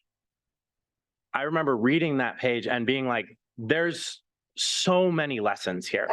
Lessons about consent, lessons about communication, lessons about respect for an intimate partner, lessons about respect for yourself in an intimate relationship. And all of that can be valuable. And so all of that goes to examining these documents as a whole, or these books as a whole, which I think is incredibly important. And I want to end with a vignette on why I think that's really important is, so my experience is I discovered, if I was ever going to write a book, my discovery of my sexual orientation would take place in a locker room. Not sexual, but I was a third grader and I was looking around and suddenly realized, oh my God, this is not the Disney movie I watched. These feelings are not what I was told to feel. And from what we've been told, right, depictions or descriptions of naked bodies in a locker room is age inappropriate. And so my book, the book of my story, would start with something that was obscene and pornographic. And the point that I want to make here is that oftentimes queer stories start in that place because of what it means to be queer. But then if you get rid of all those books, you lose everything else. You lose all of the rest of the story. You lose the remaining 20, 30 years of somebody's experience. And that can be incredibly valuable to somebody like me when I was a kid who didn't have access to those things and who needed those things, and who the only way I was able to get access to it was a TV show called Queer as Folk, which I should not have been watching at 17 years old. And it is important that we have those healthy, age-appropriate resources that sometimes say things, that sometimes start in a place that makes us a little bit uncomfortable, so that we can have those conversations, we can tell the stories that kids need to hear. So that's my comment on it. Okay. And I would ask you a question I asked you when we met. Mr. Fortune, I don't want to get into a back and forth. No, I think, no, it's not going back and forth. I want to ask this because it's Clarification. It's clarified. Go for it. Would you agree or would you not agree that there are age-appropriate books available for children that express the ideas that need and should be expressed that don't have the pornographic images in them? And I think that goes to the point that I made, which is that oftentimes, particularly, and I'll speak just from queer experience, because that is, that tends to be my lens. Queer experiences often start because of what it means to be queer, because of what it means to have a sexual orientation that is different from the norm. Those almost always start with something that someone is going to classify as obscene and pornographic.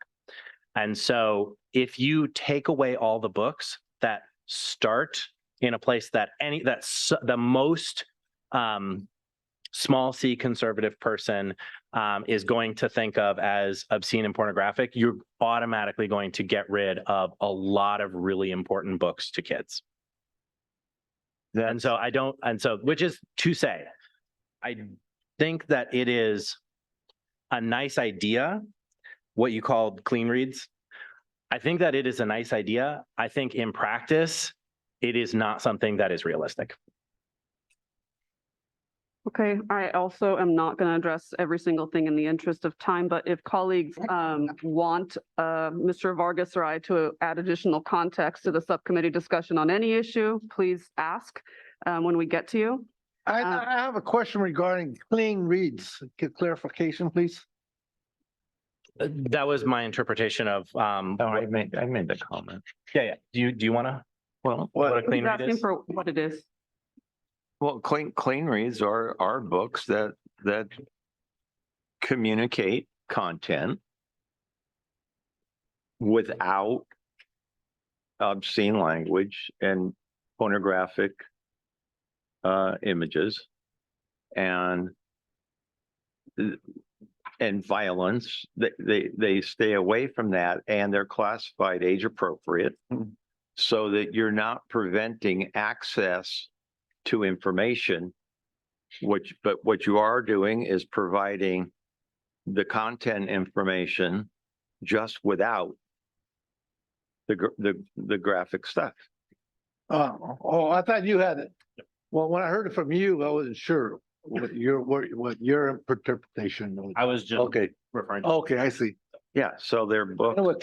Books, content books without the graphics and language. And there's a lot of them out there. Whether or not they meet the test of content, I guess, gets back to who is making the judgment. Big part of it. Yep. Yeah. Okay, thank you. I see just a few, 3 or 4 of these points that I'm going to address for now. Carmen began with how often will materials be reviewed? We did not discuss that in great detail, but we did acknowledge that there is already a built-in kind of refresh cycle for our library materials. Lots of folks here today have spoken about their desire to see greater selection, more funding. If anybody on this board has any questions about that refresh process right now, we can ask staff about it. I'm not going to address it now. Let's see, on the library materials protocol. So the language actually says, it doesn't say that there is one rating system. It actually lists 4 and it says not limited to. So I read that to mean we can add additional. So I have no objection to that. Anything, you know, again, that meets the legal criteria, I have no objection to using. So more than, let's see. And then, you know, Mr. Fortuna, I think rightly highlights that language of the value should be examined as a whole. I too think that that is kind of one of the fundamental differences that we have, you know, right? Again, I think probably everybody on here, you know, has a desire to just have a clear, bright line and be able to communicate that simply.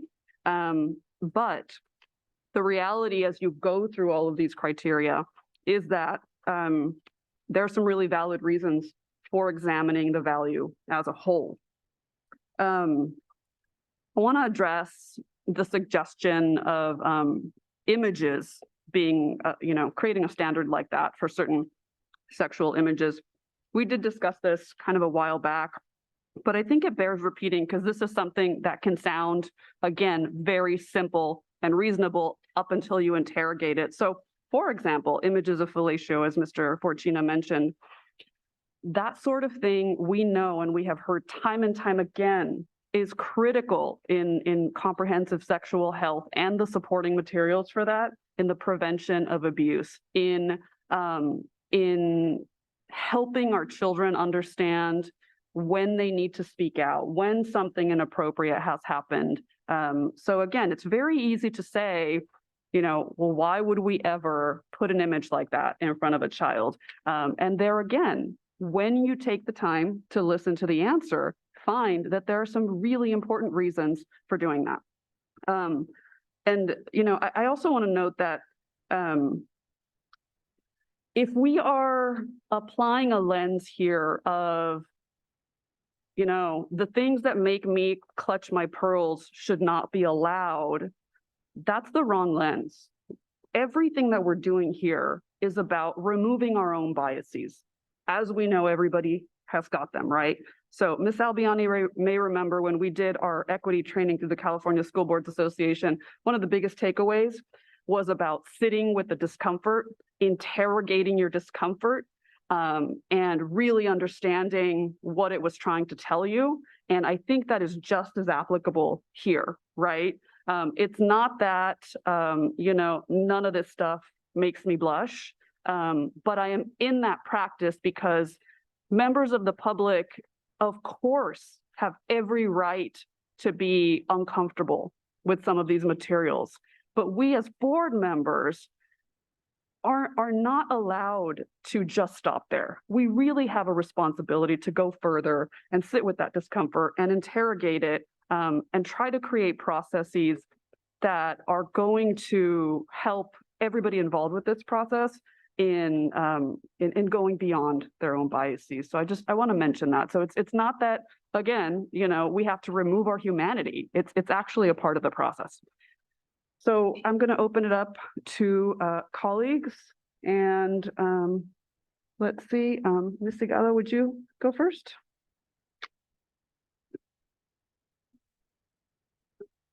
I didn't really have any other questions or comments about this section.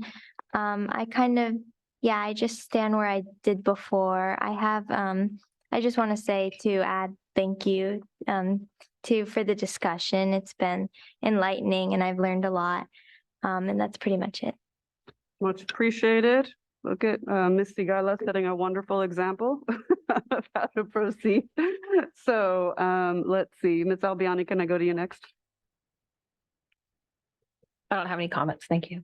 I'm Okay. good. Okay, Ms. Jamerson? I just want to respond to one comment that Mr. Fortuna made in the protocol document, Area A, criteria for selection, number 2. When you spoke about librarians using their professional training and judgment, I feel that when we question their judgment in the way that you did, that it devalues. I think that every person in a job has professional judgment and uses professional judgment in whatever job that we have. And our librarians have training, expertise, education, and we rely on their judgment. We cannot supervise every single decision every single staff member makes in our organization anywhere. So I just want to reiterate that we go down a very slippery slope when we start devaluing the judgment of our librarians or any staff member that we have deemed eligible to be in that position. I'm going to go to Mr. Bettis and then Mr. Yang. Mr. Bettis, do you have anything that you would like to see change in these documents? Well, I'm concerned about. Is your microphone on? Thank you. I agree with Mr. Forcina on a lot of these issues again. Make that, and again, that D was on page 3. The value of work should be examined as a whole. I believe that too, but yet it has to be age appropriate, no images for for a certain grade level. And I still think we should have a human sexuality class using these books. Very concerned with the following criteria.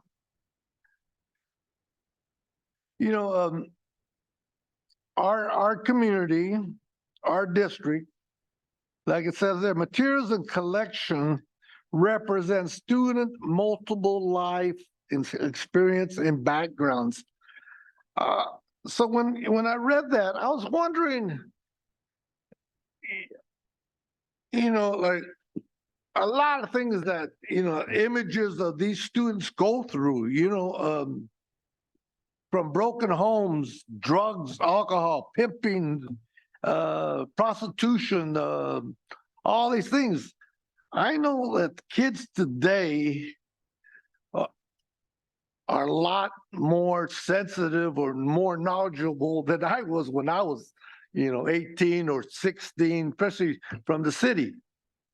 So, I'm from the old school, and I want to keep kids not learning so fast. And that's what I'm concerned about, the health and safety and learning so fast that, that still worries me a lot, being exposed to this stuff. I know they get on the internet, they have access to a lot of this stuff. So, that's because of the internet. But yet, that's my lens or my thoughts or whatever. So, I want to express those to all my fellow board members and the community. And I know that librarians go through, I don't think Mr. Forcina actually meant what Ms. Jameson, what you interpreted. I think he just, that, librarians need to know, especially this community, it's not growing as fast as the suburbs. People coming in from the Bay Area, Los Angeles. In some respect, this community is cow town. It's rural, but yet, we're going through changes. So we got to be aware of that as board members and put this information on the shelves. And we can't. I think, you know, and I like that soft, what was that terminology I mentioned, you mentioned? Before, the soft approach was what you mentioned, the word Clean reads. clean reads. I think we need to start with clean reads and, at the earlier age or, whatever, and have as an introduction, I guess, or whatever, into this particular subject matter. Again, the process still does not recognize the PTAs, the parents. Well, it does say this way, but there's PTA, Parent Teacher Association. They need to get involved with this stuff. And I think they've learned that, hey, they better start going to, some of these school meetings, because, this is what happens if you don't get involved with school activities. So, that's what I want. I want to make sure that, teachers and parents and parent engagement in this process. Very leery that, I want that language in there. Does that conclude your comments on those documents, Mr. Pettit? Hold on. Okay.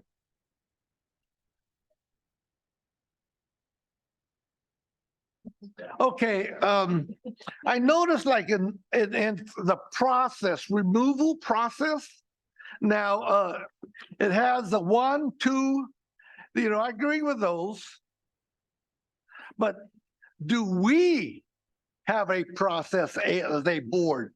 Does Elk Grove, this is what I was wondering, I put here, add by the Elk Grove Unified School District Board members could pull materials, books off the curriculum. That we should have that authority. We do, and we exercise it. But why is it not written in number 3? Because this is the library material selection protocol, not the curriculum adoption. But it's a process.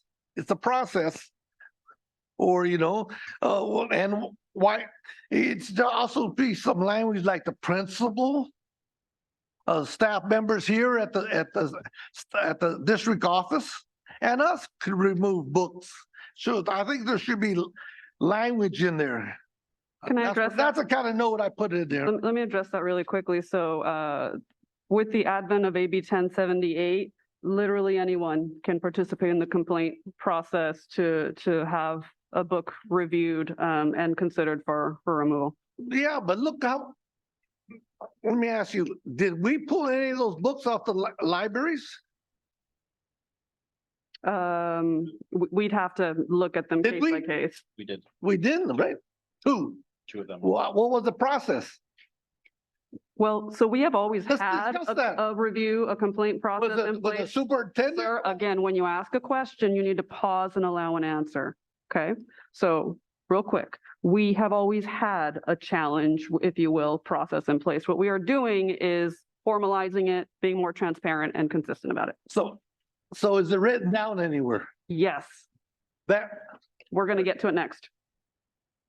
You want to say something?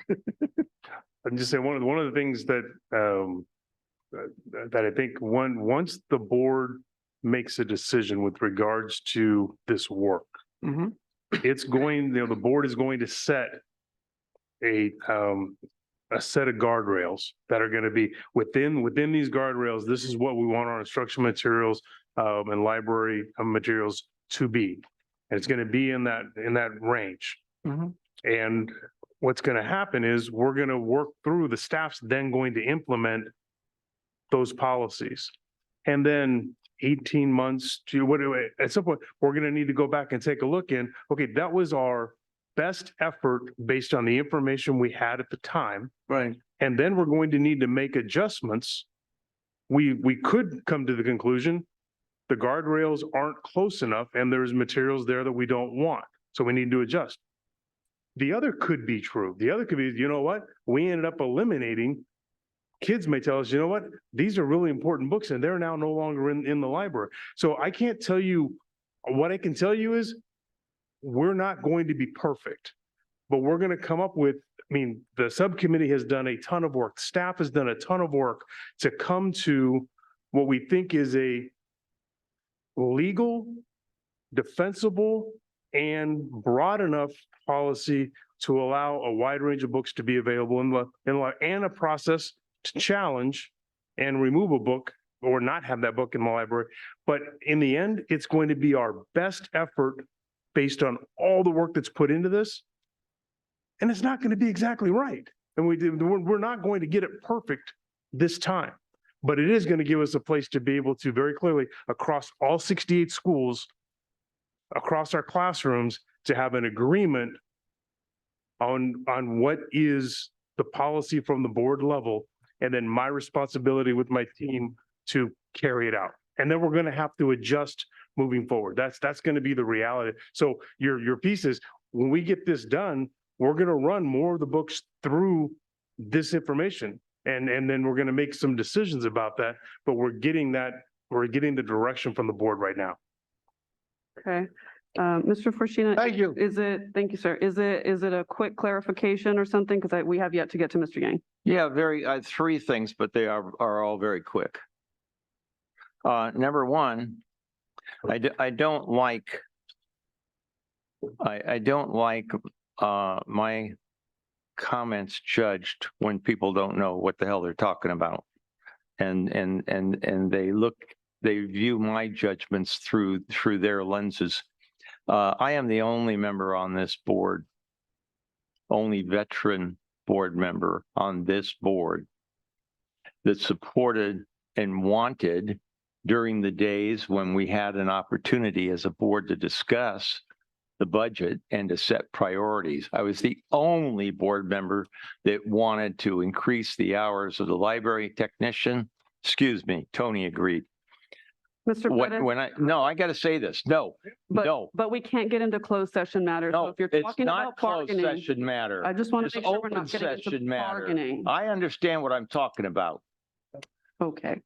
I was the only board member, besides Tony, who supported increasing the hours of the library technicians and who supported more librarians. So I get irritated with comments made by people that don't know what the hell they're talking about. And I've already challenged comments made by one of these board members to them. I sent them a comment.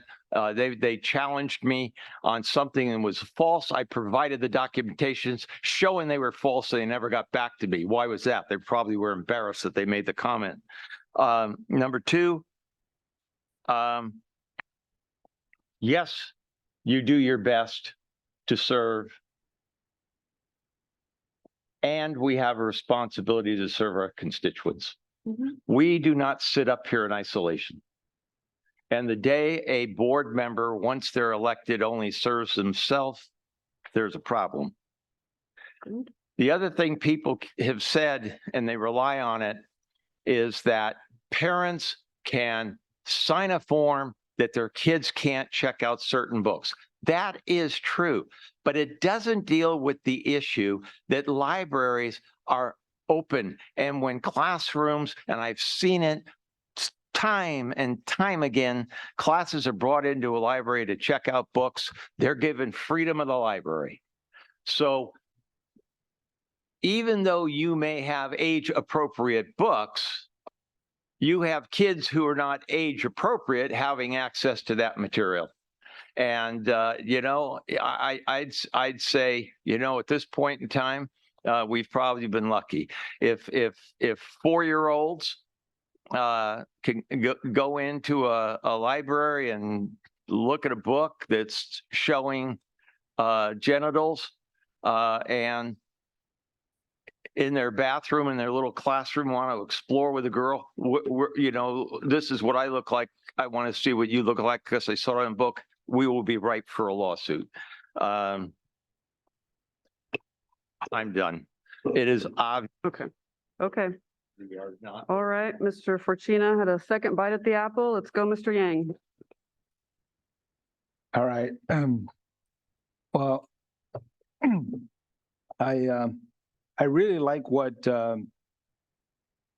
Superintendent Chris has alluded to, and I'm in alignment with his thought, as far as one, we not perfect, as I said earlier. Two is we want to have a process where give us a chance also to eliminate some books that is completely out of whack. And that doesn't mean that we're going to eliminate, every single books with one word or another. But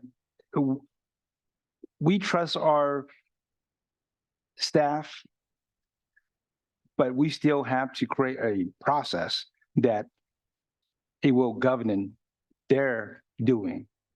And for me, I focus on protecting the kids and educating the kids. But I think that some of the comment that I heard, you guys or folks saying it to the extent where we are being so blindfolded, where we're gonna eliminate books and not gonna educate our kids. I mean, to me, that's extreme. And that's not what this is about, There's like so much book out there, but there's our books that we should not allow it to be out there.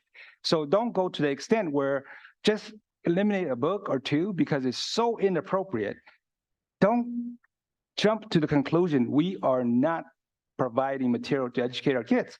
Don't go to that extent. Right? So we got to be logical and intelligent to know the difference, So with that said, we have to create a process that allow us to filter a little bit here and there, right?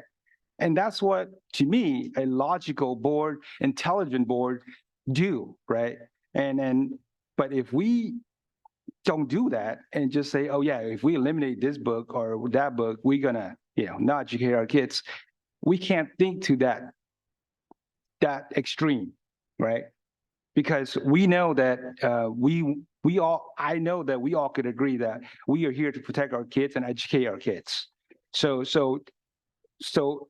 having that mindset, we have to open up to a better process. That's why we make corrections and amend our policies. Doesn't matter, is this local government board all the way to the presidential board, it's all the same. So come on, guys. I mean, and ladies, we have to think outside the box and not being so, just don't be so. Sounds like, to me, it almost sounds like very narrow-minded, and we have to be very responsible of what we are saying, right? So with that said, we're not gonna get it, this time. That's for sure. But we have to be looking through the lens of making the process better, and that's what we need to do, and not looking through the lens of, favoring, I don't know, I mean, this or that, or whatever it is. But to me, I just want to make sure that we are open to make a process to be better so that our professionals, like our staff, could do the job even better. And of course, we trust them, right? Because we don't trust them, then, I mean, there wouldn't be any efficient work done, especially for our kids. So I just felt like some of the comment is like very extreme, and so we got to be very careful what we're saying about. With that said, I think that we need to have at least some sort of rating of our books, to begin with, because why not, right? Age appropriate, rating. I think these are like common sense to me, and if it's if it's common sense, let's, apply it, right? So with that said, I still, wanting us to maybe have another meeting toward these materials and really think about it, and then vote it on, voted on. So one more meeting and voted on, because this is like, it's the material that we have seen it, but we have not discussed as a group of 7, right? Or more than that, right? Because we got the board student here too, and then also Chris here discussing on this dice. So I think this is really the first time, and this is such a critical, important process for not us really. It's for the kids, you know, and the parents that they give their trust to our school district. The money that they pay, right? You know, and I'm one of them, and you guys are too. Whoever, you know, works that pays is part of, you know, what we do, you know, and so we have responsibility, you know, the whole 9 yards really. So with that said, I just think that we have to give it a chance to really amend this the best way that you can to make it a better. But again, we're not going to get it right 100% this time. That's for sure. But we have to try. Thank you, Mr. Yang. I don't really have anything to add other than to Mr. Hoffman's comments about our process for policies and similar to the conversation that we had about our governance handbook. We put forth what we think is the best possible thing we can do right now. And we are always open to refinement. We are always interested in learning whether the process that we have created is having the intended effect. But with this case in particular, with this topic, it is highly likely that there will be additional legislation and/or additional case law. I mean, as soon as maybe even in the next year, right? So this is a very active area of law. I would be shocked if we do not have to come back and bring this board policy before the board again, you know, in about a year or less. So just, I think that context is important. Thank you. 11 on the dot, folks. We want to set a reach goal of 30 minutes for the remaining section? I move to extend the meeting to 11:40. 40. Do we have a second? Second. Moved by Ms. Albiani, second by Mr. Vargas. All in favor, please signify by saying aye. Aye. Aye. No. Extending the meeting to 11:40. Oh, 40 minutes? Yes. All in favor, please signify by saying aye. Aye. Opposed? Okay, we are good through 11:40. So again, for the purposes of staff direction, we heard a few members support different, in some cases overlapping, in some cases not, requests for changes. I did not hear sufficient support for any particular change to give direction to staff about that. I think I feel like both you and I said we wouldn't be opposed to staff exploring other potential, what was it? Not other than the ALA, but Reviewing sources, which mind you, have their own rating criteria and address age appropriateness. So yes, we both said we're not opposed to that. I read the language as not precluding that because it says not. That was my point, is that the language, your point was that the language allows that, it doesn't preclude from doing that. So that would be a good clarifying point for us. I think that's fair. And I would add to that, I think it would be appropriate for a board instruction that they actively look into it, see if there's anything else they like. And if the answer is no, the answer is no, and we're fine with that. But I would also, because I'd be curious. Okay, so you're proposing we ask staff to look into that. And if they find any additional sources, including the ones that have been proposed to be something that we are allowed to use, that be added to the language when it comes back for consent? I'd be fine with that. Okay, colleagues? Sound good?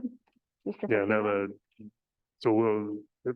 Mr. Fortuna, is that something you're okay with? No? Okay. I don't have anything else. Okay, And- we're just doing a straw poll here. Ms. Segala? If we do that, and given that you and Michael are okay with looking at additional sources, it would deal with a couple of issues. It would deal with age appropriateness. It would deal with book ratings. So a look and an inclusion would address a number of issues.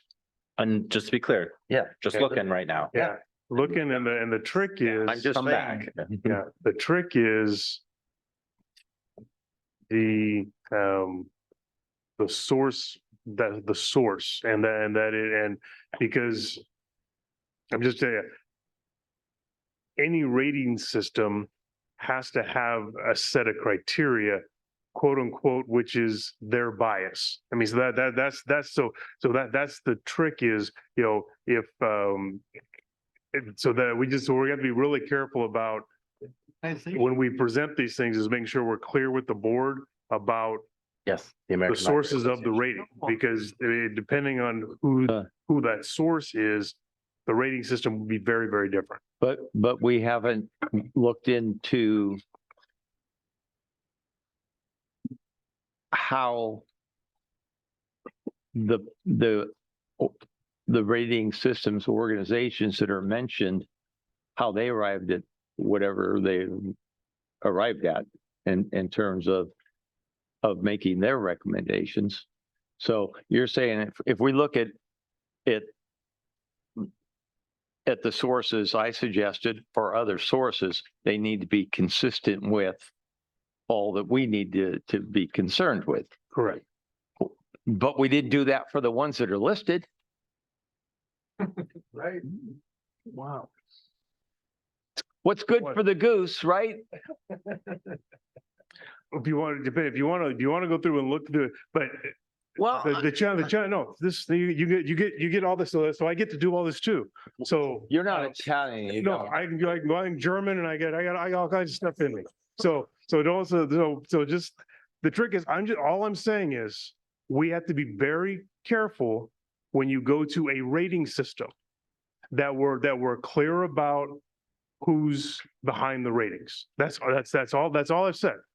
And if that's the standard you're going to apply to looking at other sources, is it not appropriate to look at the sources that have been listed in the document? I believe that's already been done, but we can check. On a 39-year-old document? I don't think that part is 39 years old. No, it's practice, and God knows how long practice has gone. Okay. So I saw consensus to ask staff. Sorry, Mr.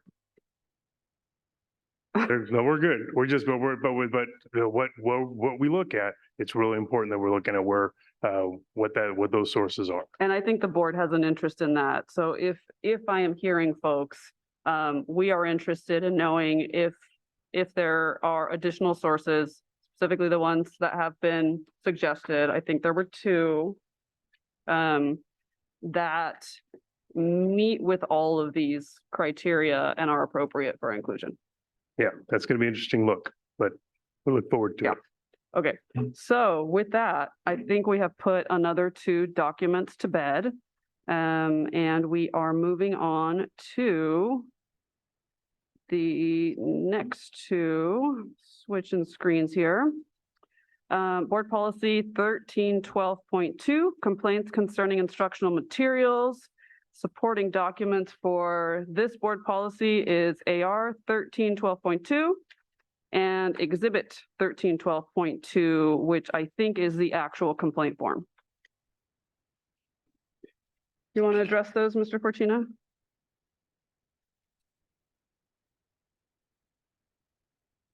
Go over it. Is your microphone on, sir? They had it. I had it on. Never mind. Again, on the bottom of the page, it addresses an issue I brought up in that states that they can check off "do not assign to my child." It doesn't deal with the issue that a child has access irrespective of whether or not they check it out. And then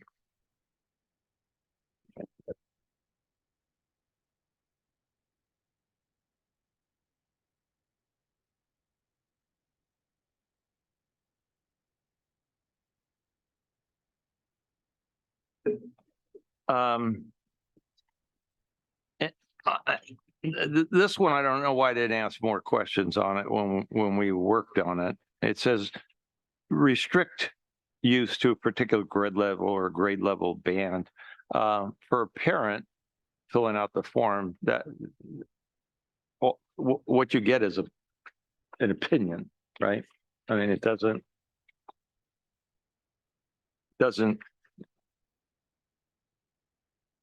You're still on the BP? Yeah, I'm on the form. The exhibit. Huh? Whichever one you want to speak to, sir. Oh, you want the exhibit I first? thought that's what you were on. Oh, I'm sorry. Yeah, so I thought you said the form. Yeah, so are we gonna go back to the Okay. board policy? Well, Go- again, Go in the order, or do you? on the policy. Okay.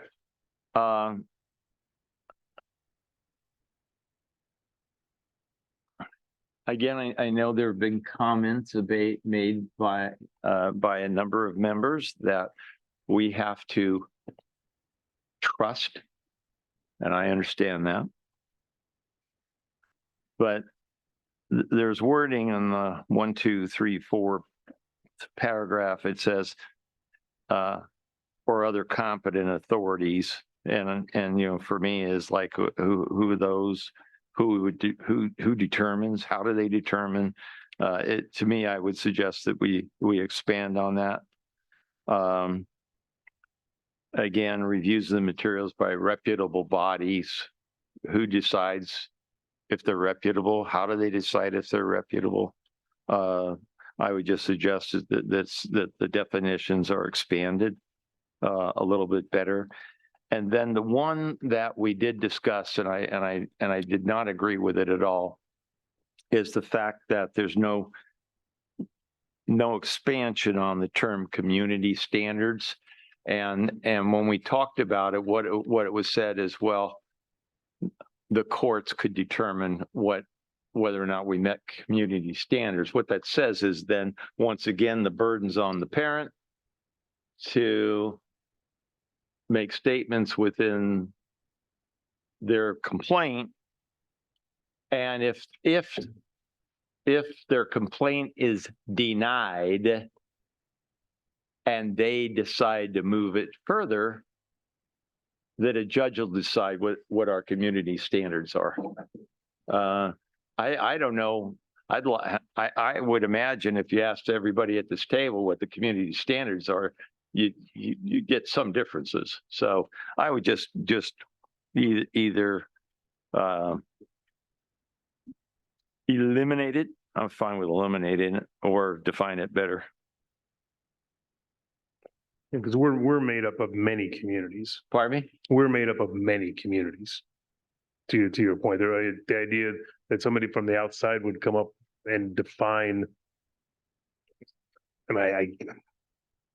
Elk Grove Unified a community. I mean, within it, so it is. I agree. I'm actually in your range this time with the idea that if it's not there, because there are so many. Well, we're so diverse. Right. How do you make a statement about community standards? So I don't want to get ahead of ourselves, but there is, I think, if I remember correctly, more to that discussion. So if we could go ahead and we'll come back to it. That's all I have on the policy. On the BP, would you, do you have anything on the AR? Yes.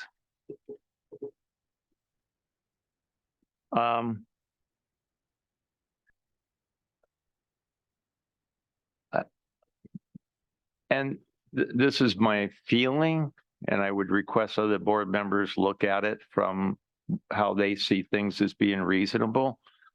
But in number 4, what it says is a complainant gets a response if they check the box that says they want a response. I think that anytime a complaint's filed, a response should be given.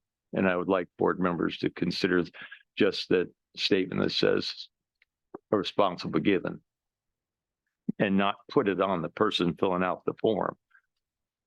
And then I really think on number 9, I think each complaint should stand on its own, period. And I'd like board members who weren't part of the discussions to look at that, read it, and ask questions if they have them. And then, and I've said this before, this is number 5, review of reputable professionally prepared reviews of materials. Again, it's chosen by whom. I suggested there's Compass book ratings, novel book ratings. They're going to be looked at. So that's good. And if they are, it addresses a number of issues. Under appeal, the Board of Education, the complaint to, and I guess, as a typo, it should be to the board, at a regularly scheduled hearing. Is hearing the appropriate word? Yeah, it wouldn't It wouldn't be at a board meeting. It would be at a hearing. So we've had those conversations before where in an employee situation, you make a decision whether the board's going to hear it or you're going to have a law judge, take away. And so we make those decisions. So it wouldn't be at a board meeting. It would be at a scheduled hearing. So, but not a regularly scheduled hearing. Public hearing. That's a good question. We don't have regularly scheduled hearings. So I see that point.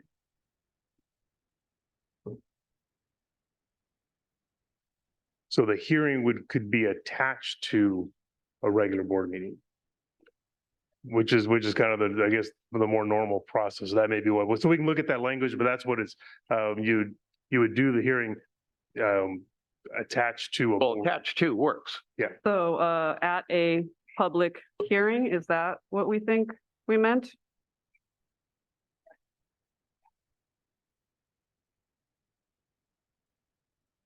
Okay, so. We'll check it. All right, go ahead, sir.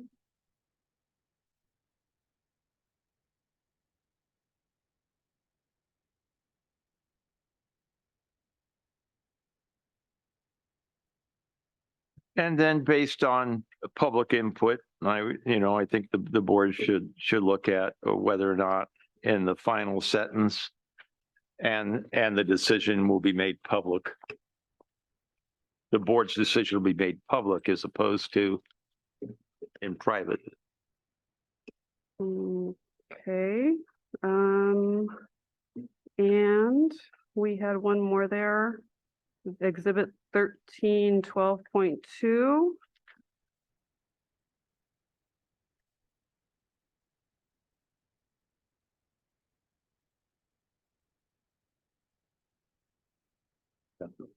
Yeah, it's a form.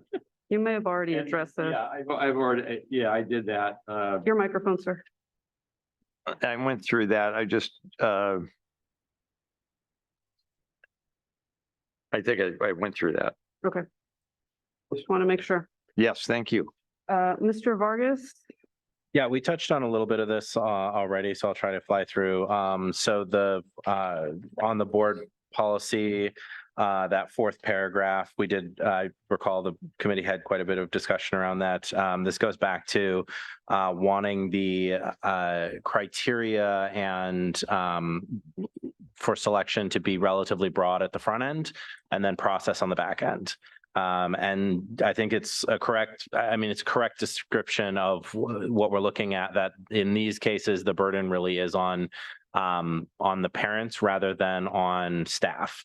Whereas with curriculum and stuff like that, the burden starts on staff.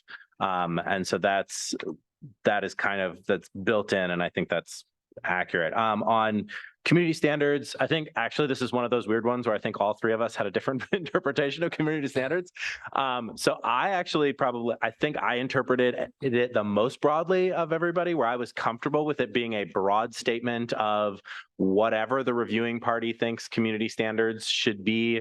I'm comfortable with that, with the added caveat of there's process on the back end if they get it wrong. I think obviously Carmen had a different interpretation. I will leave Nancy had a different interpretation from me. I think Nancy's interpretation ended up being what is reflected here with the non-discriminatory addition. So I'll let you add on to that. And then the last thing was on number 9 in the reg. And we got some comments about this. How do we treat, I think this is something of a misunderstanding, because like, how do we treat duplicate, complaints? So what if one person complains, we go through the whole process, and then someone else complains, and someone else, and we just kind of get this, what happens when you have multiple complaints on a single book. And I think that what's in here is correct, or is the right way to do it, which is that we take every complaint, we accept every complaint, but if this has been reviewed before, then we don't necessarily need to go through a full review every single time there's a complaint. Because I think that could easily become overly burdensome.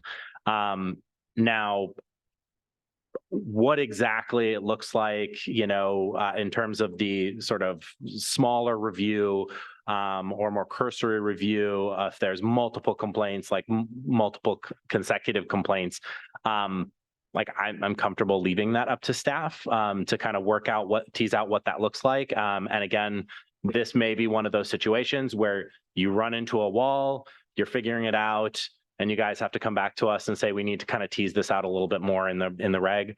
That's fine. I think what's in here is fine. But I will leave it to staff if more needs to be teased out here as we hit stuff with implementation. And I think that's all I've got on this. Yeah, I'll be brief on this as well. Yes, my recollection is that we all had a different interpretation of community standards. And just so the board knows, we actually spent a fair bit of time teasing out language and terms that we felt did not have a clear meaning, and either getting rid of it or defining what it was. This was one where we all landed in different places. But please correct me if I'm wrong. The community standards term comes from case law. Do I recollect that correctly? Okay. So that is why we ended up leaving it in, because this is us signaling, should we get to that point for the courts, that we are attempting to meet the tests that they have created for us. So that is my recollection, ultimately why we left that in. Let's see, the checkbox, if you want a response, is intentional, and it's not because we want to get out of responding to people. It's quite the opposite. So because, and I think we had this in here previously, that you could submit a complaint anonymously, but AB 1078 explicitly creates that right. We wanted to make it really clear for folks that we cannot get back to you if you submit anonymously. So the purpose of that box being in there is to call it out. And I believe there's also a footnote on the application. So we're doing it twice. I want to make it really clear for folks. If you want us to get back to you, don't submit anonymously. So your choice. And that is all I have. So with that, I want to hear from other folks on the board, whether they concur with these 3 documents or they would like to see anything changed. Mr. Perez, I'm going to go back to you.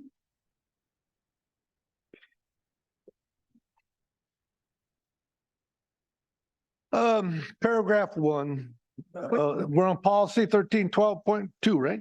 Yes, sir. And so comprehensive process, I'm glad you put that in there, because, that's everything comprehensive. And then district staff, parent guardians. I would also include in that parent guardian school committees, or, and members. Yeah, you leave out district staff, school principals right in that area. Should because you mentioned school principals in the process of approval, but you don't put it in this language right here. That's what I said. Principals and what else? And PTA and the school committees. You understand what I'm saying? I'm not sure. Anyone can file a complaint. Anyone? This isn't a review process.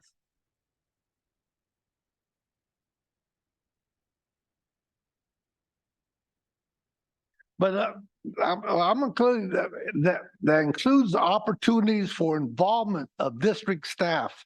I want to include school principals in that process. In the What? Well, I want to distinctly say that because I think what's the problem, I think that the librarian put the purchase order without the approval of the principals. So it has to be language in there. No, that's actually required. What? That's already part of the process, I believe. Yeah, I know it's process, but right over here, I think they should be involved in this comprehensive process. The process should include school principals. Yeah, in this process. So anyway, that's what I was thinking. Okay. Yeah, I like what you said. The district shall accept complaints from actual parents, district residents. Very good. Library issue. Check. Then I went down here for.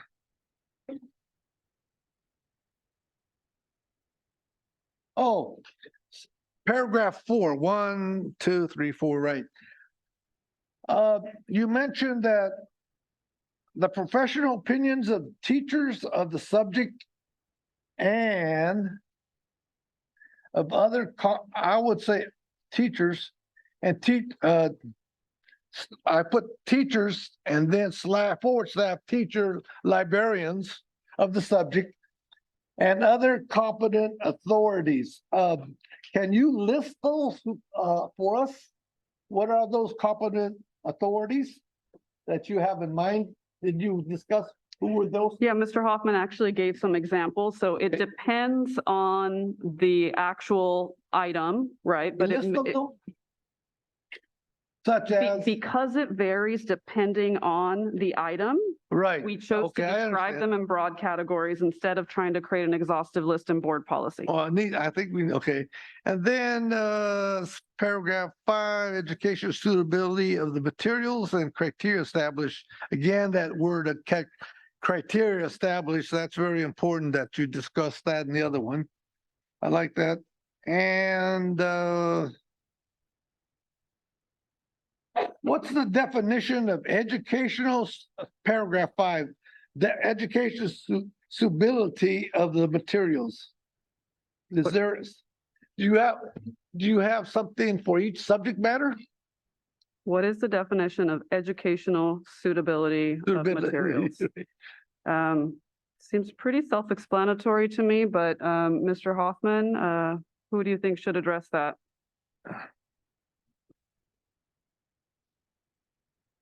I don't know. I mean, So what, I'm trying to understand the question. well, each subject, you mentioned that each subject matter has. Subject matter experts, right? Yeah, right. We're So not, what, but so where do they get their knowledge from to buy those books or get their consultants? well, there'd be their credential area. I mean, so if it's a world language, is the book, somebody with the world language credential. So trying to list all the different ones that could possibly be is an impossible list. Okie dokie. So number admin regulations, I seen the AR, I learned that. Good job. You forgot to put administration in front of it. When I seen the abbreviation AR, I said, what the heck is this? Anyway, so that one, again, contact the teacher / teacher librarian, principal, / PTA, et cetera, police, legal, whatever on that one. I think everybody should, if they think it's pornography, then how do they contact the police, the legal? When does it go to that stage? We are not a law enforcement agency, so that's not addressed here, but they have the right. They do always have that right. That's correct. They would, but law enforcement would make that determination. Who does? Whichever law enforcement agency they contact. Now, when we get it, do we give it to law enforcement? We are not a law enforcement agency, so no, unless a crime has been committed. okay, time process. Is there a time process in order to do this in this process? Okay. See, I didn't see that in this document. It's in different places. Number 8, for example, on regulation 1312.2. It says within a reasonable time period, but not to exceed 30 working days. I think this whole process should have a time period. It does. You just read part of But it. that's too long. Well, unfortunately, AB 1078 specifies this time period. 30? Yes, sir. That comes directly from the new state law. We could be proactive a little bit. Is there a form? Okay, title and all that? It's the next document. Okay, okay, that's the next one. Okay, Forcina. I agree with Forcina on those issues. I agree, that's all. Just a time process. Quarterly report, I agree. We should get some of those. Last page. That's it. On Okay. that one. Oh, the actual form now, right? The exhibit, did you have any comments on the exhibit, even though they're largely duplicative of what's in the AR because it describes it?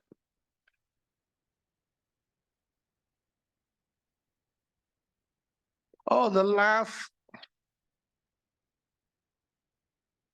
First page, do not assign it to my child or allow to check out of the library were legally permissible. What does that mean? That means we wanted to be really transparent about the fact that there are Definition. that there are certain materials that we are not legally allowed to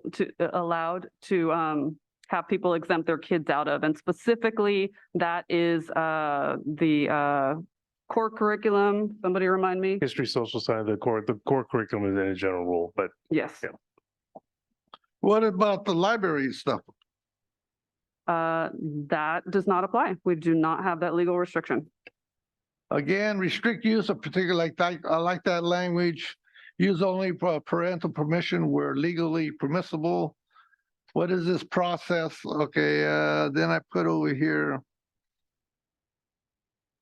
Oh, no, I was wondering, where does Comprehensive Sexual Health Education Advisory Committee come involved with this?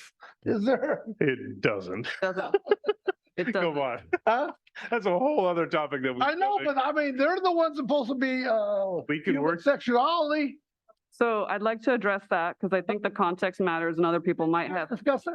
other people might have the same question. No, we did not. So just because I think, people might want to know, this is the end of the process, right? So to speak, because we Right. go through curriculum adoption, selection of library materials. This is the very tail end. So the advisory committee would be involved at the adoption process at the very beginning. Right. This document comes into play after the fact when someone is saying, I think you guys got it wrong.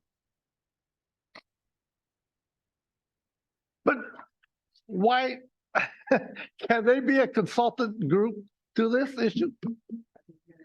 So They would provide advisor, though part of their is through the process is to provide feedback. yeah, they've So already they're- been involved. They've been involved Have they? at the beginning Where I didn't see for that. for that particular set of curriculum, not for all curriculum. Yeah. But I mean, I would imagine that they would be the in-house experts, about regarding human No, it's a- sexual health. On that slice of the curriculum. Yes, which is why we involve them in the selection at the very beginning of the process. Well, and then I think I think you need to explain what the roles and responsibilities in that process is. And Well, we have done that, and we've actually done a lot of that over the I mean, last several weeks with but they with that should be- particular, they- because you're looking at a particular board communication with regards to that committee, and I can sit down and share specific information about board members picking people to be on it and what that, so there's been a whole process that the board's been engaged with in that over the past several weeks. But that's not this topic. well, I think they should be though. That's what I'm saying. That's it. All right, thank you, Mr. Bettis. I just want to note, by my count, we have 7 minutes until we have to extend meeting time again. I don't know how much discussion or question there's going to be on this, so I'm happy to get into the rest of board feedback and deliberations. I think Ms. Sigala would be next. Yeah, about these documents, I concur with everything and I defer to all of you about the specific wording. I don't know about that. Okay, thank you. I'm going to go down the line, Ms. Jamerson. I concur as well. Thank you. Thank you. I think if we choose reputable bodies, that we've asked staff to look more into those. And so that would carry through most of these documents to be the same reference. In policy and regulation, oh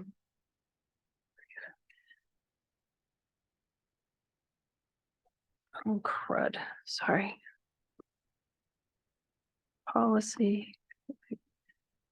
Number 4. The complaint form shall include a space to mark to indicate whether a response is requested. I agree with that, but I would, so my things is I'm a form person. So location to file complaint, I would like it to say who received the complaint and what location and what campus or location they're on. So those 2 facts instead of. We're on the regulation. Nope, I'm done with policy and regulation. I'm just onto the form, the exhibit. Okay. So request for reconsideration of library instruction and materials, who received the complaint, the site that's at. I would put at the front. I think reading complainant's name, complainant's address, complainant's phone number, complainant's email, it becomes offensive actually, because I think I have a very valid complaint and you're griping at me. So complainant's name, address, phone number, email. We don't need to write the word complainant 79 times on this thing. And then I would highly suggest a line right there that says to be, whatever we have in number 7 should stick right underneath that, because that's where we're gathering the information to make number 7 come true, not at the end. Okay, under the contact information. Yeah. So I would just ask under contact information that we move.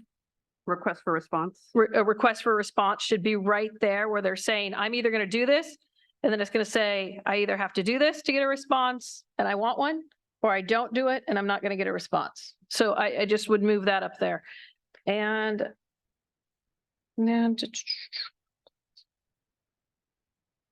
okay. I just have one quick thing to say. I spoke to some people on the telephone, and I think step 1 was an issue. Step 2 is the process we've developed, which I'm very proud of. Us getting together here tonight, we've done a lot of good work. And then step 3 is to introduce some of the books that people have trouble with. And I think everybody wanted to be at step 3, and it really required us going through step 1 and step 2. And it hasn't been an easy process, but this is where we're at. So that's it. I'm done. All right, Mr. Yang, you're either going to give us your feedback in a minute or 2, or we're going to extend the meeting. No, it's on this item, everyone already made good points, so I'm concur with this material. Okay, thank you. I have nothing to add. I want to look around and get a straw poll on Ms. Albiani's suggestions for edits to Exhibit 1312.2, which I have down as move the request for response box to under the contact info and remove the excessive use of the word complainant. All right. Seeing some heads nod. Are you good, sir? You like those edits? Mr. Fortino? In terms of things we're going to look at? The 2 specific edits to Exhibit 1312.2 that Ms. Albiani asked for. Okay. You're good on those? Ms. Sigala? Okay, staff. So colleagues, I believe we have gone through all of this. I'm going to look at Mr. Hoffman or Mr. Cerruti to tell me if there's anything else we need to provide to them. Okay. We had some low points, but we also had a lot of really high points. And I want to thank everybody for that. I think we have all done our absolute best to do right by our kids and the people that we serve today. So thank you very much. With that, in the next 3 minutes, if I'm able to get through it, board member and superintendent reports. Can I ask one question just real quick? The November 7th meeting, opportunity to go downtown to honor Mr. Franklin. I didn't hear back from everybody. If we do a morning session go downtown to see, if you want to go to take the break to see.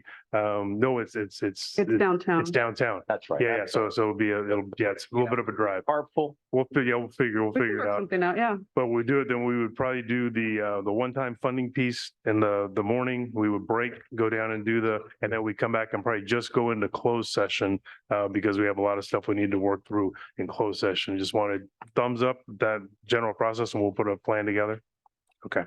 All right. All right. Thank you. We could do a van. Have us ask any questions? We just did that, sir. No, he did, not us. What, no, I want to know if we are going to apply for an equity multiplier. we are in board member already did that. superintendent reports, and that is not an item I can show you the report. under this section. I encourage you to ask that question offline. That does not need to occur during a meeting. Yes. Consideration of future agenda items. We do not have any that I've been notified of. So with that, I'm going to adjourn tonight's meeting at 11:39 PM. Thank you all.